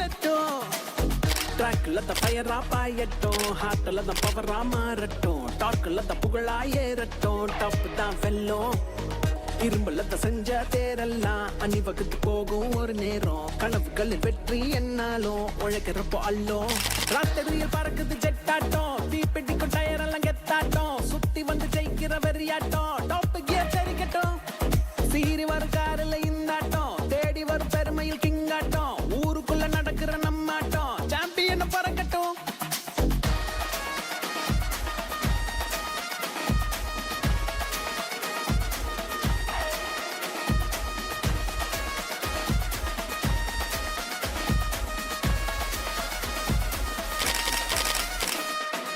Life என்ற ரேஸ்ல ஸ்பீடா போகும் லேப்ல உருட்டாத மாப்பிள்ள பள்ளம் நேடும் கடையில உன்னோட நெஞ்சில வெற்றி தரும் தெம்புல திக்காத எய்மில்ல ஜெட்டா ஆவோம்ல அச்சா இருந்தா அது துச்சாவாதா வந்தா வளர்ந்தா அது உச்சாவாதா வாட ஸ்பீடா அட தங்கம் போதாதா முடியாத ரேஸ் ட்ராக்ல த ஃபயரா பாயட்டும் ஹார்ட்ல த பவரா மாறட்டும் டார்க்ல த புகழா ஏறட்டும் டாப் தான் வெல்லும் இரும்புல த செஞ்ச தேரெல்லாம் அணிவகுத்து போகும் ஒரு நேரம் கனவுகளில் வெற்றி என்னாலும் உழைக்கிறப்போ அல்லும் ராத்திரியில் பறக்குது ஜெட்டாட்டம் தீப்பெட்டிக்கும் டயர் எல்லாம் கெத்தாட்டம் சுத்தி வந்து ஜெயிக்கிற வெறியாட்டம் டாப் கியர் தெரிக்கட்டும் சீரி வரும் காரில் இந்தாட்டம் தேடி வரும் பெருமையில் கிங்காட்டம் ஊருக்குள்ள நடக்கிற நம்மாட்டம் champion பறக்கட்டும்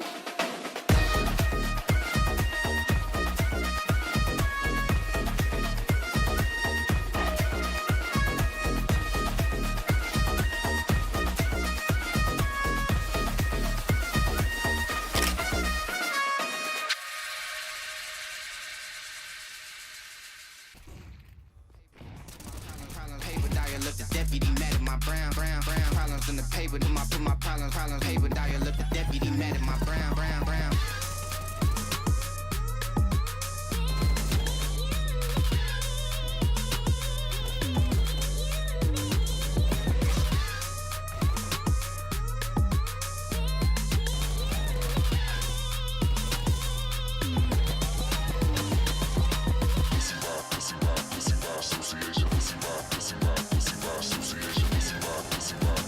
Association.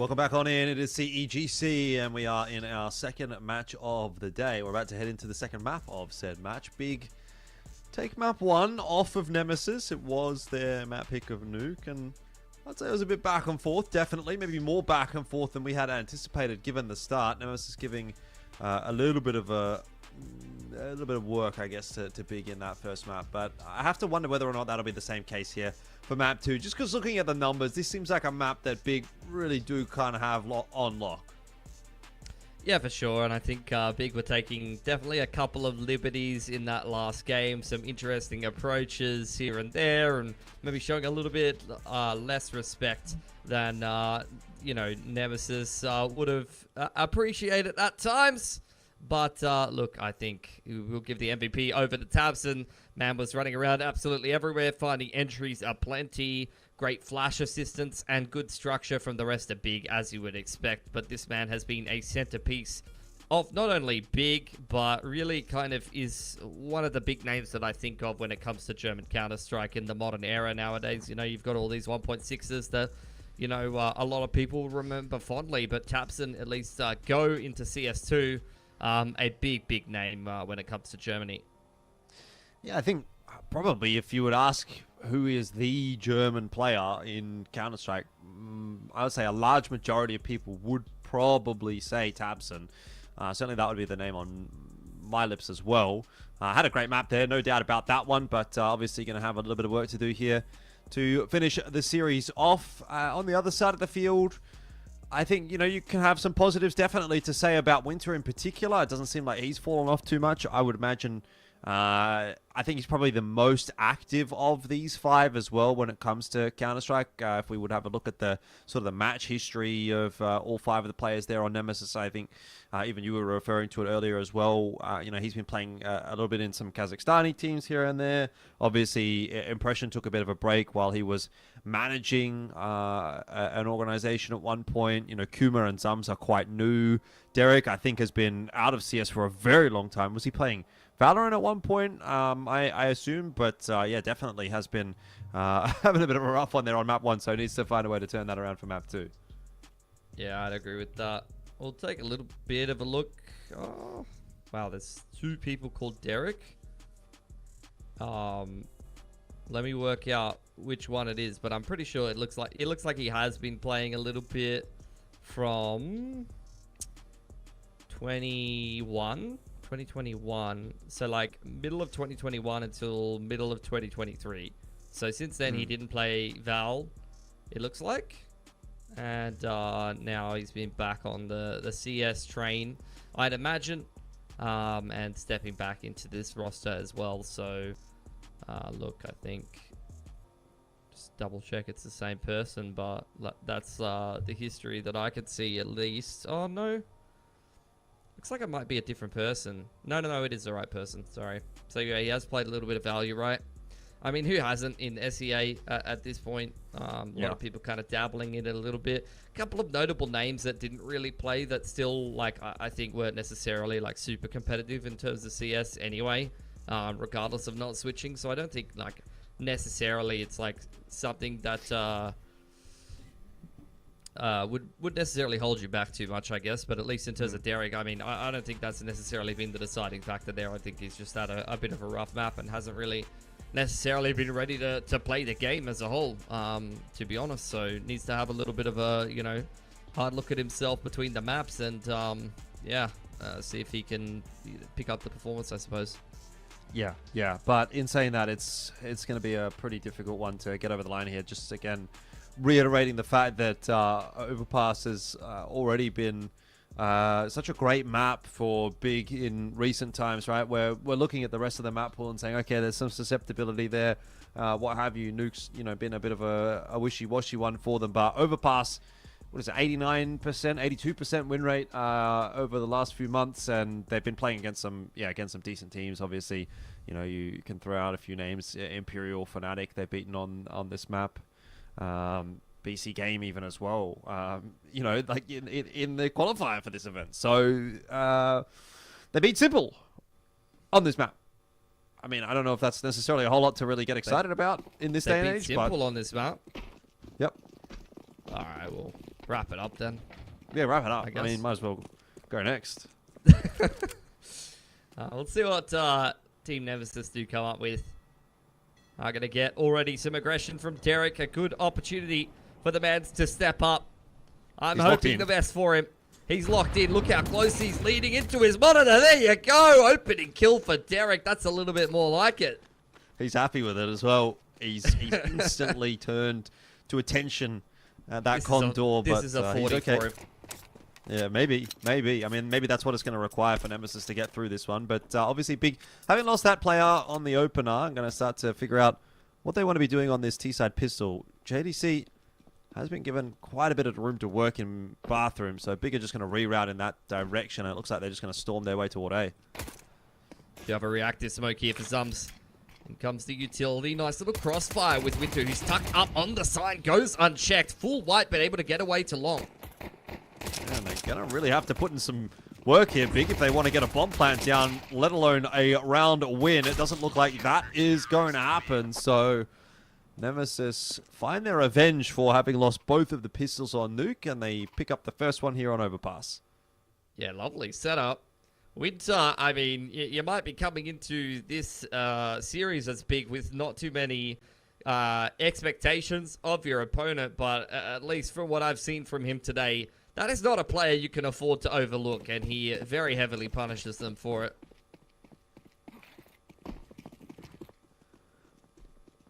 There won't be much to write home about in this one.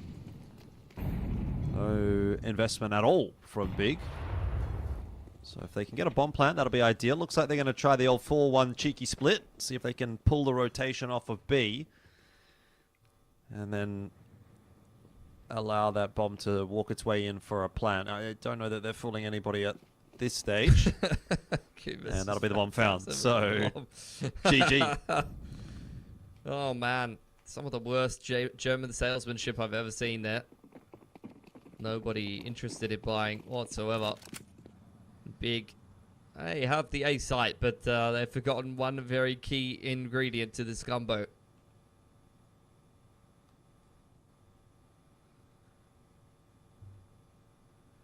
Not much of a site, really, is it, if you don't have the bomb? It's just a part of the map at that point. Yeah, what a... I mean, that's really deep from you, man, actually. I know. It's got me really thinking. Yeah, what do you think about it?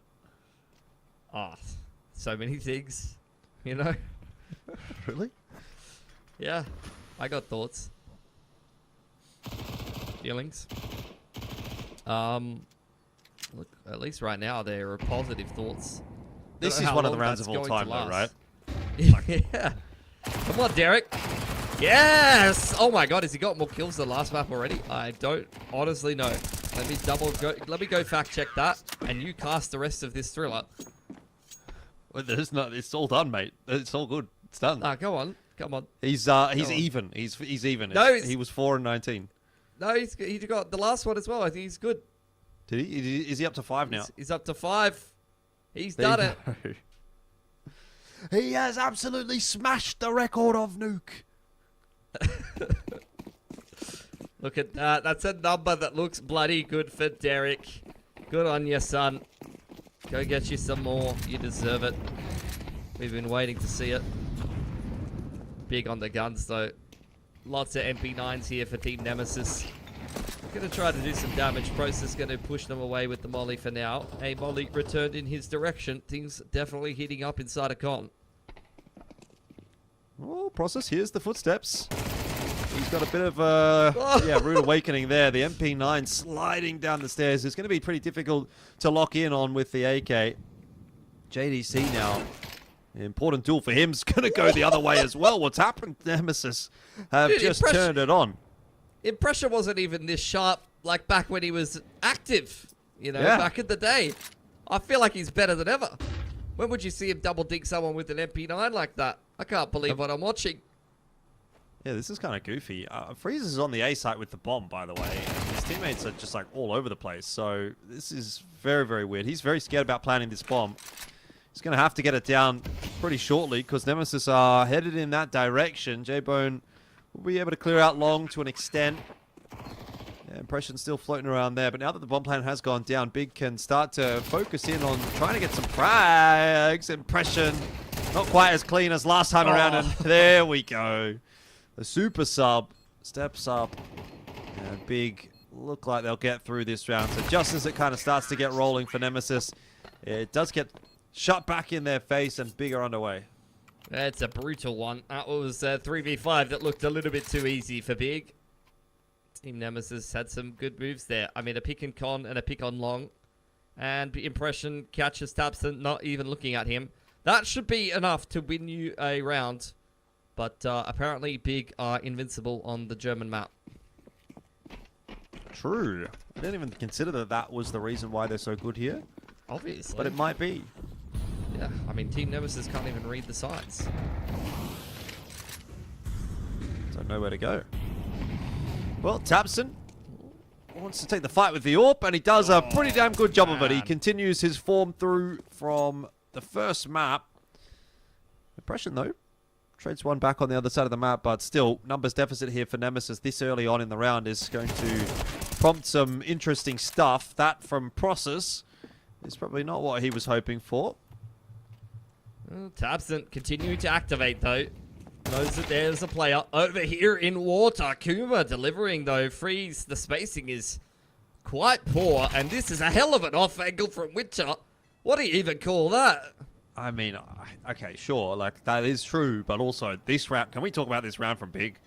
Like, what is going on in this round? What are they doing? What are they doing? They got a double entry out monster. I think whatever team starts off 5v3 is our loser for sure. JDC looking to recover things. It's a good start, but Kuma's taken a pretty big chunk out of him. The bear was indeed hungry, and Impression going to leave a bit of a sour impression on JDC there. That might be one of puns. That genuinely might be one of the worst rounds of Counter-Strike I've seen in 2025. And it wasn't from an Asian team. No, like that was really bad. Like I think if you told me that was Tai Lu in like the COVID era, I'd be like, yeah, that makes sense. Yeah. Someone's just banged two heads off on Monster and we haven't converted the round. Yeah, I have to wonder, like, if they're playing against a team which they respect more than Nemesis, do they play it like that? I can't imagine. I think it's just a disrespect thing. But like, you know, Nemesis guys can shoot back, as we've seen. Yeah, you can't be whiffing that onto Derek. Oh man, man, advantage for Team Nemesis, which means slowly but surely this round will surely slip away from them. Derek's not had enough, though. We're walking through the monster tunnel. We're staying active. Zums has found J-Bone. Oh, my lord. There it is. I was waiting for it to fall apart. And just like that. Just like that. Well, Impression, he'll get JDC here. Yep. But he'll be traded back down. So at least there's some pretty good spacing from Big in that regard. Freeze is making a lot of noise in bathroom. Zums USP out. Couldn't get the job done. If he had the AWP, it would have been a free kill. Again, some goofy rounds. You know, like what the Zoomers say, goofy R? That's a goofy R round from both teams. It's goofy R, yeah, for sure. That's like the tongue out, like crazy emoji, you know? That's what we're dealing with right now. He was spamming Monster. Tabson couldn't clean him up. What on earth was that? That's just been collided by JDC. Oh man, the replay clips make it worse. It does, it does. Oh, all right, Nemesis got to lock in. Derek's down to the 5-7. But at least Impression's got an M4. Cereal beverage mix, 25 grams protein per serve. Not bad. That's kind of like, you know, I'm expecting at least 20 from something like that. So like 25, that's a big pass mark. That's a big tick. I'd give it a crack. Look, I think the real thing is, how does it taste? You know, because that's the real question. Proteins, you got to make it taste good. That's the hard part.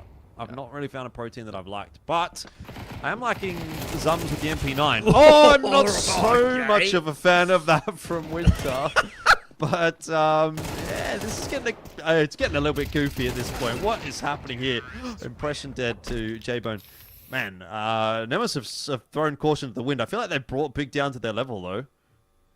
Yeah, this is a sloppy game in the sewers of B Short.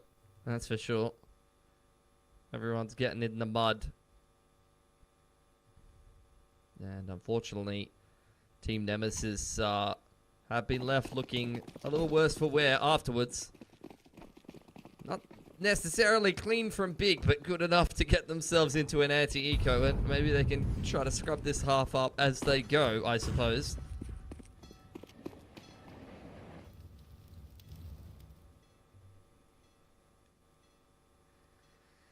Something out of a nightmare. I'm your worst nightmare. Coming around the corner. Look at that. Ooh. Well, Big are just having a very nice, beautiful dream at the moment. They've had this dream where, like, they're playing a game of Counter-Strike. You know, it's going so well for them. They just get these bomb sites for free. I mean, walk honestly, in, like, plant the bomb. If anything, I think that we had the wrong footage and we were watching them dry run into an empty site just in the practice server. But as it turns out, Team Nemesis were actually connected. We're just doing a cheeky little head stack over towards a processor. Go, Frags. Yes, please. I'm just unfortunately denied him any. He won't be recovering that scoreline anytime soon. And an AK or two will be handed over to Team Nemesis. Not bad. Not bad at all.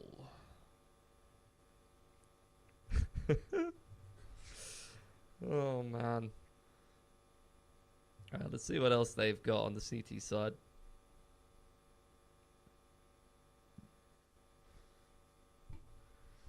Looking like a bit more of a well-rounded performance from Team Nemesis thus far, which is good. Yeah, a bit of this and that. Nuke was, I mean, not to be but Nuke was effectively a 3-on-5. Yeah. That's fair. Ooh, come on. He was one of the three. Oh, we can tell you that much. He at was. least. I don't know why he was opening kill on freeze. Jumping in the last round on the entry when he's aiming like that, but that's a bit more like it.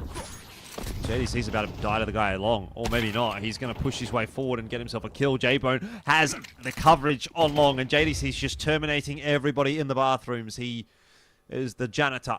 He's come in to clean everything up. Look, hasn't don't found worry. Zums yet. Well, Zums is here. He's looking to find some redundancies, if anything. But the janitor says, no thanks. I'm keeping my job. And I'm going to get a promotion to head janitor. That's what the J stands for. Janitor. Big J. That's his first name. J Anator. JDC. Cleaning everyone up. I mean, of course, this the is what his janitor's name going to is. be cleaning up on the dumpster. He's J Anator the Cleaner. JDC. Jesus Christ. Oh, man. You need to clean up this cast, mate. Janitor the Cleaner. I thought that was a good one. That's a good one. Yeah. I mean, you might have thought that. You might have. Probably shouldn't think anymore. All right. That would actually track with the way this game has been playing out if I stopped. But anyway, Nemesis are going to try for a B-side hold. A very, very large B-side hold. They've got Zums there in connector. A little bit of a look at things as well. Process has walked his way out. J-Bone. I mean, it's just a deathmatch. This game, it feels like it's a deathmatch. People are walking around taking aim duels. That's really all that's happened. That's all I can say. I think I'm happy enough with that because they've got 6 on T. Yeah. I don't think that they necessarily need to do anything else to win, I guess. It's really up to Team Nemesis to see what they can do about that at this point. It's a nice shot from Impression falling off the head stack, but that's about where the good news ends for them. Do get another buy round from Team Nemesis, though. Orp is out. Got everything that they could possibly want here. Let's see what they can do with it. Yeah, Tabson getting active in towards short B. Really feels like this man is flying around the map, and he's gone straight up short already. Oh, nice pick into Con. Another duel won by Impression. Continues his good form here thus far in Chennai. Yeah. I think Impression's been to India a couple times over the years. Yeah, he might have been there at Cobex. I can't really remember if that was... I think that might have actually been post-Impression. Boot Dreamscape was definitely there. But I think that was after Impression had departed the team already. But he would have been there at some point for sure. Maybe in the BTRG days, the NKT days as well. You are correct. Around. He was not there. Yeah. Well, Freeze burns Kuma to death, but then dies to Derek.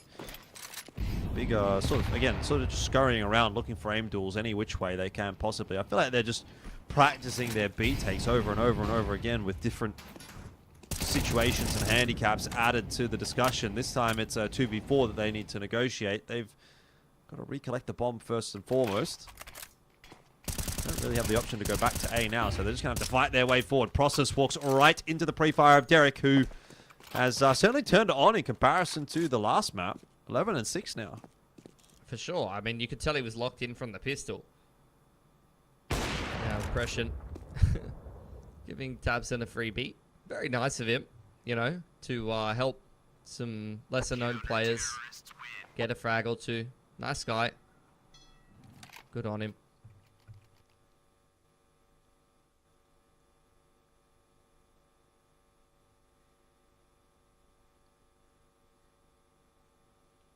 Process is looking a little bit too amused for someone going like 2 and 8 right now. Yeah. I think that tells you a little bit about this game for Big. Honestly, he looks very not stressed. Yep. Just a little bit. Well, Big again. Gonna try and crack the nut that is the CT defense of Nemesis. They'll change the approach up this time. Actually, a bit of connector control. They're going to work on their bathroom hit by the looks of things. Tabson may or may not decide to just walk out the monster tunnel on his own. We'll see. That smoke, it does look pretty good to walk through. Oh, it's incredibly passive from Tabson. Oh, wait, he was just getting a nade. There's still some B short aggression. And a little bit of a duel on bathrooms. Here's the Tabson's rebounded the nade. Kumar, he's on the prowl. He's on the hunt. The bear is looking hungry, and he's going to get his mark. Dinner. Process able to trade one back, though, and now there's a lot of pressure on Zums on this A site. Dancing around Chuck. He's got some help from Derek, though. Yeah, there's a flash up in the sky as well. JDC going to be in a bit of a problem because of it, but J-Bone, shotgun orb, gets up nice, close and personal. Will take down his counterpart. He wants to do it again. No scope. He's just practicing his no scopes.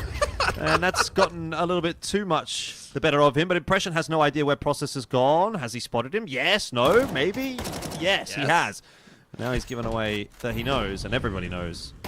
Do you knows? Oh, Impression just runs Process down, and there's another round for Nemesis. I mean, look, Nemesis are locked in, bro. I can tell you that much. Yeah. Can't necessarily say the same for Big. I mean, that's the thing, though. Like, it's all fun and games and laughs until you lose your map pick to a team that's trying a little bit harder than you are and then gets enough confidence to beat you. Look, it's a long ways off right now. And we still have to watch Team Nemesis play the T side of this map. Which can be troublesome for Asian teams from time to time. Although if there's a team that I believe has some good structure, at least it's probably this one. I haven't seen this play yet from Big. I've seen Tabson floating around here a couple of times with the rifle, but J-Bone awaits a mistake. 4 players are on B right now for Nemesis. This is going to be a little bit of a scrap. That's what Big wants. See if they're going to give J-Bone a peek here. It doesn't really look like they will.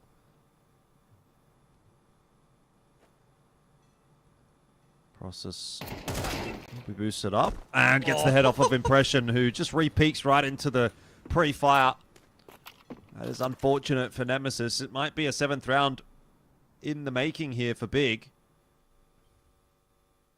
Still 3 players over here, though. This could definitely be a sight hold. Zums is considering the rotation as well. We'll bring some flashes over. Entries coming on in. Flashes find their mark. Double flash assist for J-Bone. Derek staying alive, but he's got so much more to do. At least there's a whiff shot. How is this man still alive? Zums has found one in the background, but still 2 more needed. No, surely not. The grenade. Oh, it's going to get him. 30 seconds left on the clock. Process is going to have to clutch it out, and he has to go back for the bomb. Zums might be able to get this one done. I mean, you got to get a bit of a wriggle on now. You know that he's not coming after you if he's gone back for the bomb here. Smokes down on the site. Fakes the plant. Process, he wanted to take the fight, but I think he's lost the round as a result. Yeah, it just walks right into the crosshair of Zums, whose patience is rewarded. That's 6-6 at the half.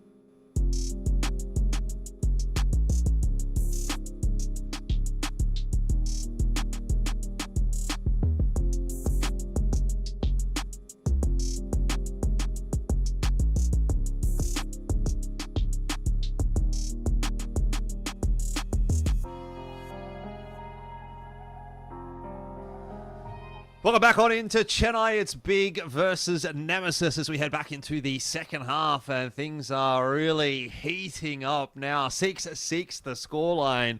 Once again, it's looking like maybe Nemesis might be able to give Big a run for their money. Now, you might question, is it Big just playing poorly, or is Nemesis actually good? Well, we're about to find out here in the second half. If Nemesis can put together anything on this T side, then I might start to believe. Yeah. I mean, the answer is yes and maybe to those questions. Fully undecided at this point, but it's all fun and games until you hand over 1 million VRS points to a team from Asia. JDC so far not quite dealt with, but pushed off of the line. back towards the A site. Not going to dissuade Big, though, from stopping on this B stack. And that is exactly where Team Nemesis will head. Indeed. Impression has a smoke and a flash. Derek's also got a flash. So, oh, never mind. It's a decoy. Try and work their way into the site off the basis of that. But 4 players here to defend. That's a lot of USPs to hand out headshots. Not to mention the dualies here as well. Tapson. Well, I might as well call him Tapson, as he's going to try and do just that. On to Impression. We'll go down to Winter, who is pretty sharp-witted at the moment. This guy is cleaning house. He hasn't actually picked up the bomb, though. It's like the player that can really go toe-to-toe with Big. He hands out another goosh. Come and get him. They're absolutely free. Jump back in. Too long B. Winter. Creeping out the monster tunnel. Would be a monstrous play from him to put this round together. Off angle from JDC goes unchecked though. Big securing the CT pistol. Yeah. Fanfare comes to an end. Bigger on top. 3 out of 4 pistols in this matchup so far going the way of Big. It's not exactly making it any easier for the underdogs. I mean, the underdogs just won the pistol. What do you mean? I had Nemesis as the strong favourites. Heavy favourites. Heavy favourites. Yeah, true. Yeah. My bad. What am I saying? I don't know, man. I knew you didn't do your research, but that just makes it obvious.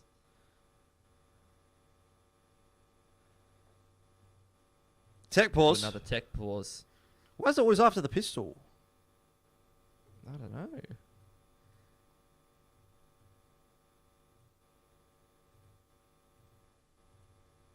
Looking through a couple of those day one teething issues. See if we can get this one resolved relatively quickly.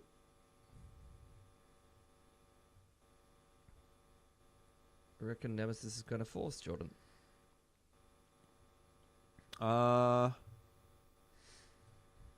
Yes, actually. Because they have forced every other opportunity they've had pretty much, so I would expect them to do it here. You don't know them at all. Hang on, the round hasn't started yet. They might still. They would have done it already. What if they ran back into T-spawn right now and did it? That'd be... yeah. I might DM Impression if that's what they did. Not gonna lie. Just be like, what are you doing, buddy? But it's just Winter with the dig. Sums got himself a P250. And look, it's been a better game for Team Nemesis, honestly. In terms of individual performance. Yes. Well-rounded from pretty much everybody. Very much so. Yeah, it is pretty close at the moment. Process. Yeah. I'm convinced that Process is just like... he's just running around in this game. I'm not going to lie. I've never seen anyone look less locked in, less interested in the game, and look so amused that he's getting absolutely destroyed. Just walked down connector and died for free 10 seconds into an anti-eco. Like, come on, man. There was no pressure anywhere else on the map. Oh, JDC is going to have it on lock there with J-Bone anyways. So, all's well that ends well. What a name, by the way. J-Bone. J-Bowen? It's probably more like J-Bjorn. Bjorn, I reckon. It's J-Bjorn, but I don't know that for sure. So I'm just going with J-Bone. J-Bowen. I think it is J-Bone. Like, he's got to be up there as one of the coolest looking gingers I've seen. And it's not easy to do. Right. That's coming from me. I am ginger, so I can say that. Uh-huh. That's how it works. I got the pass. Derek, he's got the pass into short B. Big pacing from the man. He's under pressure. Catches a nade and catches a couple bullets to follow up from JDC. It's a man down for Nemesis.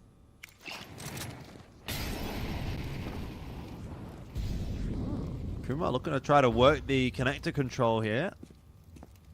Winter also getting on his bike up near long in towards party.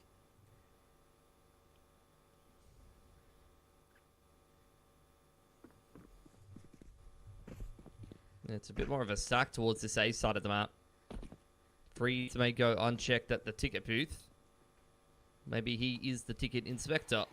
Let's see if Nemesis are allowed to take the subway or they're going to get caught up in the bug. Nice hit from Kuma. Again, Process goes down on a bit of a mid-round push. That's also a little miscellaneous from Freeze.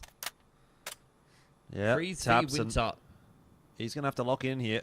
Is Kuma, he's going to walk out Monster Tunnel and give up the advantage. I mean, 35 seconds left on the clock. Don't know if that was necessary. Timing's not working out for either side, it would seem. But two players stacked up on the A side. They're also going to see that smoke and a flash over long, and that might actually prompt them to stay. Zums has got the kill on a JDC. He's not expecting J-Bone that close. So he'll go down, and now it's really on to Tabson to either just survive, which is what he's going to do, and then some, as he peeks at a really nice timing to pick up impression. Now Winter in trouble. Can't plant the bomb. There was 2 seconds on the clock. Will opt to take that extra kill on a Tabson, but Big will win the round. It seems like, you know, at least Tabson and JDC are pretty locked in.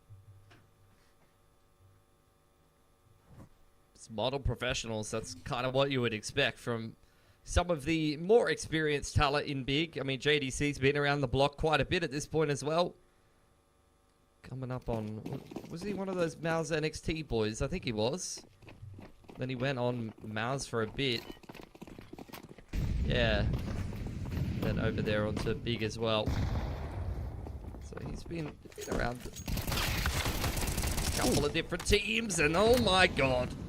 That's exactly why. JDC's like, Process, look, mate, this is how it's done. Want to go bash ecos. That's how you do it. I make it look easy. In fact, he might even get himself an ace here. 4 HP though. And so it, of course, will be Process that wants to run around and have a bit of fun. Look, Jordan, I got one thing to say to you, okay? Yeah? Trust the process. Okay, he's got one. He's got himself an eco frag. Let's go. Yeah, the boys. Ja, de Jungs. Surely that's not something they actually say. I don't know, but that's how you say yeah, the boys in German. Ja, de Jungs. Ja, de Jungs. That almost, it's got like a alliteration to it. I like it. Except I don't know if it's D or der, because der is the masculine like word, but D is it's the. It's the masculine the, but D is the plural the. So is it masculine because it's boys, or is it plural because it's boys? I don't really know. I'm not that smart in German. Anyways, JDC. Ja, de Jungs. Oh, he's going to get two again. Oh. Off you go. I think that deserves a masculine for that double kill. Nicely done from the man. And he's looking for more here. It's not done. Winter, been one of the consistent performers. Oh, no.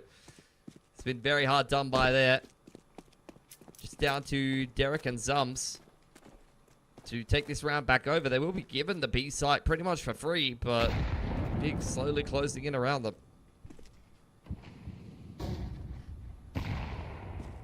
Freeze. Sort of out Derek's head there, I think, and does get a bit of a assist onto him. Zums, last man standing. Ooh, actually standing and delivering. He's handing out haircuts.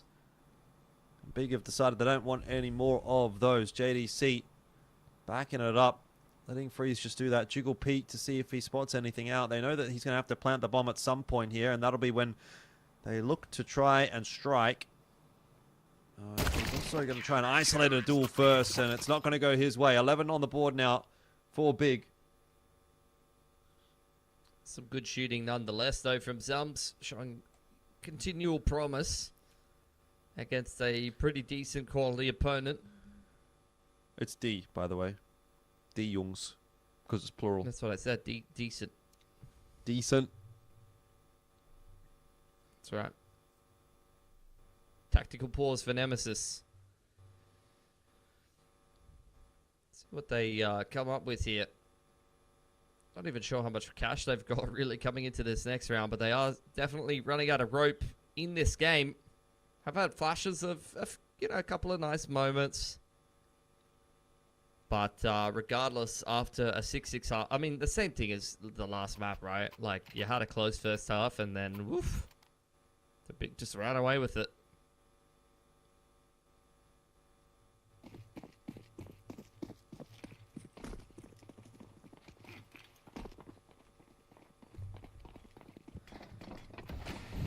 Off we go again, as Nemesis are running out of money, so they just have to go down to the pistol and the armor. J-Bone can't see a damn thing, but luckily nobody's looking in his direction, and so Impression's going to go down to JDC, and that opens the door up for the AWP to strike onto Zums as well. It looks like Nemesis might just be faltering at the final hurdle here. The 11th hour is starting to come upon us, and unfortunately it seems as though Nemesis can't quite step up and cut the mustard here today against Big.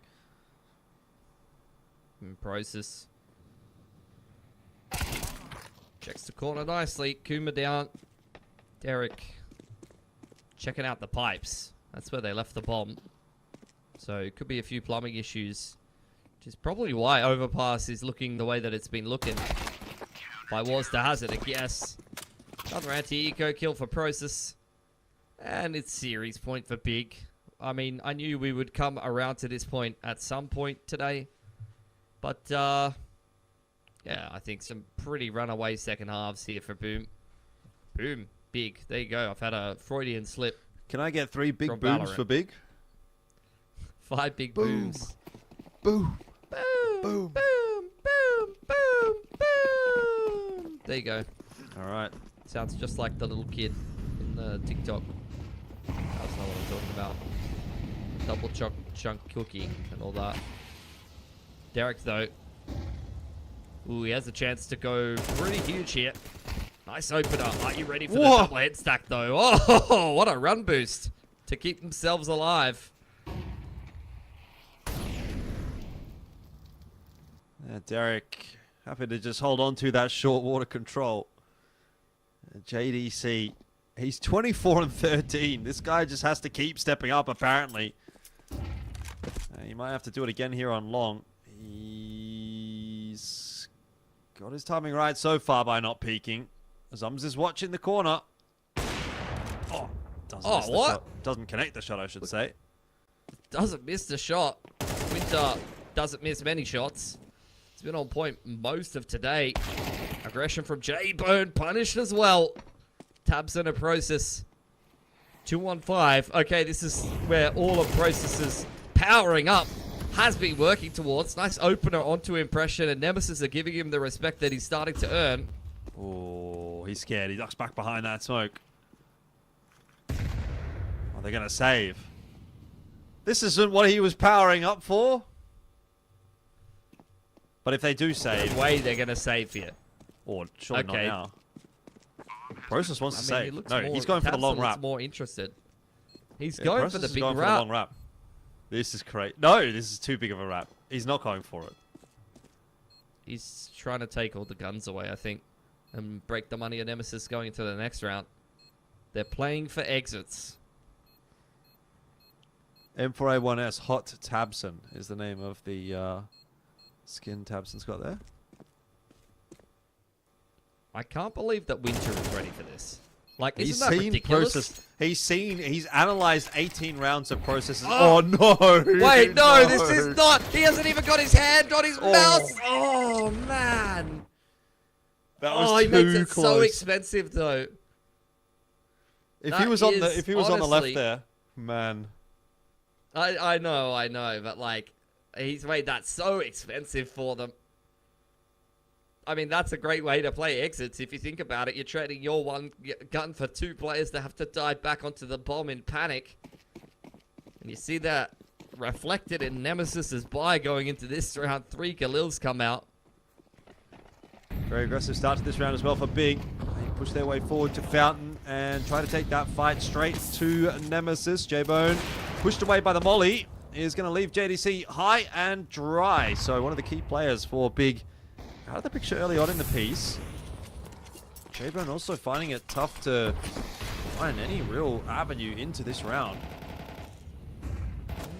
Appearing to party though.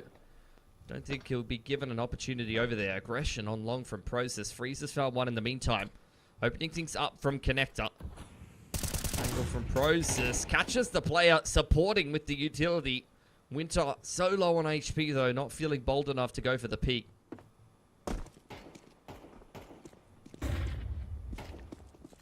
Oh, Prosis making a lot of noise. Flash goes over the top, but no peak to come.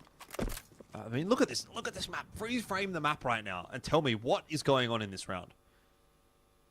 And by freeze frame, freeze. I am not making a pun. But he might actually be too slow. No, he's hurt him. He's going to hide. Zums has gone past him. No. Oh, the trigger discipline. This is jumped such over a him. huge play. Press 1, observer. Freeze cam, please give me freeze cam. Yes. Oh dear. That's it. Oh dear. That's the it's game. all over. Yeah. I can't believe it's ended like that. I mean, that's slightly better than the way it would have ended if Tabson got that ninja defuse. But hey, big high fives all round. It was a game of Counter-Strike. But tell you what, that's enough for us for the moment. We'll hand it down to the stage again for a winner's interview with Big.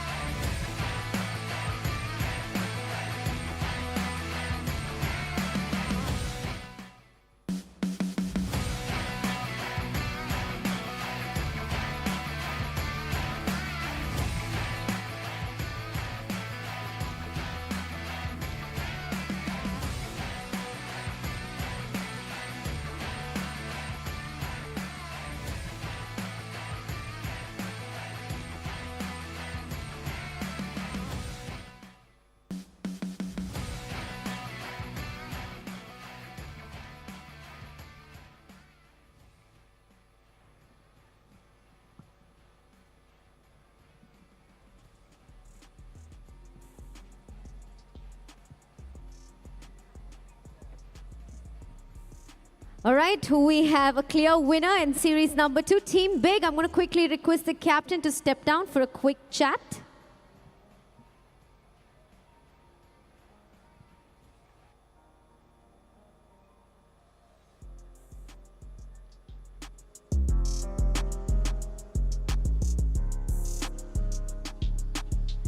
Congratulations on your win today. Living up to expectations, and what are your positive takeaway from this game? I think we played pretty good overall as a team. There were a couple of rounds we kind of threw away. I think it should be like more one-sided score-wise. But overall, I'm pretty happy. We had good comms, good vibes overall, and it was fun to play here. All right, take us through taking on Nemesis Asia. Can you repeat, sorry? The opponent team, can you take us through how the competition was from their end? I mean, they were shooting pretty good. I think, like, tactical-wise, they were lacking here and there. It was sometimes really easy to keep track of them. But I expect, like, they hit good. I didn't expect it to be that good, to be honest. So, yeah, it was positive, like a positive surprise. And, yeah, pretty happy overall. It was a fun game. All right, dark horses for a reason. That being said, if you had to pick one player from your team as the MVP in this series, who would it be? It has to be JDC here. He played amazing, really, really good multi-kills in important rounds, so I have to pick him for sure. All right, thank you so much for chatting with us, and all the very best for the next one. Thank you. All right, ladies and gentlemen, we have one more series coming your way today, but we're going to take a small little break. But for now, back to the casters. All right, well, yeah, that's one that I can probably get behind. I feel like JDC definitely stood up. It, for me, was probably between JDC and Tabson. I think probably the two most notable names in that big roster seem to be the ones that were the most locked in and kind of got the job done. Yeah, it's Tapson, as you called him. But, Tapson, yeah. I think JDC, particularly in that game, had a good time for himself. And look, unfortunately for Nemesis, they are competitive in the first half of both of those maps, but as it heads through into the second half, Big really kind of pulls away and makes it look like, makes both of those maps look a little bit more one-sided than they might have started. So I think Big looked pretty easy day at the office for them there. Even got away with a little bit of silly buggers here and there. For Nemesis, I think back to the drawing board. at least did show me enough positive rounds. Like, I wasn't expecting them to win the series or anything. Wasn't even really necessarily expecting them to take a map, but just happy that they stepped up to the plate a little bit, showed a couple of flashes, a couple of good rounds, showed me that a couple of these players are in some decent form heading into, you know, some more kind of regional events towards the later stages of the year. And I'm looking forward to seeing some more. Indeed. Let's have a look at the MVP graphic here, though. As was mentioned, JDC is going to be taking the MVP out of Overpass there. Certainly, you know, no debate when it came to Overpass. He was definitely the guy. But for the series as a whole, either JDC or Tabson. 24 kills, though, on Overpass. Was definitely picking up a bunch of work. Certainly trying to, you know, strong-arm the team through, get the rest of the job done when a couple of the lads sort of let the ball drop, but happy with what he was able to bring into the server today.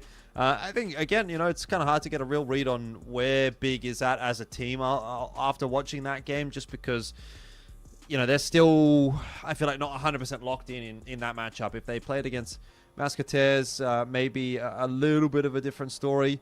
I'm more so keen to kind of like look at maybe a Nemesis versus a Deep Cross Gaming as a discussion point here, and just sort of get your thoughts on what you saw from both of those two teams so far today, and if that ended up being, for example, maybe that third place decider match, which I think is reasonably possible.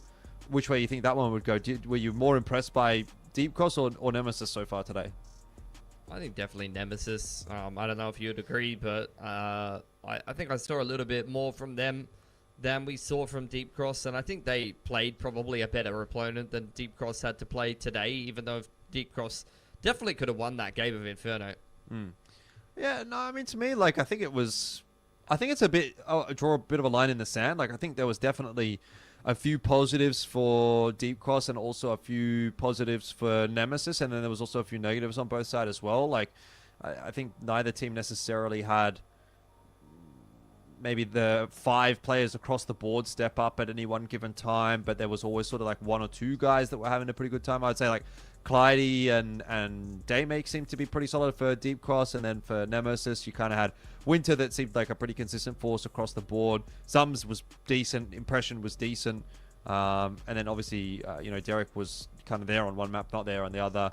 Kuma, you know, neither here nor there, in the same way that maybe, you know, Azanzu was on Deep Cross. So I think there was definitely parallels that I could draw between those two teams, just to sort of get, I guess, a bit of an idea of where the two are sitting. You know, again, it's hard based on the fact that they played different opponents and stuff like that, but I think actually it could be quite a close matchup if they do end up playing against each other, which the only time that they would play against each other would be in a BO1 now, I believe. I mean, unless there's some crazy results throughout the rest of the group stage here, and both of them somehow won their group, which seems, I think, impossible from here on out, given that they've both lost a game already. But you know, they could potentially meet each other in the best of one, I should say, in that third place decider. But that will depend on how things do end up going throughout the rest of the competition. And I believe the next matchup here, as you can see down there in the lower third, is going to be Wicked versus Deep Cross Gaming. Now, that'll be our first look in at an Indian roster at this event so far. Obviously, this is in Chennai, you know, so I think the fans over there will be quite keen to watch the Indian lads line up. We know there's quite a number of players that are worth mentioning in that lineup that we've seen all over the place before. The Indian team kind of kicking along, you know, for the last couple of years, thanks to Skyesports. But we'll see how they go, obviously, in this upcoming matchup.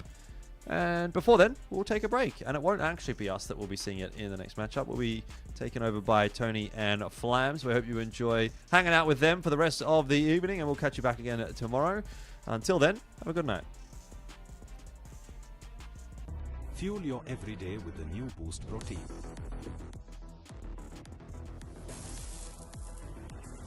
Boost is the secret of my energy.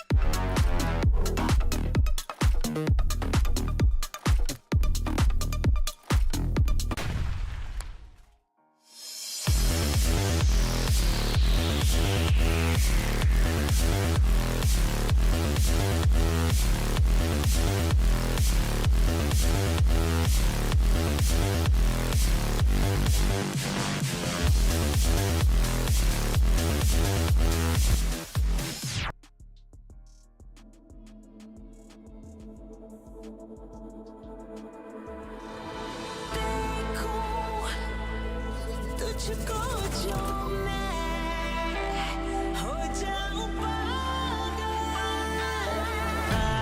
Boom boom मेरे सीने की धड़कन को सुन मेरी सांसों को तेरी ही धुन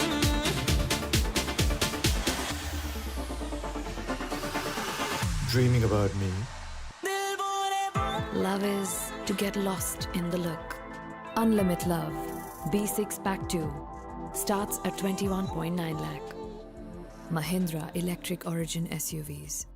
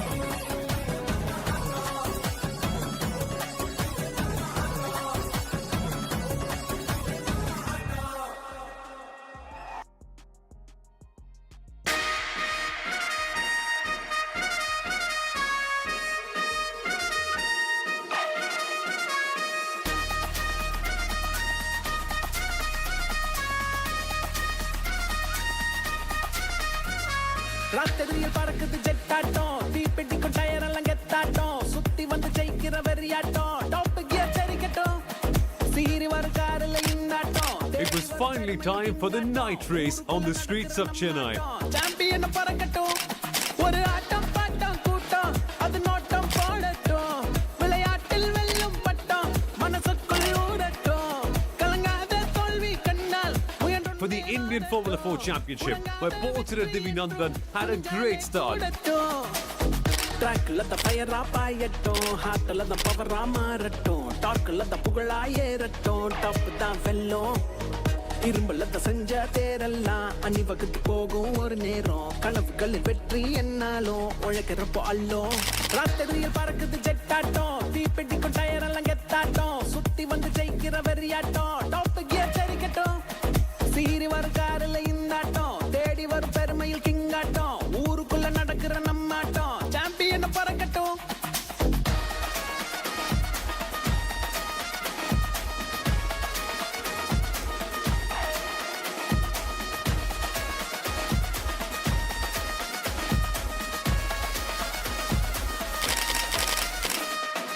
லைஃப் என்ற ரேஸ்ல ஸ்பீடா போகும் லேப்ல உருட்டாத மாப்பிள்ள பள்ளம் நேடும் கடையில உன்னோட நெஞ்சில வெற்றி தரும் தெம்புல நிக்காத எய்மில்ல ஜெட்டா ஆவோம்ல அச்சா இருந்தா அது துச்சாவாதா வந்தா வளர்ந்தா அது உச்சாவாதா வாட ஸ்பீடா அட தங்கம் போதாதா முடியாத ரேஸ் தான்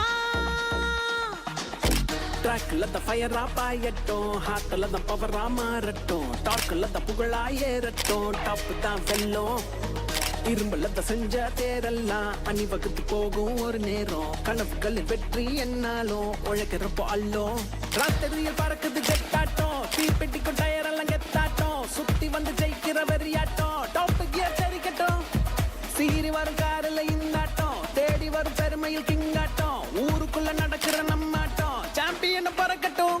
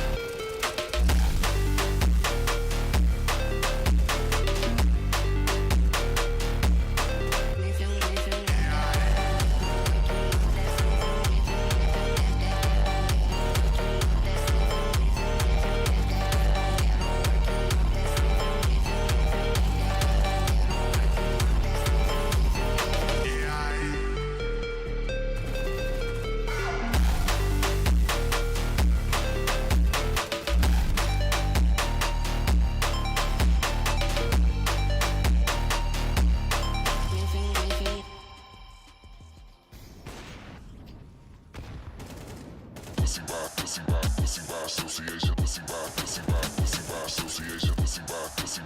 by association. Now you look at deputy man in my brown.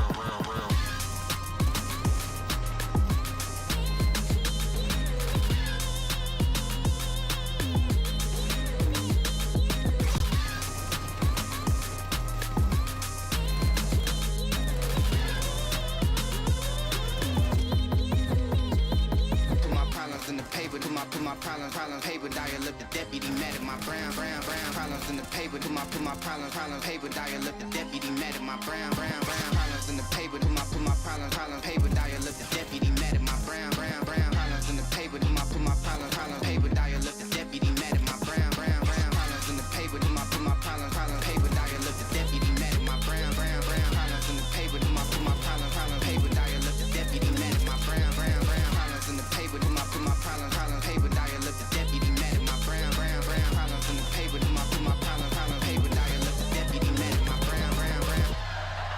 Listen here, buddy. Pussy by association, pussy by association, pussy by association, pussy by association. Now you look at deputy mad at my brown. Pussy by association, pussy by association, pussy by association. Now you look at deputy mad at my brown.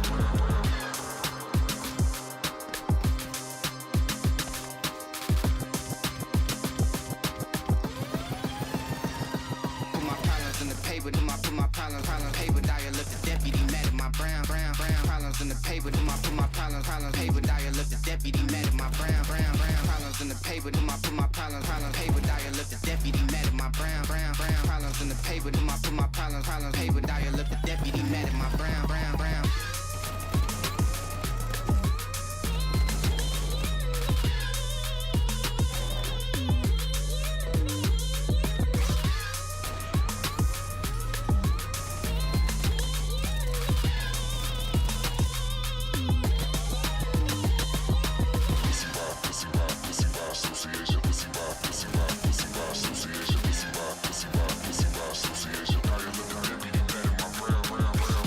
Pussy by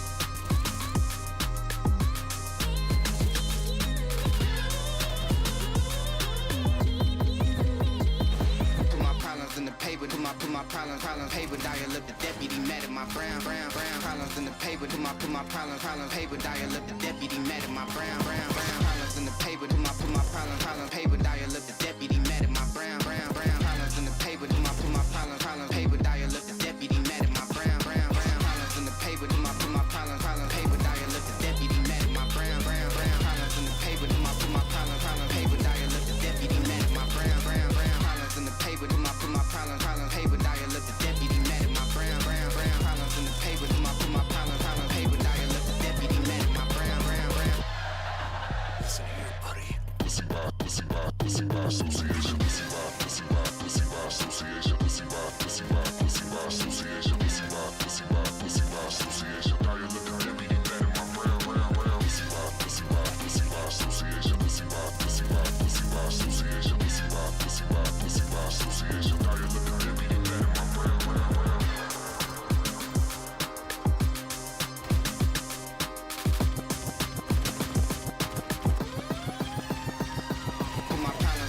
paper, put my problems paper, dial up the deputy, mad at my brown problems in the paper, put my problems paper, dial up the deputy, mad at my brown problems in the paper, put my problems paper, dial up the deputy, mad at my brown problems in the paper, put my problems paper, dial up the deputy, mad at my brown.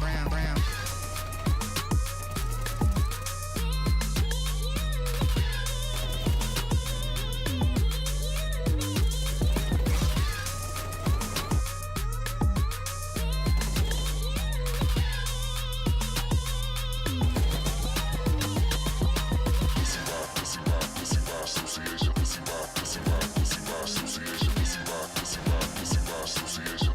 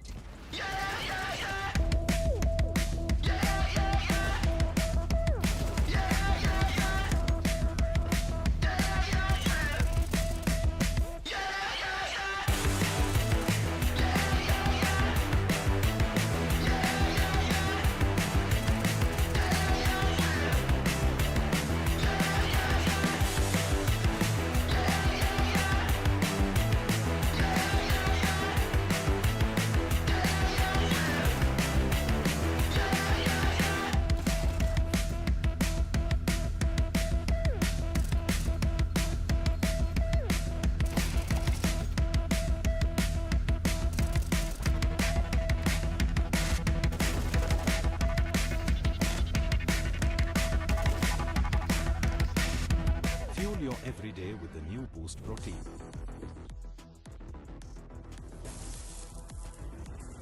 Boost is the secret of my energy.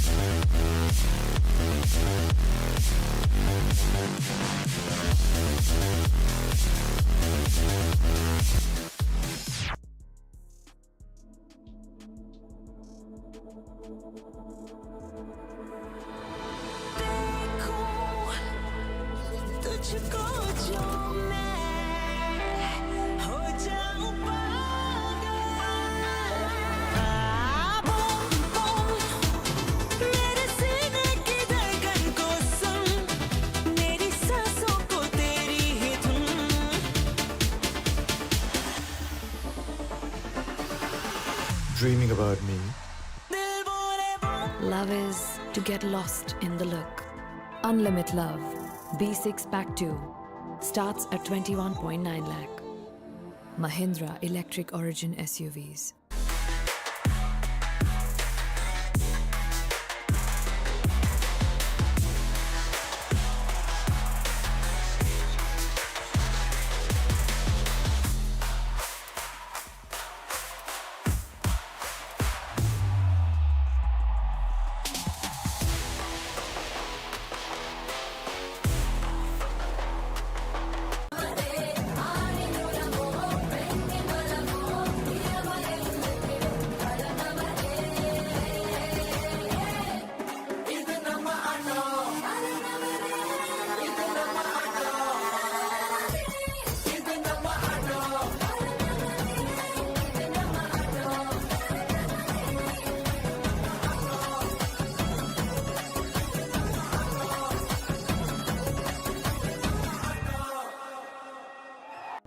Fuel your everyday with the new Boost Protein.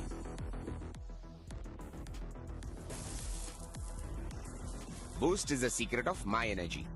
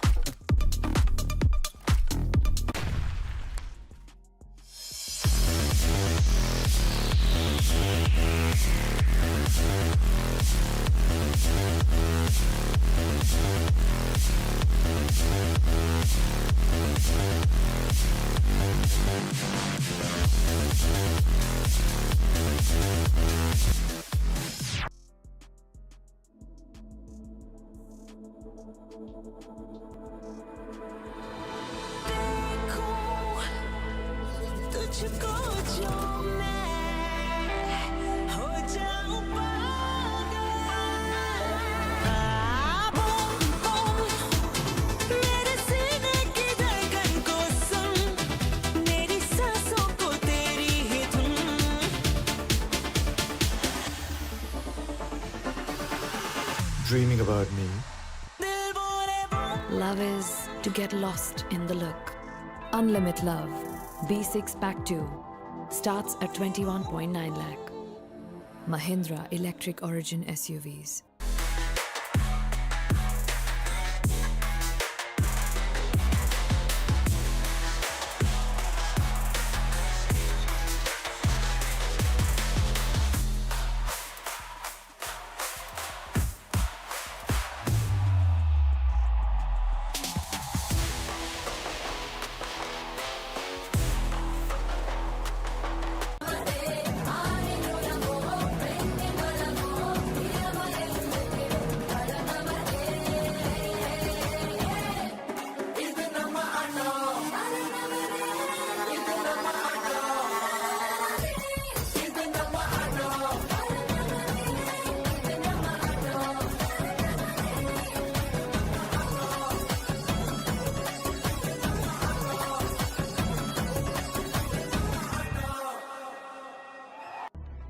your everyday with the new Boost Protein.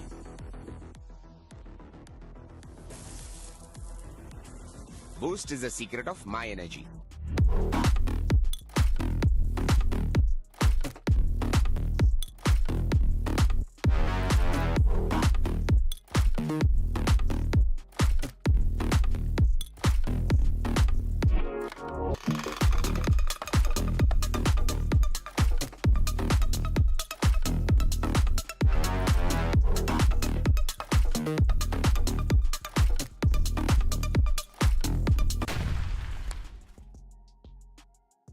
All right, we are back and it's time for the third and final series of day one. But ladies and gentlemen, before we move forward, before we get cracking once again, let's have a small little contest. Let's see who's got the boost. So I'm going to let the audience here let me know who's got the stamina to cheer the loudest. Who's ready to do it? You guys here? You guys are ready? Yes? Okay, can we get them on the big screen, please? Can we get them? Yes, okay. At the count of 1, 2, and 3, all of you are going to scream together and show us that you got the boost. Ready? Okay, 3, 2, 1, and go! All right, guys, I think you can do way better. Let's give that a chance one more time, right? Okay, try number 2. 3, 2, 1, and go!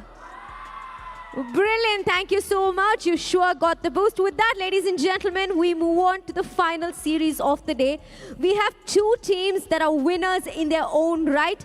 Let's go ahead and welcome team number 1, winners of the India qualifiers, one of the most consistent names in the Indian Counter-Strike scene, Wicked Aim, Wicked Fame. Ladies and gentlemen, let's hear it for Wicked Gaming.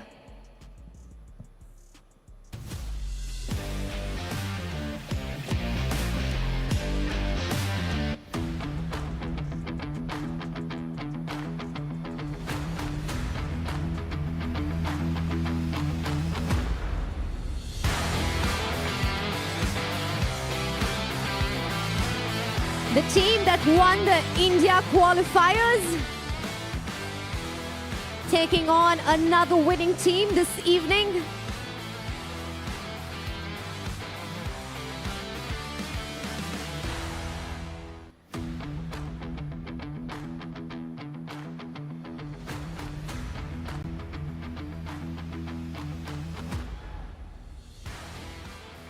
Clearly got some fans in the house today. Requesting a Wicked Gaming team to kindly take their position. You can head to your positions. And wishing you all the very best. And with that, ladies and gentlemen, we're going to invite onto the dais another winning team. The winners of the Southeast Asia qualifiers who already played a series this morning, unfortunately ended in a loss. They are back to reclaim their position. They're ready to strike hard and fast. So without further ado, can we put our hands together and welcome team Deep Cross on stage.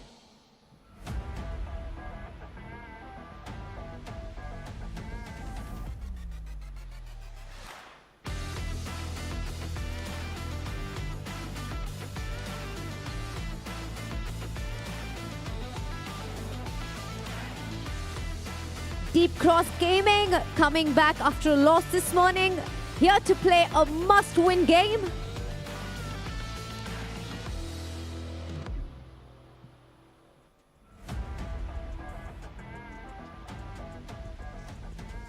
All right, thank you so much. Requesting the entire team to head behind the console and take your positions. And wishing you all the very best, Deep Cross Gaming.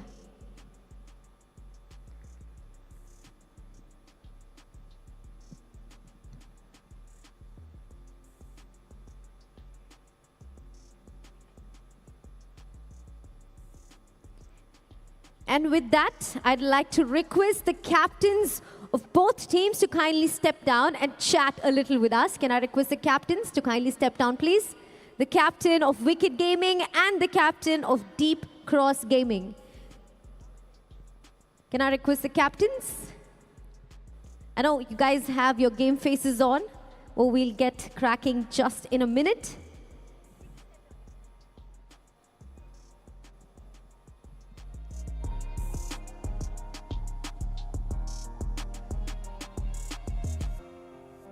Thank you for joining us. I promise I won't keep you long.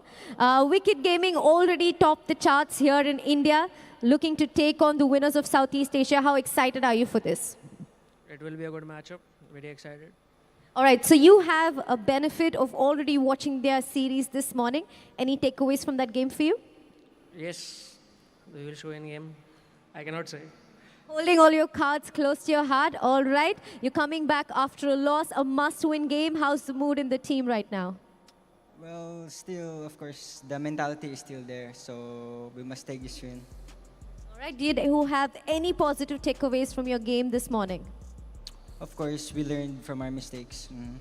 That's all. All right, clearly men of very few words. I'm going to let your action do all the talking, but time for a handshake between the two teams. Go well, all the very best. And with that, ladies and gentlemen, we're going to have the casters take over. Thank you very much, Samina, for that introduction and those little bits of information from each team, sort of what they're thinking about and what they're hopefully going to be showing off here in this third and final series of the night. Of course, my name is Flam. I'm going to be joined by one of the best of OCE, 2-Tap Tony. Tone, how are you, mate? Yeah, doing well, mate. I was going to say, we've had some great games, and I'm keen for another banger best of 3 here. Yeah, of course, it is going to be a matchup. We did see Deep Cross earlier today. Unfortunately, it didn't quite go their way, but we finally do get to take a look at that Wicked roster, where they're going to be very, very interesting, I guess, in a sort of term of words. They did win the Indian Open qualifier into this one, and I mean, coming up against a team like Deep Cross Gaming, where we're seeing a lot of players from the Philippines mainly. We've got Daymake from Russia. We've got Wisely coming in to that team as well. Waste of Ammo from Indonesia, which, you know, I do like this Deep Cross Gaming roster on paper. It's something that I've had a bit of an enjoyment watching. Tone, any thoughts about Deep Cross at all? Yeah, I was going to say they've definitely looked a lot better in terms of as they've progressed. I was going to say, especially that series was a little bit rough for them to start off the day, you know, facing probably one of the heavier favorites in the tournament as a whole. They get to, I was going to say, probably feel it out a little bit, you know, correct their mistakes as you heard them there on stage. And we're checking out the rosters for you. Wicked Gaming, Defaulter, Cyclone, Hattie, Crazy Gamer, and Fired Up. And of course, Flam, I look at this roster and I see some superstars. I was going to say, especially Crazy Gamer has been putting up phenomenal numbers, but we got Deep Cross here on the other side. Oh yeah, I mean, it's very hard to look at this roster and try to look past the names of Daymake and Wisely. I mean, both of these guys have been hanging around that T2 Russian, you know, European Counter-Strike scene for a very, very long time. They do make the jump over to Deep Cross, and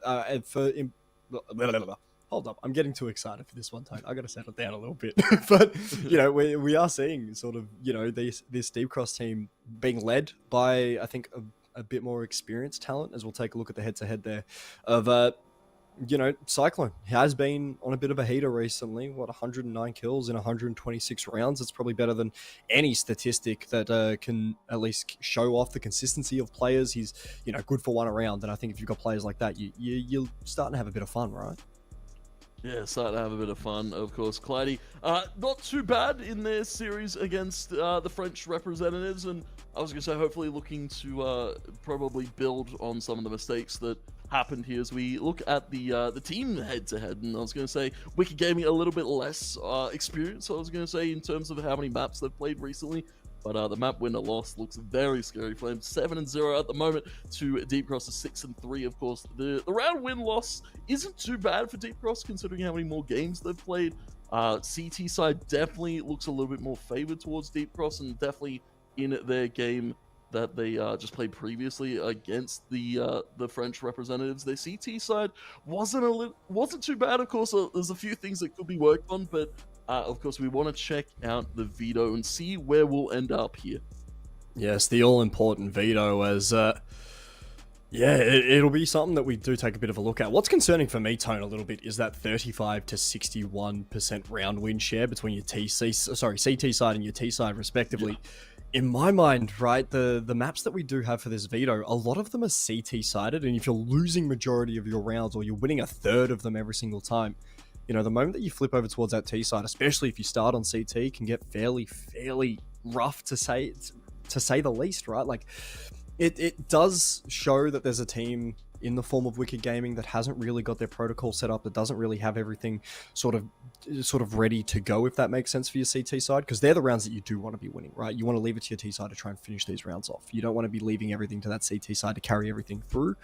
You don't want to leave everything to that T side to carry everything through. That CT side is where you want to be doing majority of your damage, right? And that's where you have to take a look at your more experienced guys on your roster. If you are Wicked Gaming, a guy like Crazy Gamer, a guy like Cyclone F, these are the guys that you do have to be looking at to sort of uplift that CT side, as hopefully we do get into that veto very shortly. But I think something that we do have to touch on a little bit, right, has been the performance of this Deep Cross roster earlier today. It wasn't a great showing that we saw earlier from them, going 2-0 down, and it does get a little bit difficult when sort of no one on that team goes positive. I mean, the closest that you got was a 30-33 onto Clyde, and barely having Sanzu hanging around that. He was the only person with a positive rating in that game earlier today.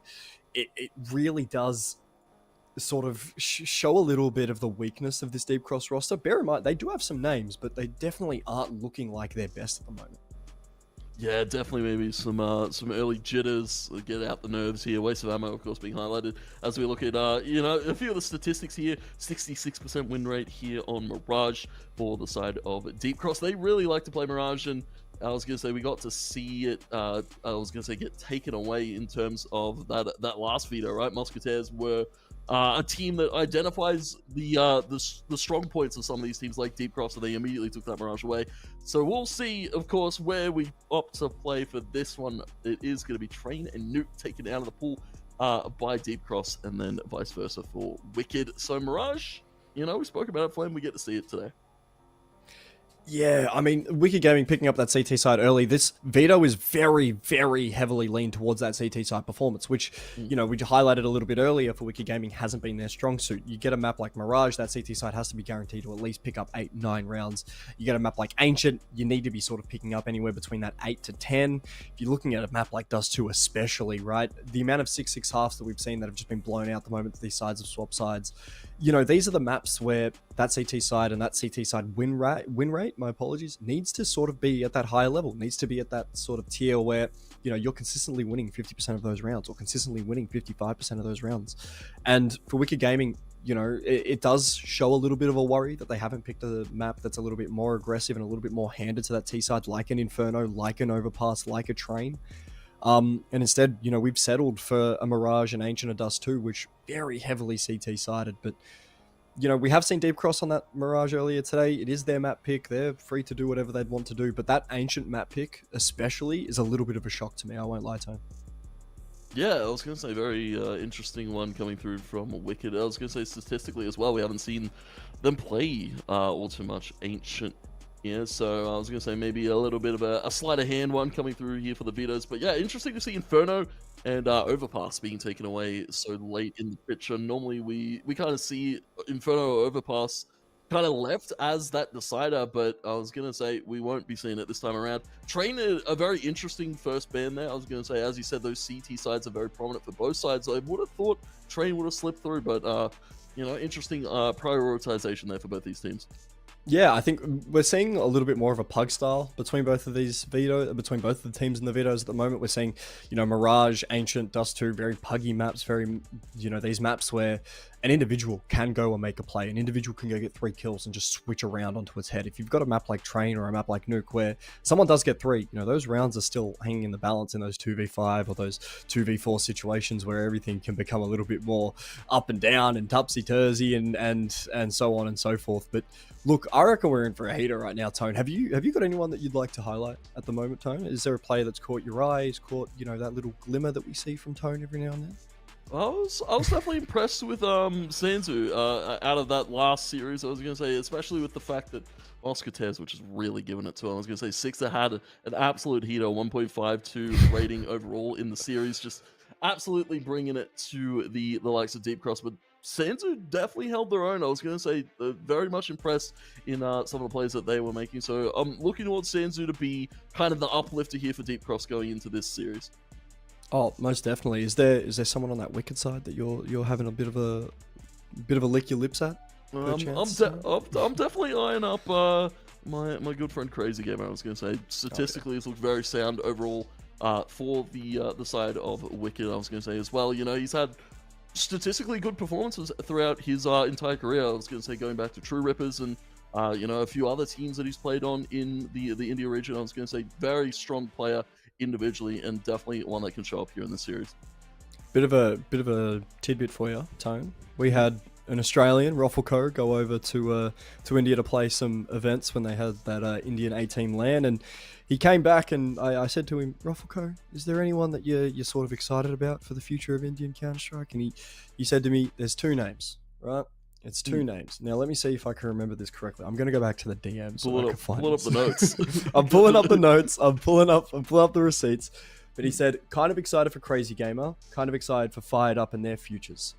So, you know, from a legend of the OCE side, this Wicked game has possibly one of the better players that could come out of this Indian scene, which, you know, if Ruffleco's excited about them, we sure as hell have to be, Tone. Like, we've got to be excited about these two. But, yeah, for me personally, this Deep Cross side, with the European talent that they do have, I wouldn't be shocked if they win out here, but you know, I wouldn't be shocked as well if Wicked are able to pull in fairly decent map performances, being able to push, you know, this Deep Cross side to the absolute limit in a few of these maps, a few of these games. But Tone, you got a score prediction for me? You got a score prediction? I've got a score prediction. This is gonna be a hard one, but I feel like this could be favored towards Deep Cross. I was gonna say the CT sides have looked good, and you know, we've got a very CT centric map pool here for this best of 3, so I'm gonna have to give it probably 2-0 here to Deep Cross.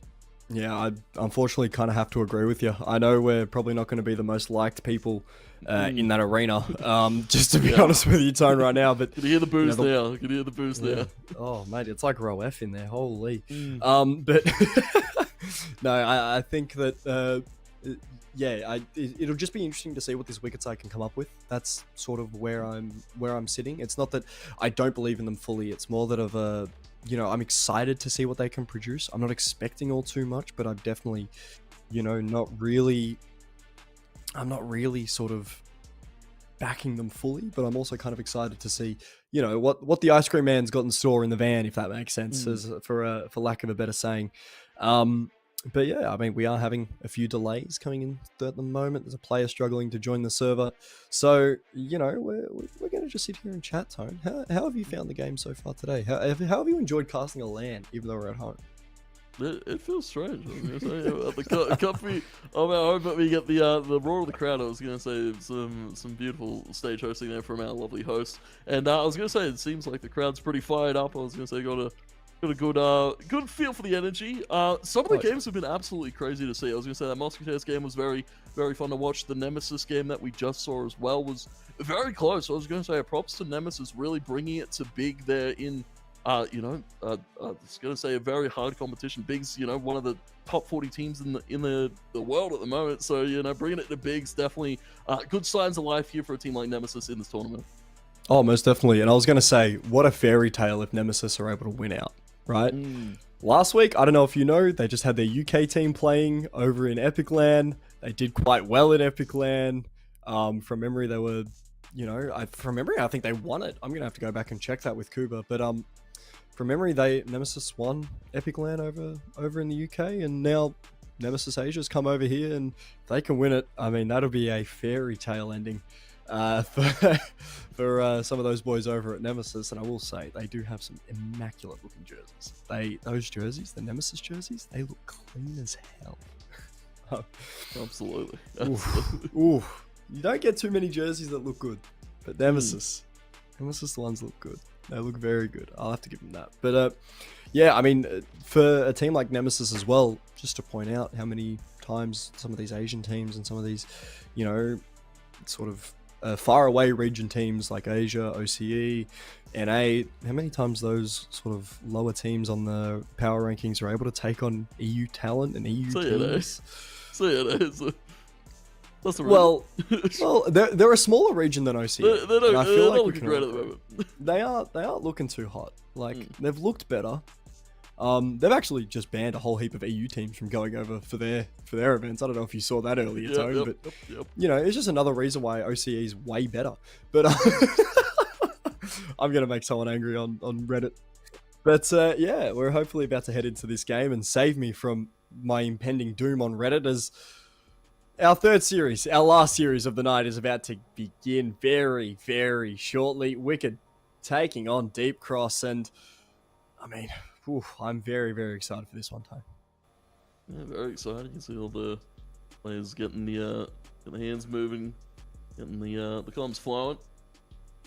Of course, I was going to say nobody's sitting too close to the monitor, Flam, but we're into it. Wicked Gaming, Deep Cross, for your final best of 3 of the day. And it should be an exciting one. Mirage to kick it off, Pistol, CT side, of course, for Wicked, T side for Deep Cross, and already seeing potential for this T side apps pop here from the side of Deep Cross.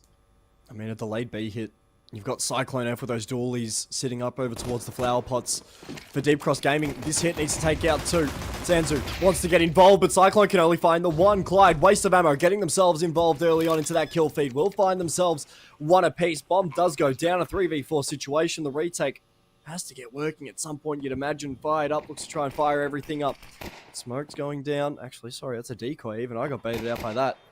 It's I mean, a 3-man market retake has to come in. We've got to potentially see something. The Bolt is going to end up going down. Waste of ammo will get traded out at a minimum. It's 3v2.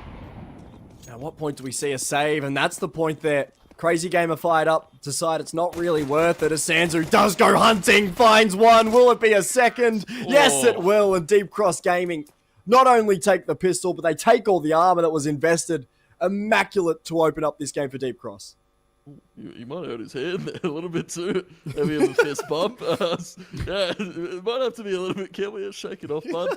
Sansu's on fire, though. I was going to say, very well played pistol out of Deep Cross there. That's what we wanted to see, right? I was going to say some early jump there on the T side, because as we said, both these teams both statistically favored for CT, and you know, coming out explosive, especially here last series of the day. You know, some of these teams get a little bit tired. Some of them, you know, start to wear down a little bit, but I was going to say Deep Cross, they seem to be fired up and looking to wrong the mistakes of that last series. It looks like we start this map off with a bang and a tech pause, Tone, as issues for, I do believe it is Deep Cross Gaming may have the issue. The admin standing up, the coach is looking a little bit confused. Is it Wicked? Is it Deep Cross? Yeah. I can't tell. Yeah, we got the Wicked logo there, so... Oh, mic issue for Wicked Gaming is what we've just been told. So you might be right there, Tony. Maybe I should listen to you more, and I should just stop thinking. I'm just looking at what I'm seeing on the screen right now. I'm just telling it as it is on the screen. Yeah, I'm curious to see who actually has the mic issue. I'm quite curious about who it is. What are you dob them in? Yeah, I'm gonna dob him in. I'm gonna get them in trouble. I'm gonna go to the big man at Skyesports and say, hey, this player in trouble. Get him in trouble more. But so we get back into the game, as I appreciate the laugh there, Tony, was big. But Deagle's coming out for Wicked. A scout onto Hattie. They're gonna force in here as Deep Cross. Well, Mackies, Galils, they've brought it all in. They've opted for the util. Yeah, a lot of heavy investment. And of course, jump spot here for Crazy, just holding that incendiary, waiting for the potential spot there. Doesn't see anyone from Deep Cross, opts to throw it anyway. We'll see Mousquetaires, Smoke Jungle. Default Mirage Smokes coming out of Deep Cross here. Crazy going to get close. And Personal with the 5-7, looking for a second tap there on to Daymake. In Deep Cross, they'll be able to get into the site, but they've lost a few members of the process. Scout here for Hattigon. Misses the first shot and now needs to be a little bit careful. Wisely looking at pressing here with the HE and the MAC-10. Oh yeah, I mean, if that pressure is able to take away a few of these guns, if it's able to especially take away the armor of a lot of these Wicked Gaming boys, this can be very, very dangerous, but Waste of Ammo is at least able to get a trade-off. That's the Scout falling away, but these pistols do have the man advantage. Waste of Ammo isn't wasting any bullets, as it's going to be a single one to pop the head off of Cyclone. Now, these 5-7s, sorry, the 5-7 and Deagle have a fair bit of work to do. Fired Up's going to be left in the 1v1. Knows that Clyde's going to be in towards Firebox. Very little time, but does have a kid. He'll end up falling to the Galil, and a very, very close force in coming out of Wicked Gaming. Can't quite get the job done, but the damage, the economic damage has to be absolutely brutal. Yeah, that was a lot of rifles gone from the T side, and props to Wicked. They played that one a little bit more slower on that retake. I was going to say those two players coming from stairs and jungle. More than happy to be taking that one away. Deep Cross, though, they'll be buying straight back into the Mac 10 Galeals because they're more cheaper. The rifles, we'll see 1 AK for Clyde. And Wicked relegated to pistols once again. MP9 for Crazy Gamer could look to make something happen here, but over towards the ladder room, and of course Deep Cross not really showing all too much mid presence early on, just kind of waiting, trying to feel out a potential push here, as we'll see Daymake look to go up through con. I will say this is a very sort of B heavy. Oh, is that a Zeus? I love that. Just swing around the corner, hope to get a Zeus kill, but fired off, can't quite get it. Instead, sparking out as Deep Cross Gaming have maintained a lot of this CT control, but Cyclone's at least trying to fight it back. I will say it was a very nice clean take, but for Wicked Gaming at the moment, the CT side's really looking. Oh my days, what a swing! Okay, Sansu's just found where 3 of them are, and he's had his head completely taken clean off. These Eagles have been making their mark, but as they start to charge into the site, right, there's not going to be a lot for anyone to sort of notice. Waste of ammo, at least does at least find a falter. A good start. Crazy Gamer to at least get one back. Waste of ammo doubling up. Can he make it 3? The answer's no as Cyclone. With that picked up Galil, at least dancing around the site, keeping everyone entranced as to his position. Does pull the Deagle out. Clyde, can he get the kill? Everyone may fall to the bomb. Everyone probably will fall to the bomb as Wisely's fallen away. Does at least get to keep the Mac 10 for a rainy day, and Crazy Gamer surviving on 1 point of health as Deep Cross Gaming pick themselves up a 3rd. Yeah, I'm curious to know, though. I was going to say they're making it quite costly for themselves. We see everybody having to reinvest other than one. And for Wicked Gaming, around that, you know, they didn't win on paper, but in terms of the economy, they've definitely won it out, because now they get to bring probably a stronger buyer to the table. We'll see Orb out of fired up, we'll see a few M4s, and of course we'll see Crazy Gamer back on that MP9, so Deep Cross are going to have to be a little bit more cautious of playing that range, of course with the Mac 10, the Galeals. But for the side of Wicked Gaming, early molly there towards T-App, stops Deep Cross from pushing up for the moment. Good HE as well on the timing, does a little bit of damage. So we have seen Wicked Gaming lean towards this B side a little bit more with their CT presence, right? We've got that AWP on short, we've got 2 rifles sitting in towards the back of that B side holding apps. They are terrified of this B hit if it does come in, but as the util does start to come out, are we going to see that rotation? Gotta wait for everything to slowly fall away. No rotation yet out of Wicked. They're leaving it towards Crazy Gamer Defaulter if it is real, but that's the big question. Is it real? May become real in just a second. They're falling away, Tone. They're falling away. Yeah, they're falling away completely. Fired up all the way on short side. Hardy God all the way towards CT now. Here, Deep Cross do have still Wisely just kind of standing out in the balcony waiting for somebody to swing. Nobody's triple though, so we get a whole lot of info, but Daymake as well over towards the jungle. This is such a good positioning here from Deep Cross, because now they can look to split up towards A with the fact that Wicked Gaming have given them all of the space to work with. They can just walk up, plant in the open, and play for the post in the 5 versus 5.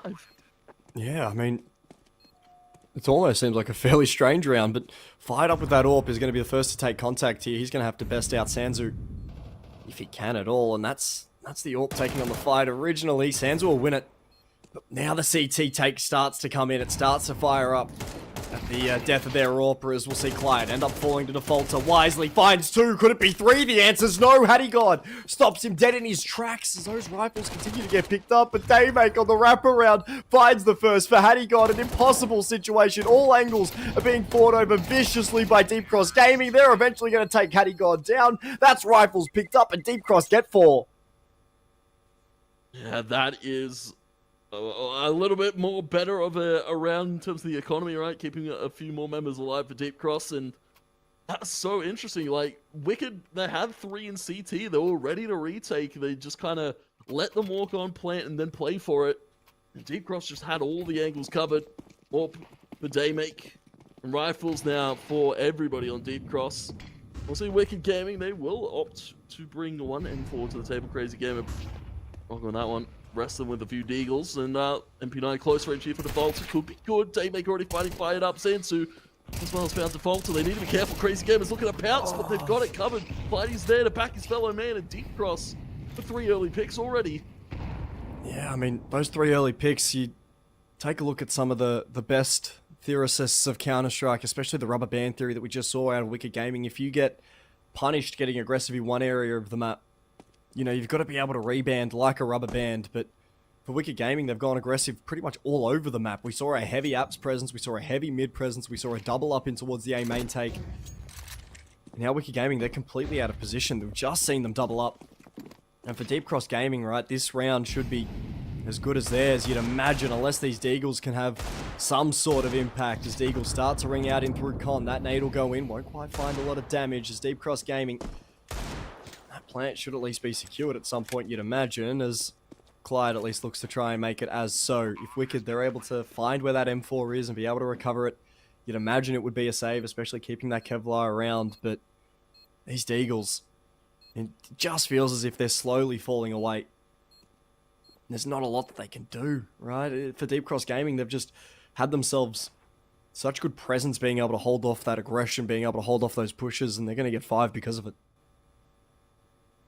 Yeah, 5 early T-side here. As we said, both teams more favored towards the CT. We haven't seen anything out of Wicked yet, but maybe just some early rounds that haven't gone their way. Might need to see an early pause if this keeps going the way of Deep Cross. And we'll keep all 5 alive, everybody up. That big green still in play for Daymake, and well, 5-0 for Deep Cross here. And Wicked, I was gonna say, it's a lot of aggression on their CT side that hasn't really paid off for them. They need to probably fall back, just play a little bit more default that CT side, let them come to you.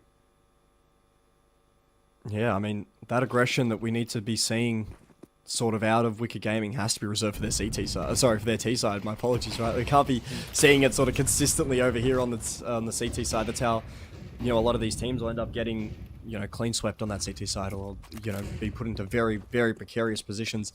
Just to point out how absurd this is for Deep Cross Gaming right there.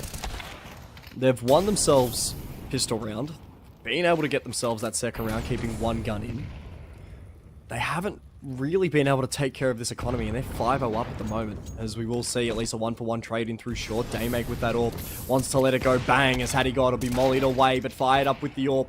Getting 1 back. Hattie God does eventually fall as that B anchor, but it doesn't matter because fired up's here. Can't quite hit the flick as that pistol has to come out. There's got to be a lot of work to do as Wisely eventually puts down the P2K. A 2v2, and it's all left to Crazy Gamer by himself as the Falter falls.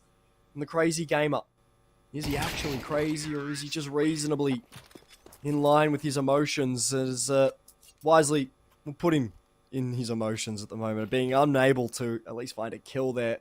You can see the disappointment on his face as a 6-0 start for Crazy Cross Gaming, but fired up here with that AWP has had himself an incredible round, being able to find 1, you know, bait himself sort of for that second kill before falling. And for a 1v2 situation there, you just feel like there's got to be something better out of Wicked. Yeah, we need to see a little bit more. No, I was going to say, the makings of something. That round from fired up. Deep Cross, again, you're not seeing them stick to the one site control here. I was going to say, normally we see them kind of float around apps for a little bit here, but this time, going to be playing over towards A. Wicked, though, they've deeply invested in this one. We've got a few players towards connector. We've got Hattie God towards the stairs. We've got 1 player underneath the balcony as well. Deep Cross need to be very vigilant in clearing out these corners. Sansu will be able to find the first, though. The Falter will end up falling as the waste of ammo finds 2. Cyclone, Hattie respond with 2 of their own. A 2v2 situation on this A site now. And what an insane sort of round for Wicked Gaming at the moment. They've predicted it's going to be an A hit. They send 3 up mid. And that nade does a little bit of damage towards that M4 of Cyclone, but Daymake with that AWP has to hold his lines, has to be careful because he's about to get wrapped through CT, and he will. Wisely finds the first. Is there a second for Wisely? Yes, there is! As Deep Cross Gaming, my word, 7 on the trot for them as Wisely. A very, very nice 1v2 clutch up for him, and for Wicked Gaming, it felt like their best round, but it was very much a gamble round for them. They come in with a heavy investment. They take mid quite early on. They lean towards A, and they still can't get it done, Tone. Yeah, there's only so many things you can try before it just doesn't work. They had so many players on A and it just doesn't happen. Defaulter, you know, he found something, but waste of ammo. It was huge. Huge play from Wisely. Just patience to re-aggress on that swing, just knowing that as soon as he finds that first contact, he has to go for the re-aggress and deep cross. It's looking good for them. Tactical out of Wicked needed. That's what we wanted to see out of them, Flam, because nothing's going their way. Just they've stacked sites, they've not stacked sites. Just there's so much that's going the way of Deep Cross that really shouldn't be. I was going to say, mechanically, Wicked are playing some of these rounds very well, but it's just the late round execution that's gone the way of Deep Cross. Yeah, it has, and I mean, we're going to see another 3-man stack over towards this B site. Double up maybe in through short. It's actually going to be a double up in towards apps.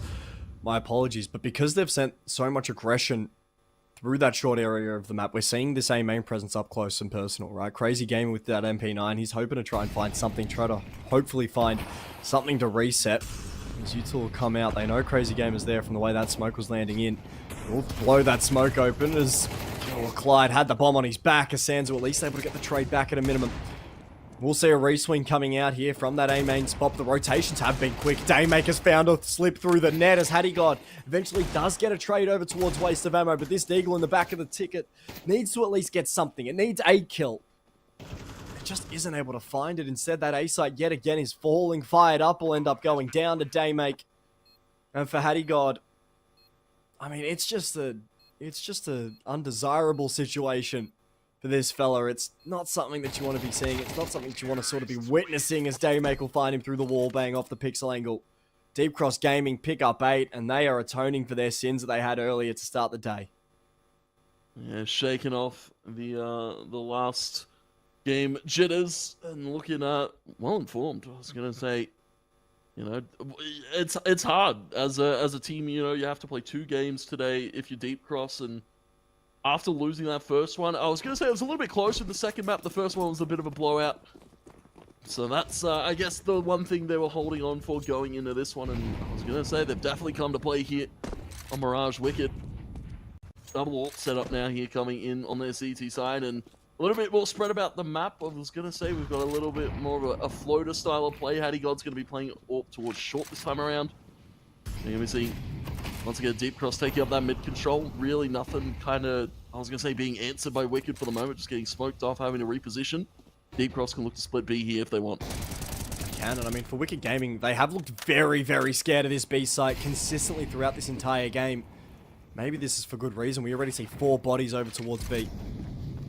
Defaulter, of course, the only one not actively watching the side here and looking to try and at least clean up whatever these double orbs can't quite find, but Daymake, waste of ammo, finds one apiece. All of a sudden, this B site could be unlocked completely as Fired Up with that AWP will be the last line of defense here over towards the site, and he's going to be taken out by the waste of ammo, who isn't wasting any ammo as we speak. 12 kills for him so far, but interesting from Deep Cross. They're sitting, they're waiting for a bit of aggression from Wicked Gaming, maybe a bit of a unanswered question that could go there. The bomb gets tapped, as we will be seeing Defaulter at least finding one.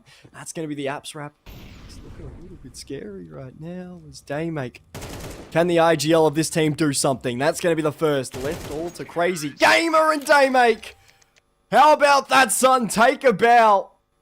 A very slow and a very tempted 1v2 for Daymake as the leader. The IGL of this Deep Cross side comes up big. Yeah, that was clinical there from Daymake, tucking underneath the window in a fraction of a second. If he swung just a little bit deeper, he could have fallen to the market window player, but he decides to refocus attention towards apps. He knows the guy's coming closer, and of course, just a nasty headshot there, and then playing around that default pillar so perfectly. Deep Cross, all the stars are aligning right now. Wicked, that felt like the most winnable round for them at that stage. It really did, and I mean, look how, if you go through those first 8 rounds, they've been absolutely terrified of that B site being hit consistently. They have been fearful of it. They've been stacking that every single time with at least 3 bodies, sometimes even more, except that one round where everyone went mid and everyone went A. But Wisely opens up the A at counties. They're going to be more. Sanzu at least gets involved. That's going to be fired up, taken down. Defaulter has to hang in through CT and has to hang on to his life, more importantly. Smokes, mollies, flashes. You imagine it's getting thrown at him. The kitchen sink, I think, went past at one point, but Daymake at least finds the opener. Daymake doubles up with the mollies. Defaulter falls. It all falls to Hattie God by himself. A 1v4. Everyone quite low except for Wisely. 10 here could be picked up by Deep Cross as Wicked Gaming leave it all to Hattie God with the FAMAS. Clyde will swing. Clyde will find the headshot. 10 picked up for Deep Cross. Could this get any worse for Wicked here, Tone? It's starting to feel that way, Flam. I was going to say there's just so many rounds I feel like we've seen Hattie God trying to retake 1 versus 3, 1 versus 4, and it's like, you have to feel for Hattie God. It's a very unlikely situation to win, and he has to come up to the plate every time. 0-10. Wicked Gaming, not a lick of life here on this CT side so far. Deep Cross going for a little bit more of a mid default here. We've got a few players towards top middles. He fired up though. Get aggressive for 1 with the help of Defaulter, but quick trades come across back from Deep Cross. The trades go in the favor of Wicked for the moment. I mean, yeah, we're seeing a little bit more of a traditional Mirage setup coming through for Wicked Gaming, and it's starting to work, right? They get those 2 early kills. And if the question is, are they able to do anything off the back of that, right? The first time they've had man advantage all day. The first time they've been able to have, you know, some semblance of, you know, it's just... It's really starting to get a little bit more intriguing as this game does go on, but everything does start to slow down. It does look as if Deep Cross want to hit that B site. They've sent waste of ammo out there. At the moment, Cyclone just hiding it towards that molly. Won't quite be able to find all too much, as they've got Wisely out on the A side at the moment as well. If he's able to get that kill of Defaulter towards A, it could be really dangerous, especially as top mid is being taken as we actively speak by Wicked. Waste of ammo is just wasting everybody's time at the moment. And you've got to love to see it, because Wisely could be caught off guard here by Defaulter. This fight here on A is going to be the round. Yeah, this is very important. You can see Daymake now starting to make way over towards Connected. Defaulter finding Wisely, so Daymake needs to go quick. 15 seconds now to get that bomb down. And we'll be able to plant it for the open plant. Very bold call to make. We fired up and Cyclone still on the map. We'll be able to secure it. Needs to be careful on main, though. There is a player coming for the flank quickly here. Fired up, looking to spot the shoulder. Fired up, we'll find it. Daymake down. A Deep Cross game will finally drop around here to Wicked. It's alright, fellas. They turned their monitors on. We're good. We're good. Wicked Gaming coming back. I believe.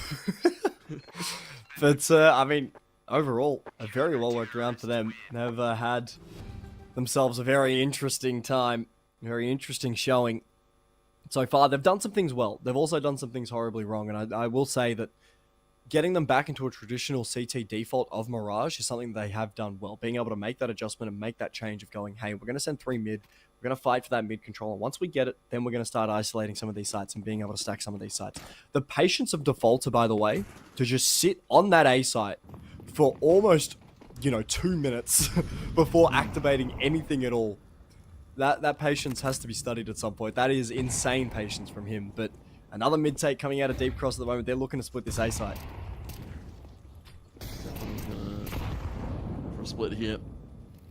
Only to a short. Light up, they can see through it. Might be seeing a player going towards bottom middle. Spots the player towards Connected. Not quite able to collect it, so it's Clyde. Able to find that one and to fire it up. Looking to walk it up too. Takes out Crazy Gamer underneath. Balcony. Defaulter now has swapped up position to CT. Molly towards the triple box. And this is Deep Cross. Looking to maybe walk it up. They're taking it a little bit slower this time around. Cyclone as well. Going to be holding towards Murder Hole. 2 players CT. And Wicked will have to play for the 5 versus 3 retake. Very hard to do in the situation and the spots they're in. Oh, yeah. I mean, you've just got to see that CT side push through and get kills. Waste of ammo at least finds the first Defaulter on the trade there. Clyde does eventually find Cyclone as Defaulter. Could be the tale of dreams for this young man. Finds the first. None after that, though. An 11-1 scoreline. My word. What a showing from Deep Cross Gaming. Yeah, absolutely. Clinical.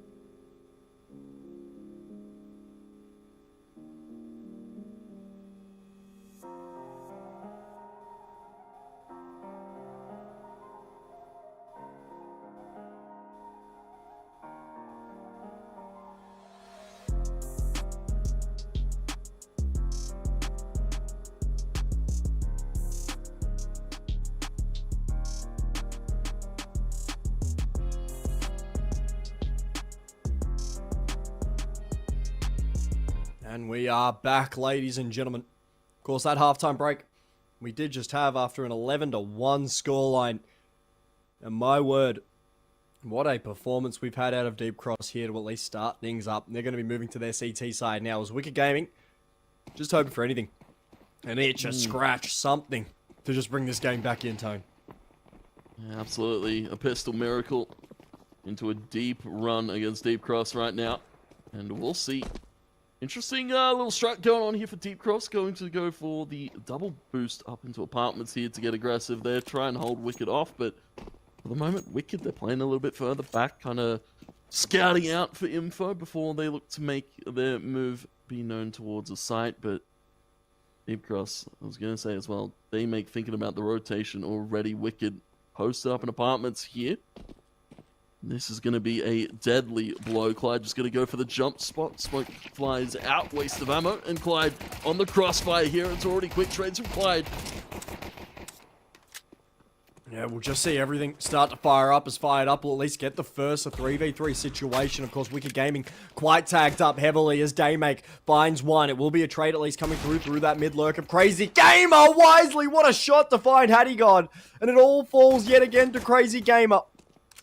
If there's anything that this man can do, it could potentially be crazy as they've lined up for him. But Sansu does find the kill. All of a sudden, we've got map pointers. Deep Cross Gaming pick themselves up 12, pick up the pistol. I mean, unfortunately, Tone, this looks all down and done. Yeah, that was the round they needed for Wicked. Deep Cross had their number. The stack towards B was just so hard to deal with. I was going to say, normally we don't see that like at all. That's a very rare strategy for a little double boost out of Deep Cross on towards the apartments here, but Wicked, they'll force into it. Deagles, Scout, immediately going for the swing towards mid. Cyclone over towards A main here, but Wisely has invested into the M4. Cyclone could find a rifle here if he's able to find the shot, but Wisely won the better. And that is one man advantage now for Deep Cross already. It just comes down to the mid-hold at the moment, and Daymake isn't making life easy for anybody right now. Sanzu will be smoked out. I mean, Wicked Gaming do have the mid control at the moment. The question is, can they do anything with it? That nade will go in. That'll be a great nade. Finds Defaulter.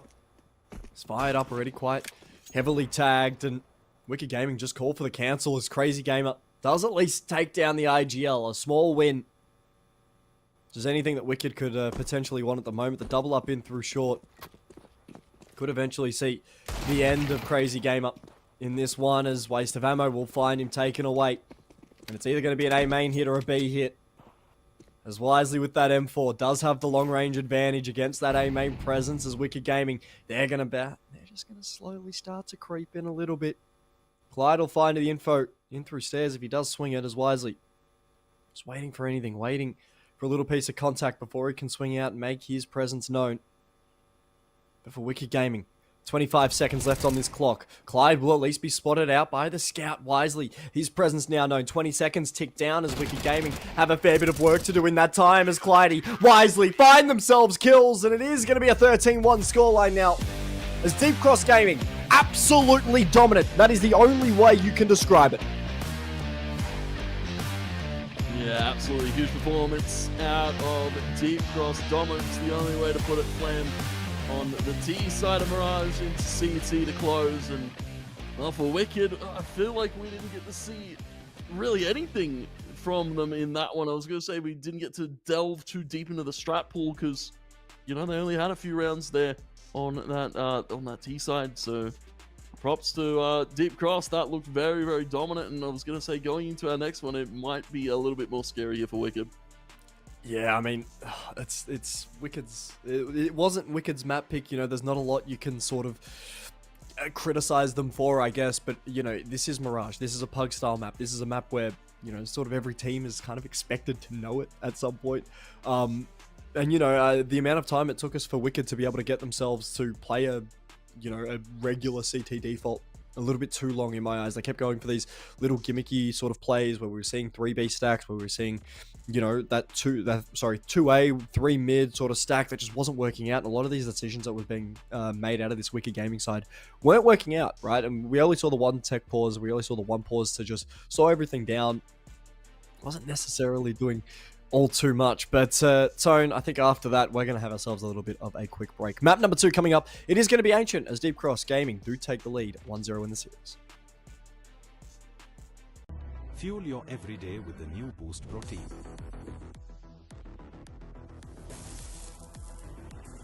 Boost is the secret of my energy.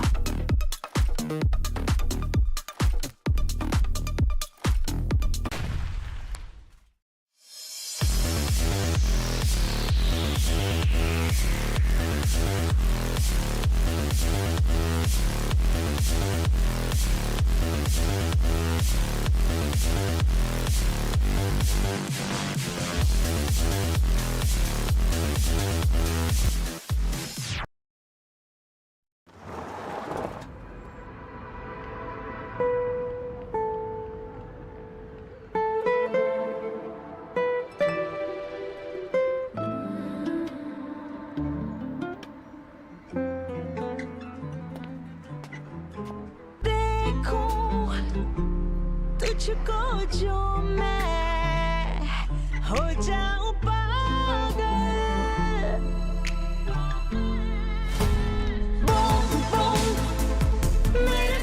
You glow different when you're in love. 16 million shades of love to choose from. Unlimited love. B6. Mahindra Electric Origin SUVs.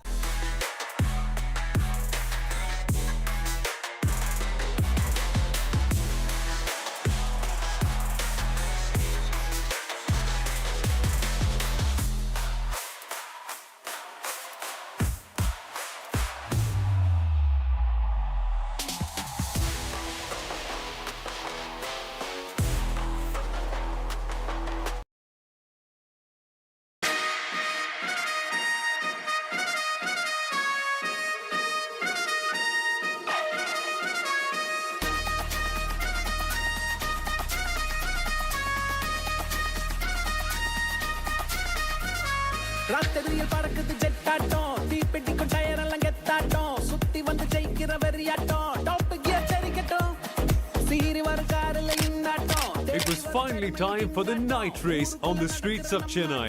Champion பறக்கட்டும் ஒரு ஆட்டம் bottom கூட்டம் அது நோட்டம் போடட்டும் விளையாட்டில் வெல்லும் பட்டம் மனசுக்குள் ஊடட்டும் கலங்காத தோல்வி கண்ணால் For the Indian Formula 4 Championship, where Bo3 Divinandan had a great start. ட்ராக்ல த ஃபயரா பாயட்டும் ஹார்ட்ல த பவரா மாறட்டும் டார்க்ல த புகழா ஏறட்டும் டாப் தான் வெல்லும் இரும்புல த செஞ்ச தேரெல்லாம் அணிவகுத்து போகும் ஒரு நேரம் கனவுகளில் வெற்றி என்னாலும் உழைக்கிறப்போ அல்லும் ராத்திரியில் பறக்குது ஜெட்டாட்டம் தீப்பெட்டிக்கும் டயர் எல்லாம் கெத்தாட்டம் சுத்தி வந்து ஜெயிக்கிற வெறியாட்டம் டாப் கியர் சரிக்கட்டும் சீரி வரும் காரில் இந்தாட்டம் தேடி வரும் பெருமையில் கிங்காட்டம் ஊருக்குள்ள நடக்கிற நம்மாட்டம் சாம்பியன் பறக்கட்டும்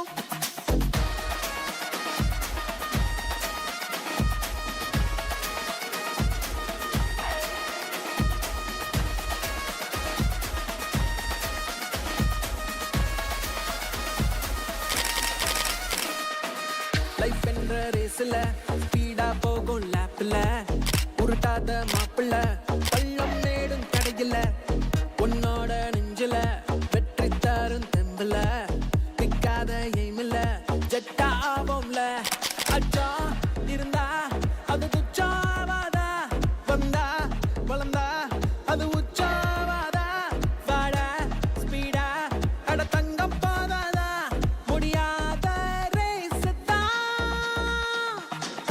ட்ராக்ல த ஃபயரா பாயட்டும் ஹார்ட்ல த பவரா மாறட்டும் டார்க்ல த புகழா ஏறட்டும் டாப் தான் வெல்லும் இரும்புல த செஞ்ச தேரெல்லாம் அணிவகுத்து போகும் ஒரு நேரம் கனவுகளில் வெற்றி என்னாலும் உழைக்கிறப்போ அல்லும் ராத்திரியில் பறக்குது ஜெட்டாட்டம் தீப்பெட்டிக்கும் டயர் எல்லாம் கெத்தாட்டம் சுத்தி வந்து ஜெயிக்கிற வெறியாட்டம் டாப் கியர் சரிக்கட்டும் சீரி வரும் காரில் இந்தாட்டம் தேடி வரும் பெருமையில் கிங்காட்டம் ஊருக்குள்ள நடக்கிற நம்மாட்டம் champion பறக்கட்டும்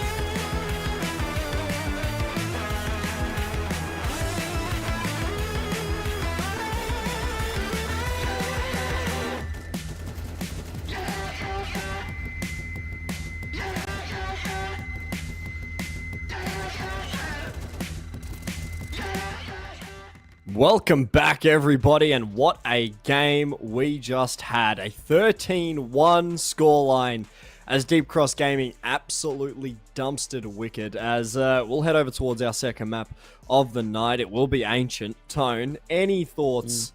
Any thoughts at all in that beautiful head of yours about what we just witnessed? I was going to say dumpstered, dominated, destroyed even is all three words I could use to describe what Deep Cross did to Wicked in that one. Unfortunate for them, but hopefully they'll look to shake it off, of course, going into Ancient as we check out the MVP for that last map. It's definitely Cloudy. 16 kills, KD of 2.29, and number around MVPs, of course, 5. Cloudy was on a heater. I was going to say, you know, we looked at players like Daymake, we looked at the rest of the roster, and like, you know, Cloudy performed pretty admirably in their last series, but, you know, he wasn't the front runner in terms of that one. But we're taking a look at the scoreboard here. Of course, Daymake, waste of ammo as well, were up there with 14 between them respectively. And I was going to say, leading from the front, Orpa and IGL Daymake with 14 is good signs here for the side of Deep Cross going into this next map. Oh, most definitely. I mean, just to touch on a few extra stats as well that we don't have on the screen. Wisely had a 1.94 HLTV 3.0 rating. Clyde had a 1.93. Daymake had a 1.9. With everybody going over a 1.00 rating on that Deep Cross side. And for Wicked, I mean, it's all red, dude. It's all red. I mean, it's a 0.85 for Defaulter was the top rating they had on HLTV. It was not good, man. It was not good.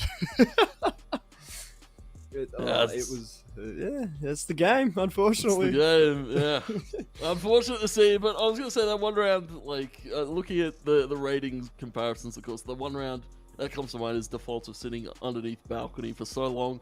Was the round that really got them something that just felt like the rest of it was, of course, a whole lot of nothing. As, of course, we look at the summary, you know, a lot of the wins going over towards Deep Cross 13, if you can count. And, of course, the headshot percentage above 50 is a very interesting thing to see from Deep Cross. Not a whole lot of utility damage between these two teams.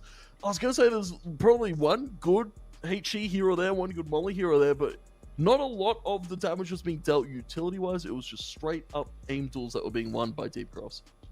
Yeah, I mean, we're going to have to work out what this Wicked side can do on Ancient, because after that showing on Mirage, I won't lie, Tone, I don't know what to make of this side. I genuinely don't, because it really feels as if, you know, we're sort of sitting as bystanders as we're watching a car accident.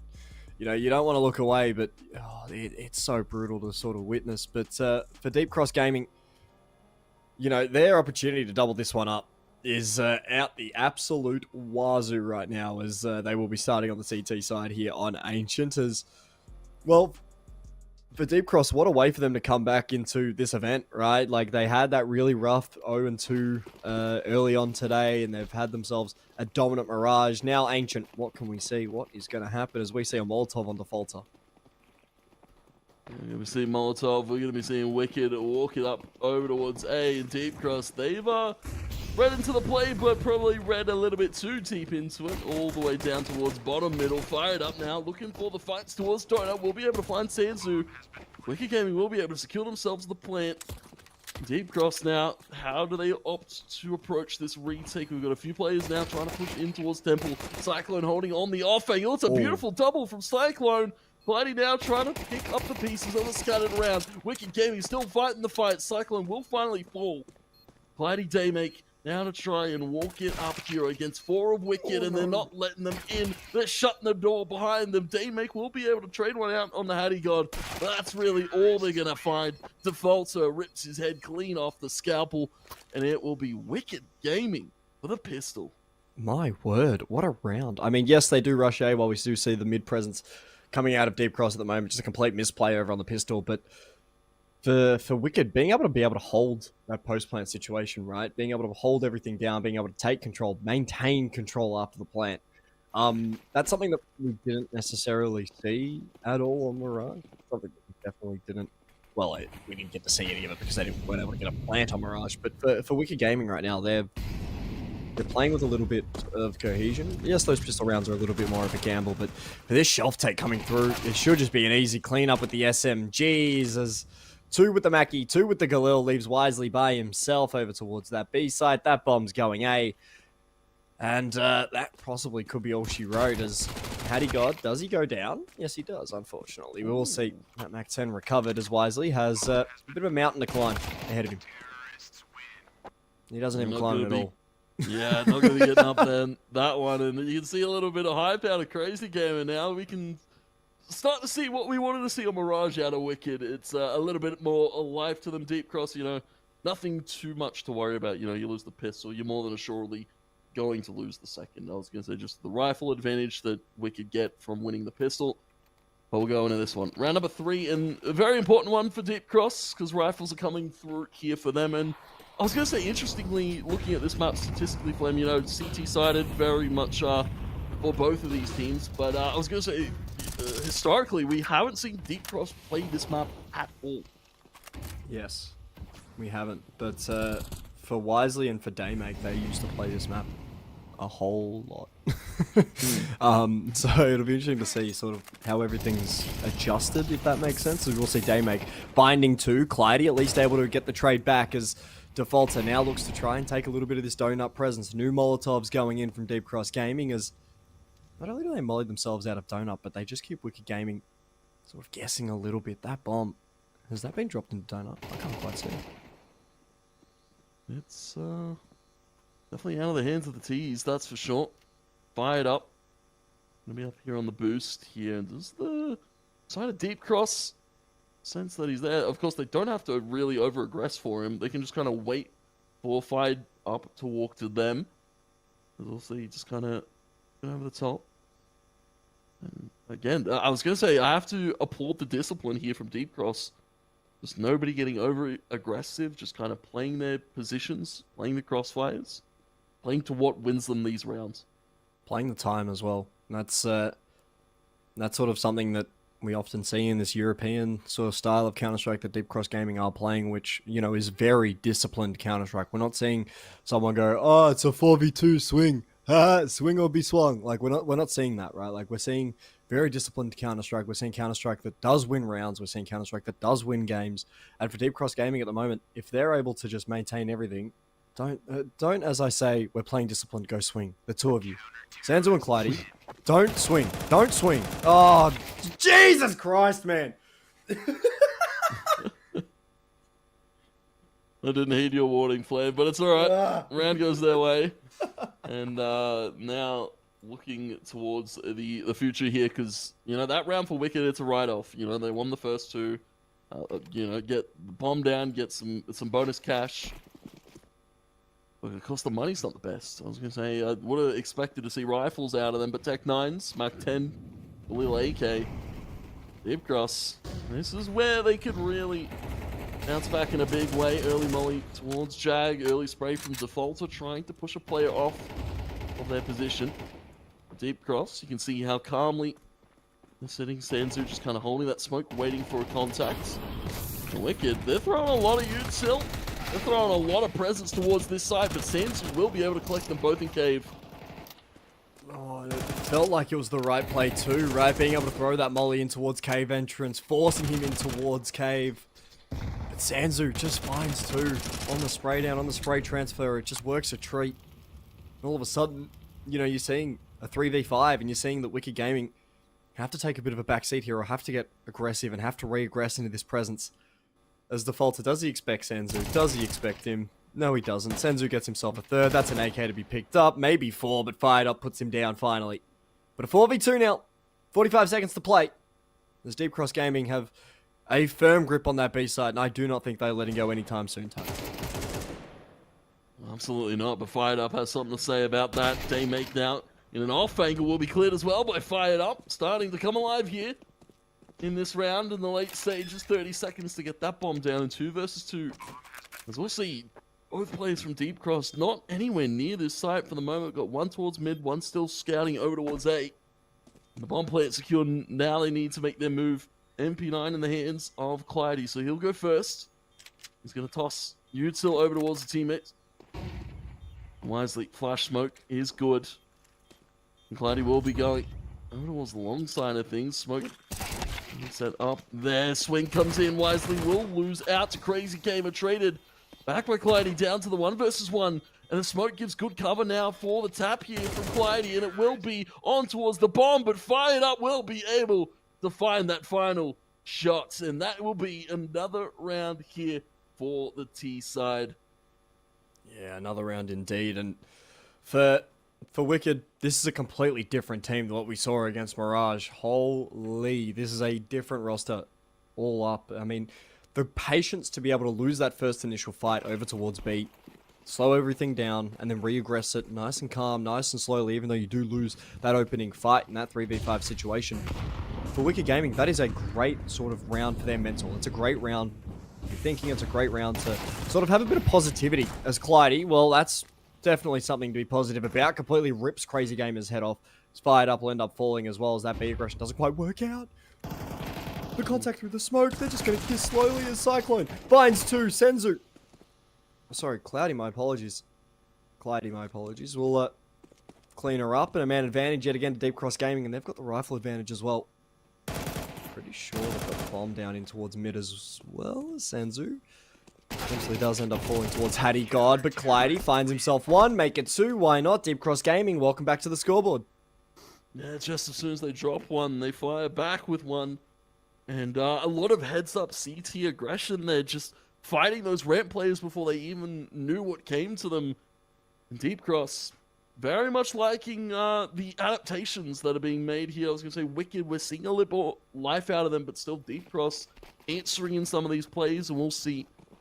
Of course, with the bomb not going down in that round, Wicked's economy still not the best. It really hasn't been the best, and I think more importantly for Wicked, right, like they've got to really rely on Crazy Gamer and this Galil to open up some of these fights, to really create a bit of space for these pistols to work around. Not only creating the space, but it's also about recovering some of the rifles they've lost already. You know, especially in the form of the AKs, and potentially even picking up a M4 or 2 could be very handy. There's Clyde. He's at least waiting for something, waiting for a little bit of contact, waiting for even the slither of a shoulder to be seen before dropping that molly and falling away, but that's going to be a foot shown out. Defaulter, sorry, it's Hattie God, my apologies, will be seen, and that's going to cause the util to fall down in through A main. As Wicked Gaming, I mean, now they're going to start trying to split this A site. And with that quick rotation from Daymate coming over towards A already, it's going to be interesting to see sort of how Wicked Gaming progress through this. That's another rotation coming out from Sanzu as well. As a reflash, my apologies, comes out. And a boost up in towards Tree. A high-low setup right now can be dangerous, and with 40 seconds, this hit is imminent in towards the A site. They've walked up Donut as Daymate has to at least be aware. Finds the first, can't get any more than that. Clyde needs to be the hero. That MP9, it's sloppy, but it gets the job done. Finds the first, make it 2. Clyde, is there 3? The answer's no, but Sanzu at least comes out. He's able to find himself a kill, leaving Hattie God by himself in the 1v3. Waste of ammo cleans her up, and my word, Clyde getting 2 there is a complete change in that round. It could have gone all horribly wrong, Tone. Yeah, it could have gone awry there. The Deep Cross, another one to their board. And you can start to see maybe some frustration settle in early for Wicked.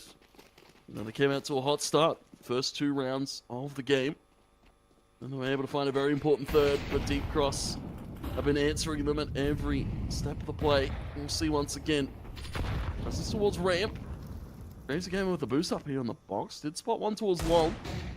Goes for a shot. There is a player currently jiggling out towards Shelf here. Wisely, very aggressive position to be taking. Yeah, I mean, he's taken the spot. Does have Daymake at least supporting in through elbow with that MP9. These pistols, I mean, they've been able to find themselves a bit of a cheeky tag, but nothing more as of that. They're just being trapped in towards Shelf. There isn't a lot they're going to be able to do around it. Wisely sprays through, does at least find Fired Up. That's another pistol ringing out in through Shelf as this MP9 needs to go massive. It needs at least 1. It can't quite find it. Cyclone at least gets that opener kill. Wisely with the trade back. Does at least leave Cyclone to fend for himself. Wisely doubles up. That's 3 on the round for him. Sanzu ends up falling. Wisely with 4. Hattie Gods will at least get a plant down, a small win. Nonetheless, waste of ammo steals the ace though, and Wisely, a cheeky little 4-piece for him. My word, Deep Cross Gaming, they look to be back in top form at the moment. Yeah, that's the way you want to see it go for them right now. Looking back in form after a rough start. And for the side of Wicked Gaming, there's a lot of questions to be answered. A lot of questions as well to be asked right now. How do they approach this T side with now full purchase coming through? Hattie God going to be on the AWP. We'll see what they can bring to the play here. I was going to say maybe a little bit more fast aggression towards B, because I was going to say Deep Cross are happy to meet them there. Wisely playing for the shelf control. Sanzu will be traded out by the Molly, are fired up, and Wicked Gaming now 1-for-1 trade here. Crazy Gamer looking to walk it up and make it better. I mean, he's just been able to open up that B site by himself yet. I mean, the slow rotations as well have come through. You're completely right about it, Tone. They have just completely aggressed in through B as Crazy Gamer doubles up. That's Wisely falling. The hero of last round will no longer have a say here. Daymaker will at least find one. That's going to be a trade at a minimum. It's Clyde. Smoke down over towards that bomb. Still just dancing around that B site, waiting for something. As Hattie with that AWP needs to be isolating this fight. As Clyde can't quite find all too much. Defaulter will spray down through the smoke, and that's going to be a 4-4 scoreline here, Tone. Yeah, that's what we wanted to see. Wicked Gaming get aggressive. Molly deep towards Sanzu does a lot of damage and will be, a quick trade. Crazy Gamer as well, just firing off into long. You see how much presence there towards long as well. Overwhelming Deep Cross as they're trying to rotate in. That's the answer we wanted to see from Wicked. Well played to them, and now Deep Cross still will have a purchase, but the economy's not the best. MP9 here for Sansu. And this time they're going to be playing triple stack down towards middle, but Wicked Gaming haven't been taking too much mid control, all things considered. Yeah, I mean, they've just kind of left Deep Cross to have all of that control. More importantly, we're seeing Deep Cross Gaming playing very passively towards that A site. They're not over-aggressing, they're not showing too much. We've only got Daymake hiding in through Donut. And with Util hitting that A site now, Mollies will go deep, smokes will go up, you'd imagine, at some point, but Daymake sprays down 3! They all line up for the IGL, and he knocks them down one at a time. It'll be a 5v2 now. A minute 10 left to play in this round, and Wicked Gaming have absolutely sputtered as they try to enter in towards A, and it's the IGL. It's the leader for Deep Cross Gaming to administer some brutal blows to this T side. Rotations are here. Sanzu has come over with the MP9 as Daymake has completely shut down the A-take. Absolutely beautiful spray down there. Disciplined as well. Daymake just slowly inching his way forward, and a micro adjustment there. As we'll see Wicked Gaming try to pick up the pieces here. Sansu will be caught on the cross there. Fired up, finds it. It's Crazy Gamer able to find Daymake too, so all the heroics have gone awry as that bomb will be looked to attempt to plant here for Wicked Gaming. A little bit more in the open now towards the back side of the box here. Nobody can spot the planet for the moment. Clyde's still hiding his donut. Spray comes on towards the site. Player Crazy Gamer finally traded out. Fired up now. 1 versus 2. Wisely over towards main, player towards Donut, and he can't clear out either of them. Wisely will find the shot. Deep Cross Gaming, they will be able to pick up the round. Wicked, a valiant attempt. Nice little piece of timing there for Wisely as well to get that kill. That's going to be 5 for Deep Cross Gaming. I think this is the first time they've had the lead in this map as well. It might be. I think it is. I think I'm right on that one, but we'll have to check. But I mean, that Daymake 3K really did cause a lot of pressure and a lot of stress to come through. And for Deep Cross Gaming, being able to make the adjustments to come back in. For Wicked Gaming as well, to be able to find 3 kills, be able to find 2 kills in the 2v5 and get that plan as well. It's just heroics that are necessities at this point. Is fired up, at least gets that opener. The trade's going to be there as a nade will sail into elbow to allow him to escape even just the slightest bit. 1-for-1 trade in mid does see Deep Cross Gaming at least stack this B site now. They've left Daymake by himself with that AWP on A. Yeah, very interesting spot. All comes really down to Daymate. If they do decide to pull the trigger from B and go to A, they're all grouped up over towards Shelf here. We'll see them push up on the ramp with a beautiful flash setup from Sansu. They'll clean them out of that ramp position. Cyclone now deep wrap here over towards CT. And deep cross. They're not expecting it, at least Sansu definitely isn't. He's looking towards Cave right now. Cyclone one smoke. Replays to clear out here on this side, and nobody's looking towards him, so he's got the jump on here. And Trigger, this one is perfect. He was looking towards the ramp player, misses the spray, and Sansu will collect. And so unfortunate there. That could have been a huge play for Cyclone. But another round goes Deep Cross Gaming's way. Oh, it's just a flub. You would have loved to have seen Cyclone get the first there, be able to pick up the second after it. But a 4-6 scoreline now at least starting to show here for Deep Cross Gaming. Wicked have looked better here on Ancient, but Deep Cross is still showing why they are the favourite in this matchup.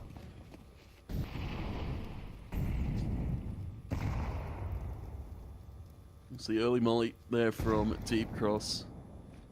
I was going to say, maybe starting to work out a little bit that Wicked Gaming have kind of just been playing a ramp a lot of these rounds, going fast here. Sansu over towards the pillar, will be able to find the collection onto the second.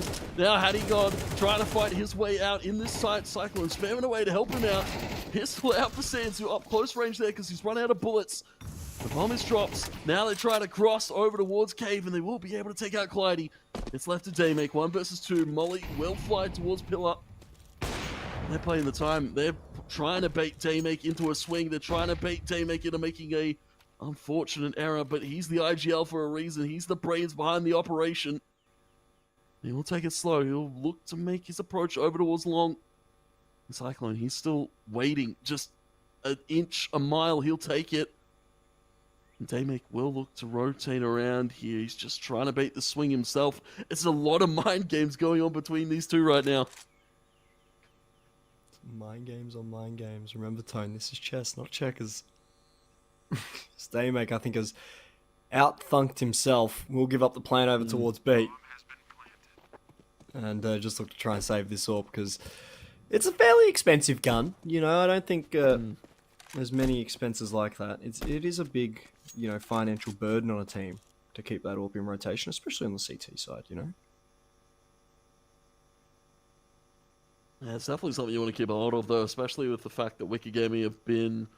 I was going to say, they haven't been showing too much AWP presence, right? It's a little bit more rifles, a little bit more faster play here over towards B, especially these last few rounds. So, you know, keeping that AWP as a stable presence, a stable threat to anchor down a site. They make more than happy to save that one, but for Wicked, going to be 5. More than they found on Mirage.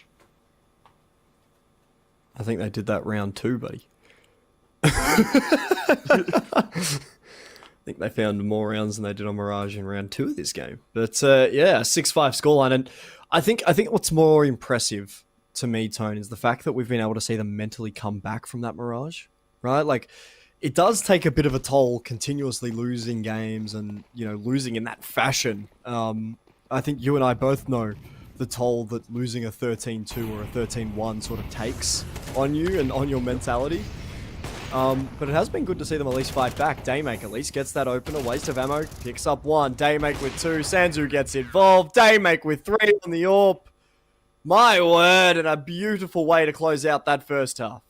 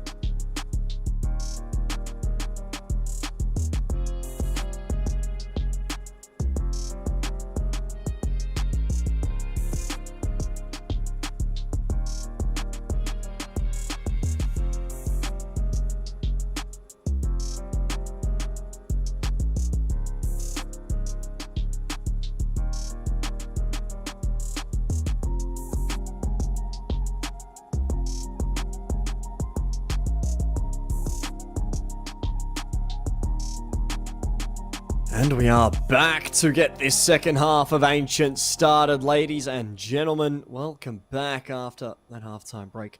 As, Wicked, they've shown a little bit more here on Ancient than they did on Mirage, as, of course, I'm once again joined by 2-Tap Tony. Tony, a better start for Wicked Gaming on their T side. Now they move to the CT side, which we've been highlighting as a bit of a problem for them. Do you reckon they've got what it takes? Definitely would hope so. The way they've been playing this one definitely gives me a little bit of hope. They were moving a little bit more aggressively on the T side, but now, of course, CT, you really have to tone it in. You really have to dial back that aggression and play a little bit more cool, calm, and collected. And we'll see. Already the dink on the fired up there onto Donut. Deep cross finding that early pick, and they're looking for a little bit more. Crazy Gamer, though, tapping away with a triple. And looking for Daymake as well. Will be taken, though, by waste of ammo. Deep cross are able to walk up to Folder, trade it out. Daymake now under fire, under threat. Will be able to trade 2 for his own. Down to the 1 versus 1. It's Daymake versus Cyclone. It's a hot storm for Cyclone. Daymake, he'll slow down the pace here. He's got all the time to work with. He's got all the room to play with. That bomb will go down. Yeah, I mean, nothing better for Daymake than to get that bomb down, alright? You put a timer on the Cyclone now. He's got a bit of work to do with those dollies. He'd love to be a bit closer, but Daymake tagged heavy. A single bullet will end up doing the job. But Daymake just can't get that one tap! You can't let that happen, Cyclone! A pistol yet again taken by Deep Cross, and yet again is the IGL Daymake. My word. 4 for him on the round. Yeah, that was a crazy triple from Crazy Gamer. I was going to say, just so many heroics from both teams there just in pistol alone. But yeah, you see the impact the IGL has. Daymake, when he's fragging, he's leading from the front. And I was going to say, it's interesting to see like the psyche around Daymake. He wins a huge round. He's not getting up. He's not getting loud. He's like fist bumps and then immediately back to business. He's immediately calling the next round. He is very business orientated. I can tell you that. He does love a bit of business. As they say, support your local businesses. As Daymake supporting his fellow teammates. But will be the B hit coming in for Deep Cross Gaming. Crazy Gamer will be isolated by himself. Ends up falling to the wall bang. And for Wicked Gaming, having a 4-man retake on this B site could possibly be what they need, as all 4 of them do start to charge in. Bomb isn't even planted yet. They've already got 3 responding to the call. It's fired up will be a late exclusion. A re-smoking through long. Does at least make life a little bit easier here for Deep Cross Gaming. As these pistols, they're looking for something, looking for anything. That's a deagle at least ringing out. As that's going to be a swing from Daymake. He'll get 3 with the pistol. Could be a little bit more. Did he invest a gun? I don't think he did. Anyway, no. Zanzu will at least find that final one, as Daymake having a bit of a giggle to himself. Can't believe he forgot to buy a gun. But it doesn't matter. Finding 3 with the pistol is all well and very, very happy indeed, as Crazy Gamer... Oh, sorry, my apologies. As Wicked still yet to convert around here on this CT side. A 2-0 start in the half and a 9-5 scoreline overall. Deep Cross Gaming, they are starting to run away with it here. Daymake still hasn't bought a gun. That's... This has to be BM at this point. This is BM. He's throwing nades, so I guess like his mind's preoccupied, but this is BM. This is absolutely BM at this stage. The fight's lost mid, traded. Wicked Gaming come out, won the better. And I was going to say, maybe looking to walk through the smoke too. Fired up. He's getting close in the face of Daymake right now. He's trying to slip through behind him. Fired up's gotten completely past them. The Deep Cross have got no idea. I don't think he's got any idea that Deep Cross were there. Yeah. What?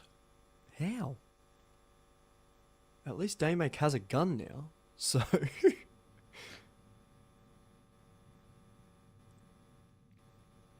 What is going on here, Tony? This is astounding. Fired Up has come all the way through A main and is probably going to be expecting the donut presence before getting cleaned up. One of the more absurd rounds of Counter-Strike I think I've ever seen, Tone, as the bomb will go down with a 5-9 scoreline. A smoke in through CT will force Crazy Gamer alongside Hattie God to at least start to rotate in through Temple. Well, now a quarter ticked, waste of ammo, a single bullet to the head. Not wasting any ammo, as his name does imply, as I've probably said that too many times today. Let's be real here, as now the 3v2. It'll be the save of the M4s, as they do get quite expensive this time of year. It is Christmas as well. Make sure you get your loved ones a nice little gift, as it is coming up. And Deep Cross Gaming pick themselves up 10. That's their gift for Christmas.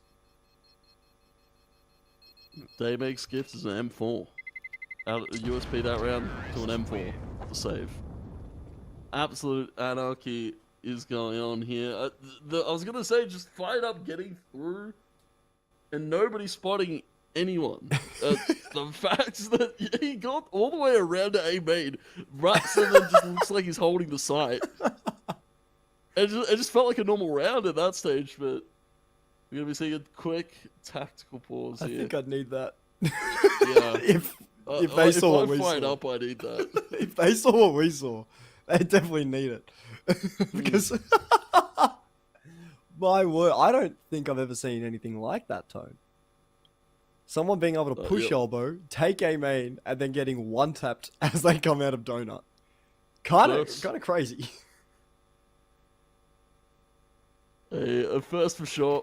Tack will go. Wicked now it is all hands on deck. This is a very important rifle round for them right now because Deep Cross, you know, they've got plenty of money. They're happy to drop this one even just to, you know, test the waters a little bit. What can they really get away with on the T side here? Once again, early smoke there towards elbow. Deep Cross and a few members here. They're going to be playing a little bit more default. I was going to say more than Wicked did on their T side. I mean, Wicked have doubled up in through A main as well. They do have that FAMAS boosted up, and looks as if they want to make a quick rotation towards A as well, especially with Fired Up's positioning. Not necessarily fighting mid, but not necessarily wanting to contest it too heavily until he gets that donut presence. Donut will end up getting smoked out, and for Deep Cross Gaming, they can take out Hattie God. Well, they can at least start to put a little bit more pressure over towards B, force that rotation away. They can easily, quite easily bail out of it, but looks like they want to commit B. As Daymake finds the opener. Hattie God will end up falling, as the util will now start to obstruct that B site view. With 50 seconds here, Deep Cross are definitely waiting for that opportunity to strike, as waste of ammo will take out a teammate. Does at least get fired up as Cyclone ends up falling. Clyde does at least take out Crazy Gamer. Defaulter ends up falling as well. And for Deep Cross Gaming, picking themselves up 11. Two rounds separate them from the map, from the series so far. Daymake has finally bought a gun in that round, we may as well add. So finally, we're seeing Wicked get a little bit of the respect they deserve. Yeah, finally getting respect. I was gonna say they're also a little bit more calm in the fist bumps. Nobody's hurting themselves this time. Nobody's beating poor Zanzu to death. I feel like, you know, it's a bit of a weird dynamic if, you know, you lose a single round at a map and you're breaking someone's fingers. Like, it call me crazy, but I think that's a little bit too far. It reminds me of one IGL we've got in OCE, one Coach Parnell, right? Crazy fella. Not a crazy gamer, just a crazy guy in general. Yeah. Remember the time it broke both my hands? I wasn't even playing. I was commentating. A bit weird. Daymake Clyde at least gets themselves one apiece. Crazy Gamer to find himself another. It just leaves Daymake by himself. The 1v2 gets the first. That should be a free plant to at least go down. Fired Up only does have the AWP. It is a glass cannon though. So this AK has every opportunity to be able to win this 1v2. Daymake, what have you got, son? Have you got enough to back the BM that you had earlier this series? He's dancing around. 56 points of health. And for Fired Up, it'd be an absolute dream. As that AWP starts to slowly creep its way in towards B. It's expecting something towards those cave boxes, but a tap. Daymake won't quite show his presence just yet. Fired Up! Won't have time for the defusal. Deep Cross will pick themselves up 12. But the AWP will be kept. It'll be kept for a rainy day here on Ancient. And all of a sudden, Tone, Wicked Gaming are staring down the barrel of match point and series point. Yeah, this is a come back to form here for Deep Cross. A rough first game of the day against the French representative here. And now they're looking in form here against Wicked, one of the teams that qualified through the Indian qualifier.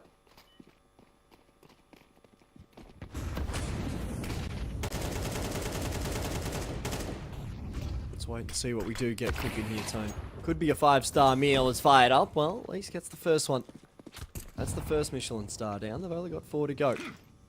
So we'll start to see the A-Site KL coming into play a little bit here as Crazy Gamer can't quite hold them back as the A anchor, but Defaulter gets his first. Is there a second on the cards? No, there isn't. Daymake will at least get the kill.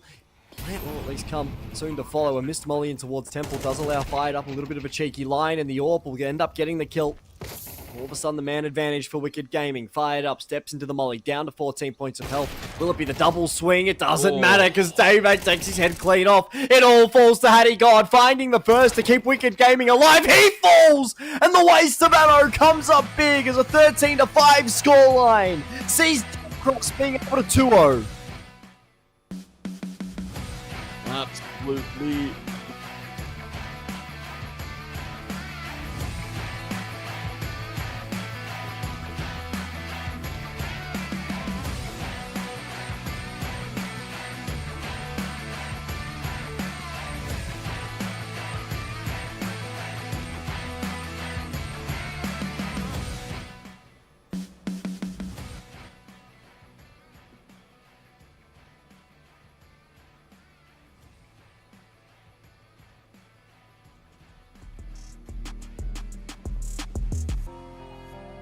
Congratulations to our match winners, Deep Cross Gaming.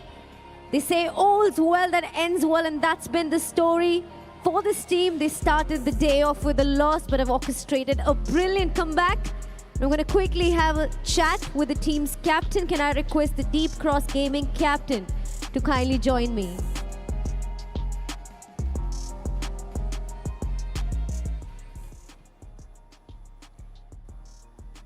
I'm going to start by saying congratulations. What a great comeback by your team. Happy with how this day has ended for you? So thank you for congratulations. Yeah, we happy finally we can showing something from our normal game. All right, so you started the day off with a loss and then a great comeback in this one. What did you do differently? What is that one strategy that you used in this game to make sure that you win it? So today is our second match already. We just following same plan, just try to playing our game. It's like not something special, but first time we have a lot of mistake with them. Right now we just fix it.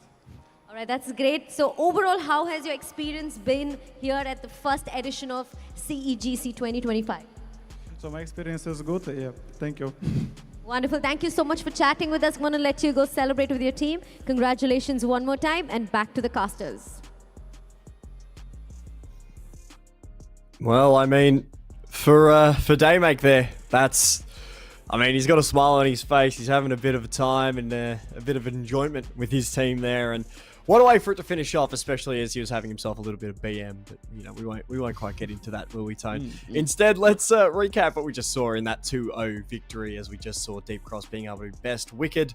Tone, a dominant performance ever since Mirage, even more dominant on Ancient. I mean, any thoughts at all? Any thoughts in there?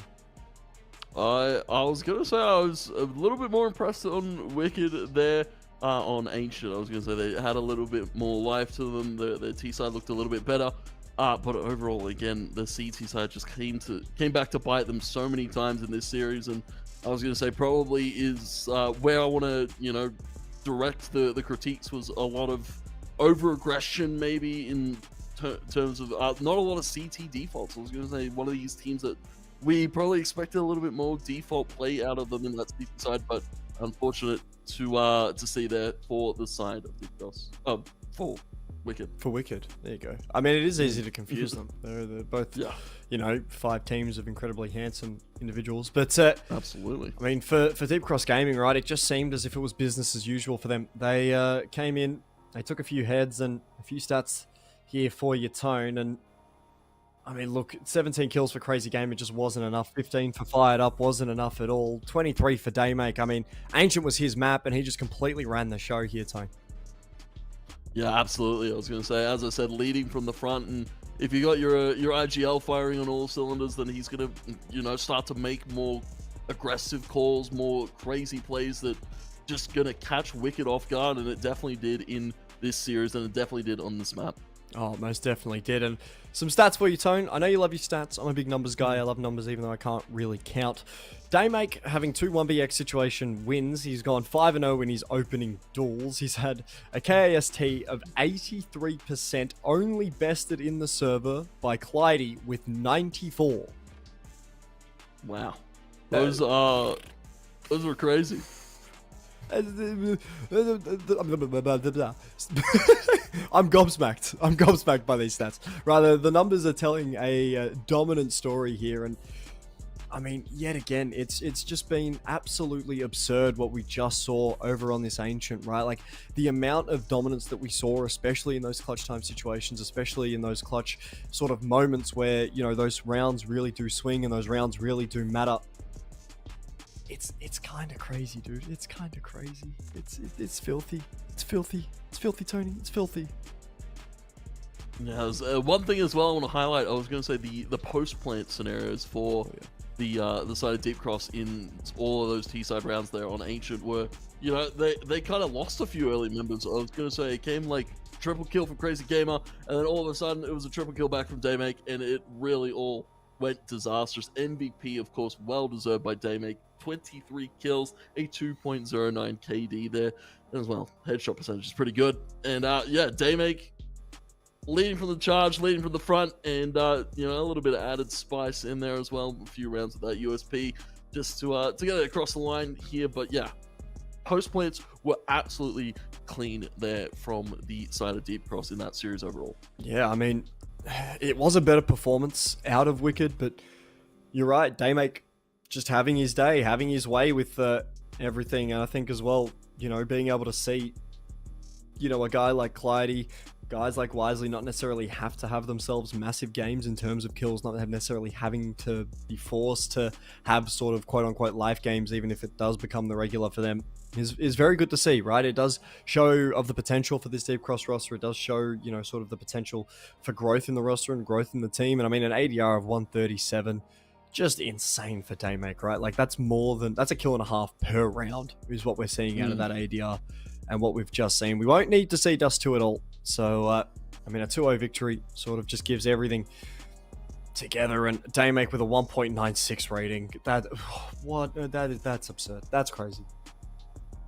Yeah, you're out of your AWPA, IGL, superstar, even you can label him as. But I was going to say, looking at the comparison here, Crazy Gamer didn't have too bad a game. I was going to say a lot of the rounds really fell on him in some of the ones that they were able to pick up. Fired Up 2 looked impressive in some of those entry duels and fights that he was able to win out, and almost winning out a few clutches here or there. Of course, just not quite able to best Daymake in that fight. But I was going to say, yeah, a lot is going to be thought about here for Wicked Gaming. I was going to say, definitely need to see them work on that CT side a little bit more. Oh, most definitely. I mean, that was our main concern coming into this sort of series, was the CT side win round percentage. It wasn't too good. And I mean, yet again, Wicked Gaming not being able to pick up a round on their CT side.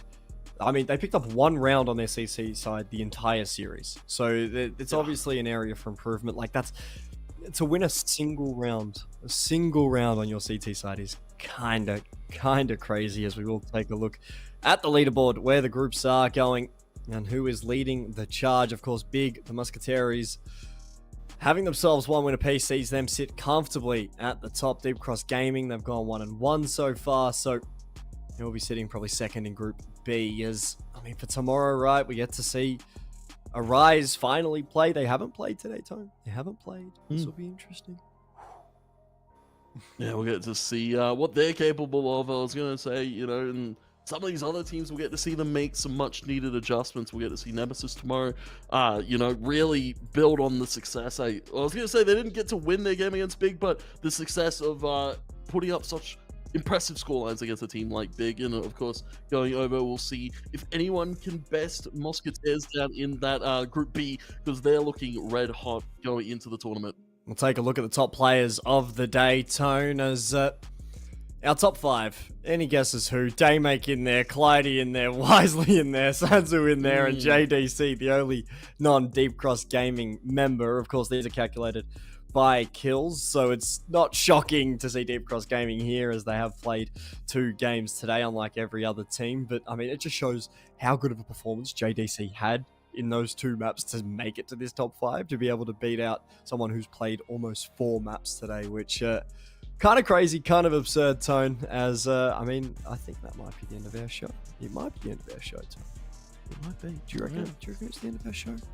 It might just be. I was going to say, I imagine 6 are up there in probably 6th or 7th as well for our top 5. Because he had an absolute lights out series there in that last one for Mousquetaires. And yeah, I was going to say, eyes on Mousquetaires, eyes on that Group A. I was going to say, definitely we'll get to see what Arise are capable of tomorrow going into their games. Of course, and I guess we're going to have to wait until tomorrow, Tone. We're going to have to wait till tomorrow, Tone, which means I'm not going to get to see your beautiful face until tomorrow, which, you know, breaks me, so I've got to go emotionally deal with that. We're going to close out the show, everybody. Very big thank you for joining us here today. Of course, I've been your caster Flamboyant. I've been joined with the best of the best, 2Tap Tony. Have yourselves an amazing day, night, no matter wherever you are in the world. Take care, and we'll see you guys tomorrow.